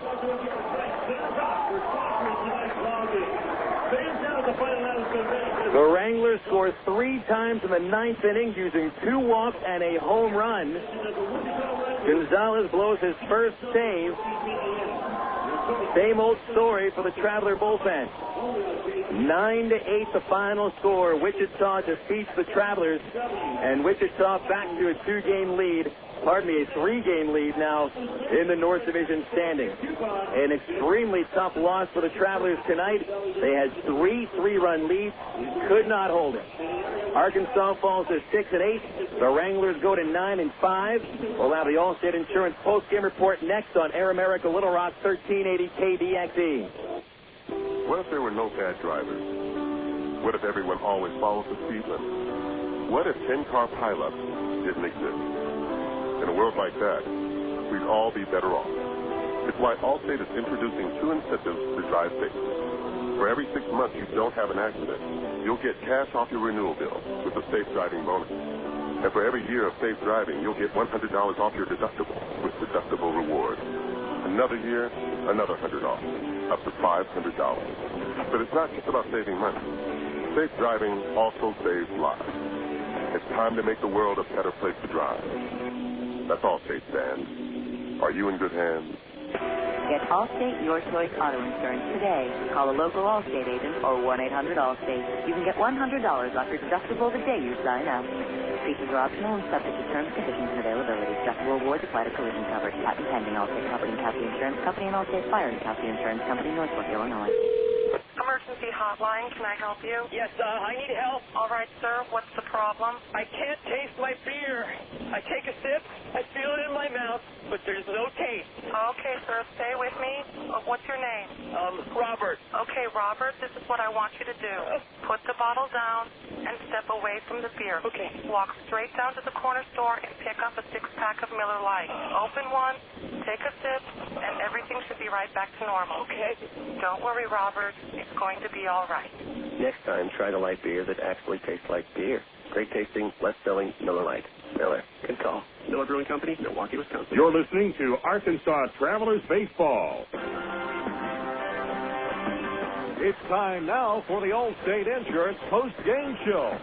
Once again, here's the voice of the Arkansas Travelers, Bill Elson.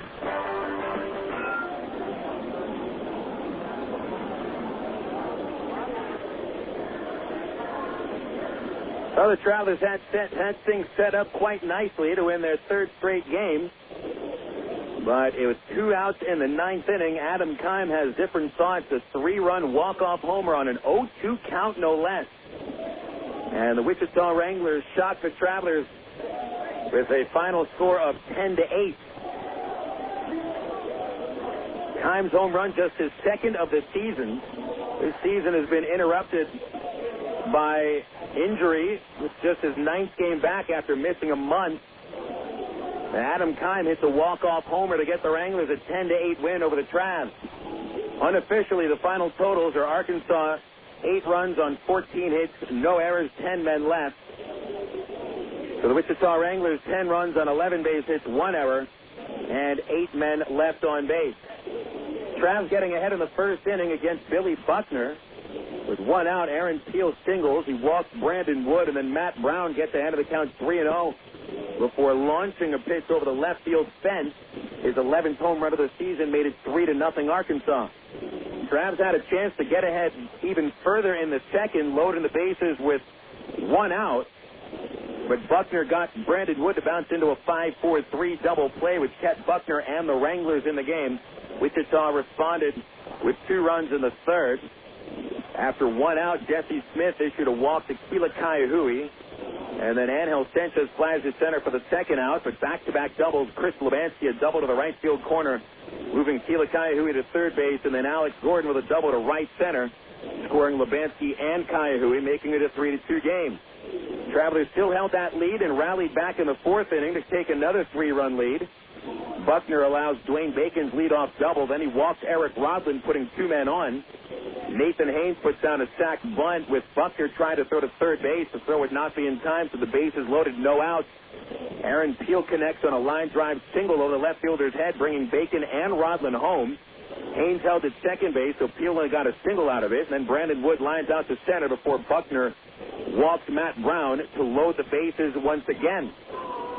Buckner was lifted in favor of Cody Smith, and Smith got Greg Porter to hit a hard ground ball to third base where Alex Gordon started a 5-4-3 inning-ending double play. So that was the second time that a Traveler hit into a double play with the bases loaded to end the inning. Still, the Travs had a 5-2 lead after the top of the 4th. Then at the bottom of the 4th inning, Jesse Smith has Mitch Maier hit a solid line drive into the right field gap. A spectacular diving catch by Nathan Haynes for the out. After Haynes made that catch, Smith got ahead of Murphy 0-2 before hanging a fastball, and Murphy pummeled it over the center field wall for a solo homer. His 6th of the season brought the Wranglers within 5-3. It would remain 5-3 until the Wranglers came back to the plate in the 6th inning. Smith walked the leadoff batter Maier on 4 pitches. Then a single by Donnie Murphy moved Maier to second and put the tying run on base. Matt Tupman fine sacrifice bunt, then a slug bunt through the hole at shortstop, scoring Maier, making it a 1-run game. Kime putting down a sack bunt with Smith throwing wild to third. That would reload the bases for Kila Ka'aihue. Ka'aihue hit a line drive single on a 2-2 pitch to left field, scoring Murphy with a tying run. Ty Boykin then lifted Smith and brought in Rich Thompson, who was outstanding. Thompson had the bases loaded and no outs, and he went through the top three hitters in the order like a hot knife through butter. Struck out Ángel Sánchez, struck out Chris Levansky on 9 pitches, and then Alex Gordon strikes out to end the inning, keeping it a 5-5 game. The Travs took the lead again in the 7th.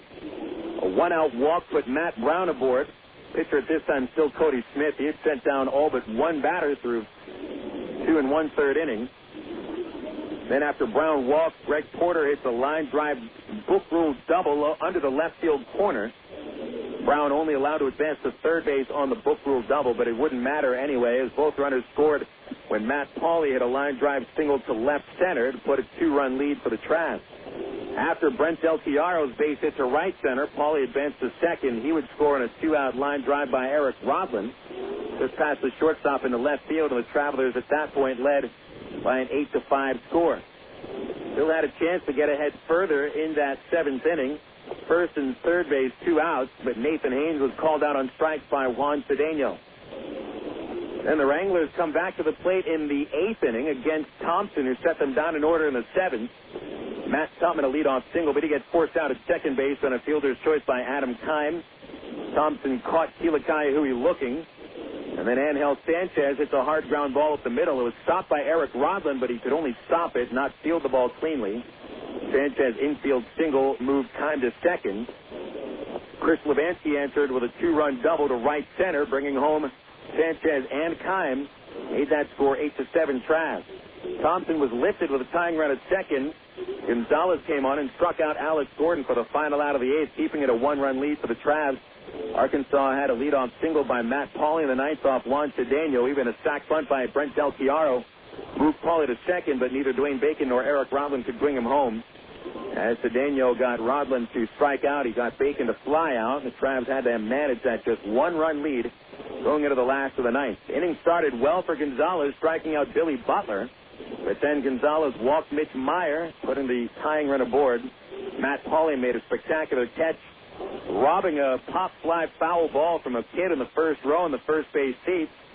He'd make the catch for the second out, but then González issues another walk, putting the winning run aboard. He was able to get ahead of Kime with a first pitch foul ball before Kime launched a fastball deep over the left field fence, but it was foul. Foul by I'm not sure how much. González then threw the very same pitch, a fastball right down the middle of the plate, and Kime punched it over the left field wall. That one was fair. Kime's second home run of the season after he had started the year hitting .259 with only 1 homer in 39 games. He was down to his final strike, and Kime's home run is the second walk-off shot of González this year. He makes a loser out of González. He falls to 0-2. So Daniel gets the win going to 2-5. The Wranglers beat the Travelers, upping their record to 9-5 in the second half. Overall, 43-41. Travelers fall to 6-8 in the second half, 30-53 overall. With the win, the Wranglers have a 3-game lead in the North Division. The Travs were 1 strike away from cutting that lead to 1 game. And this series tied at 1 game apiece. Coming up next on the Allstate Insurance Postgame Report, we'll have the scores from the Texas and Major Leagues on the Southwest Airlines out-of-town scoreboard here on Air America Little Rock, 1380 KDXE. Coca-Cola is special. My friend's brother is a molecular biologist, and he was saying the only way you could have gotten Coke Zero to taste like the regular Coke was to engineer it in space. I would not. Well, no, but think about the whole zero factor, like zero gravity. It makes perfect sense. Zero is for the 0 calories. Just stop pretending that you don't engineer Coke Zero in space. Can you do that? I wish I could speculate on that, sir. The next launch. I just want the time for the next launch. Coca-Cola Zero. Real Coke taste. 0 calories. Your world is suddenly changing for the better, all because 2 great companies that you know and trust, have now joined forces to deliver the world that matters most. Yours. AT&T, with its passion to invent, and SBC, with its drive to deliver, have come together to create the most complete and secure network with products and services to keep you connected to work, home, to life. Introducing the new AT&T, your world, delivered. You're listening to Arkansas Travelers Baseball. Travelers fall 10-8 to the Wichita Wranglers on the walk-off 2-out, 2-strike home run by Adam Keim. That's the true definition of a walk-off homer, when you turn around a loss into a win. And Keim puts the Wranglers to a 3-game lead in the North Division. Checking the other games in the Texas League, starting with the final score out of Tulsa. The Springfield Cardinals hand the Drillers a 2-1 loss. Mike Parisi got his 4th win of the season. Manny Ujoa falls to 4-3. Corey Doyne saving his 4th of the year. So the Drillers match the Travs with 6 wins, 8 losses, 3 games back of Wichita. The Cardinals at 4-10 remain 5 games out. Finals in the South Division: Frisco pummels Corpus Christi 12-9. Kevin Mahar hit a grand slam as part of a Rough Rider rally in the second inning. They scored 6 runs. Mahar's 10th home run of the season. Kevin Richardson chips in with his 12th. Stephen Rowe, the winner, 3-4 record. Blake Allen, the loser, falls to 4-2. The Hooks' 4-game winning streak comes to a close. And Midland shuts out San Antonio 1-0 with Brad Knox earning his 6th win. Travis Blackley takes the loss, falling to 6-6. Marcus Macbeth saving his 8th. So Midland picks up a game on the Hooks. They're 4 games back. The Missions lose for the 4th straight game, keeping themselves 3 games out. In the major leagues, here are the final scores. Washington over Florida 8-7 in 11 innings.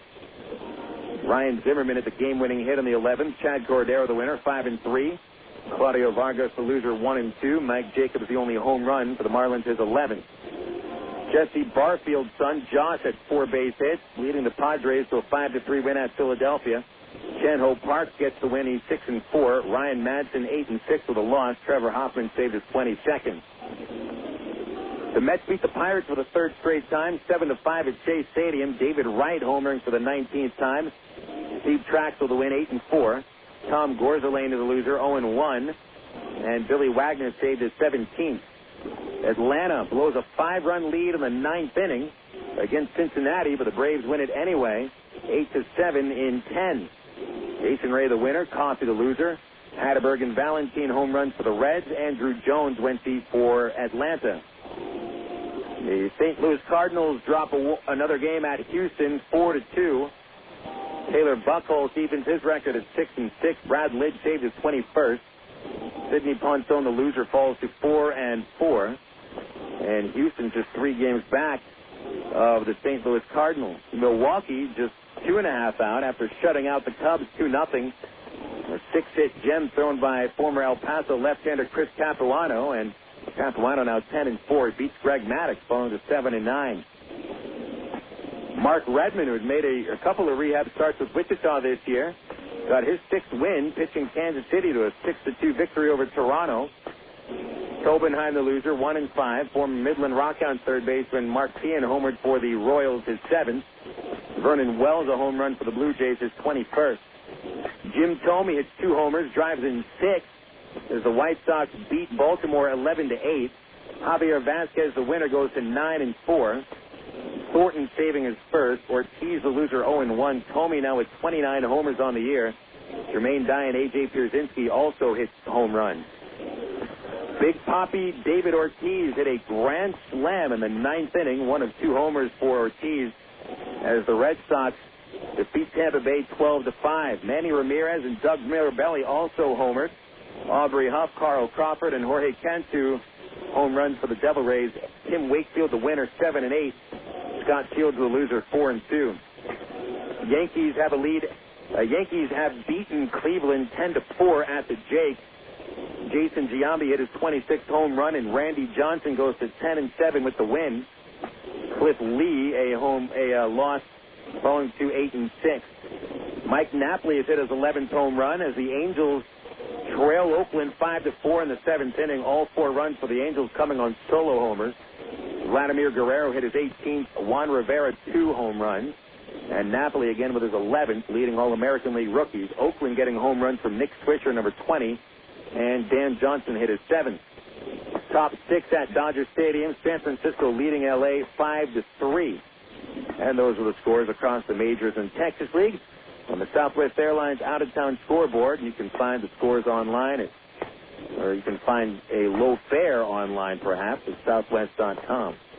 Coming up next, we'll wrap things up as the Travs lose a heartbreaker to the Wichita Wranglers 10-8 on Air America Little Rock 1380 KDXE. You signaled your turn. You merged without cutting anyone off. You stopped because the light was red. Through rain and sleet, through dark of night, 365 and 1/4 days a year, you drive safely. Now Allstate rewards you for being the hero you are. Introducing the Safe Driving Bonus. For every 6 months you don't have an accident, Allstate will give you an extra bonus. Actual cash off your renewal bill. That's on top of any discounts you've already received. It's time to make the world a better place to drive. That's Allstate, Stan. Are you in good hands? Get Allstate Your Choice Auto Insurance today. Call a local Allstate agent or 1-800-ALLSTATE. You can start earning your safe driving bonus the day you sign up. Features optional and subject to terms, conditions, and availability. Patent pending. Allstate Property and Casualty Insurance Company and Allstate Fire and Casualty Insurance Company, Northbrook, Illinois. Of all the days of the week, it seems that Mondays are everybody's least favorite day. Well, the Travs and the Arkansas Democrat-Gazette have a reason for baseball fans to look forward to Mondays. That's because Mondays are Democrat-Gazette family night here at the ballpark. You just pick up a copy of Monday's Democrat-Gazette, and you'll find a discount family ticket right there in the sports section.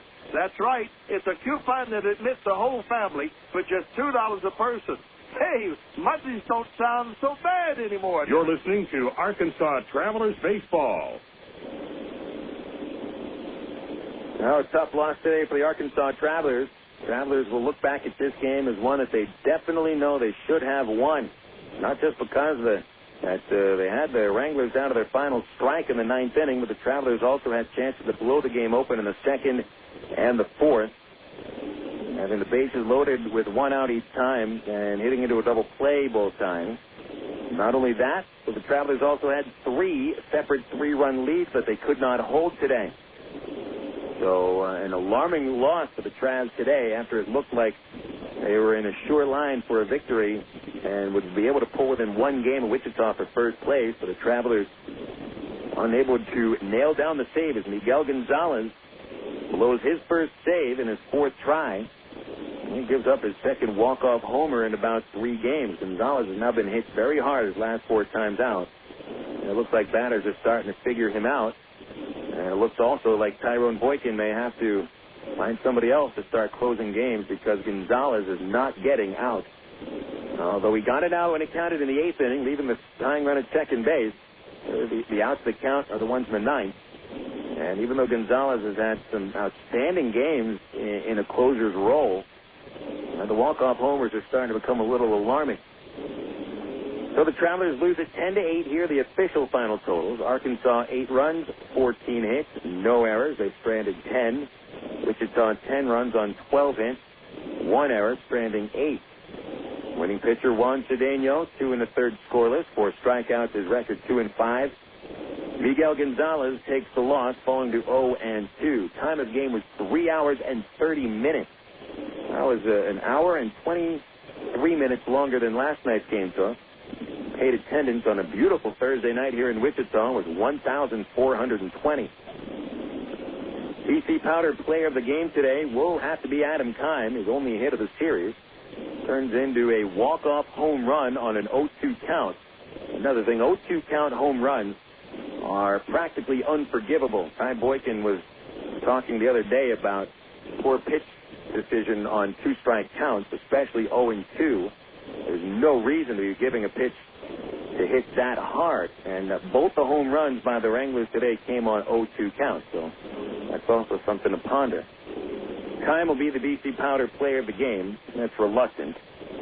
Aaron Peel had a fantastic game, finishing 4 for 5 with a couple of strikeouts.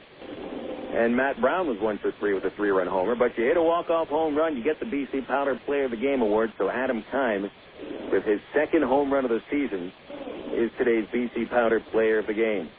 BC Powder is the official pain reliever of the Travelers. It'll get into your system fast, and BC goes to work fast. Headaches, backaches, or muscle pain, nothing works faster than BC. Use as directed. Travs fall to 6-8 in the second half. Wranglers 9-5. Arkansas 3 games back heading into tomorrow's third game of the series. Pitching matchup, Rafael Rodriguez for the Travelers. 3 wins, 5 losses, 7.62 ERA. For the Wranglers, Sung Jun Song will pitch. He leads the league with 9 losses, 4 wins, 9 losses, 4.91 ERA. We'll have the first pitch at 7:35. ITT Tech pregame show tomorrow at 7:10 here on Air America, Little Rock, 1380 KDXE. Hope you have you with us on the broadcast. So for Benny Petrie back at the studios, always done a fine job back at the KDXE studios in Sherwood. Also to the folks at minorleaguebaseball.com. We'd like to thank you for tuning in for tonight's broadcast from Wichita's Lawrence Dumont Stadium. I'm Phil Elson with the final score, the Wichita Wranglers 10 and the Arkansas Travelers 8. A reminder that it is only a game, and we'll talk baseball again tomorrow night.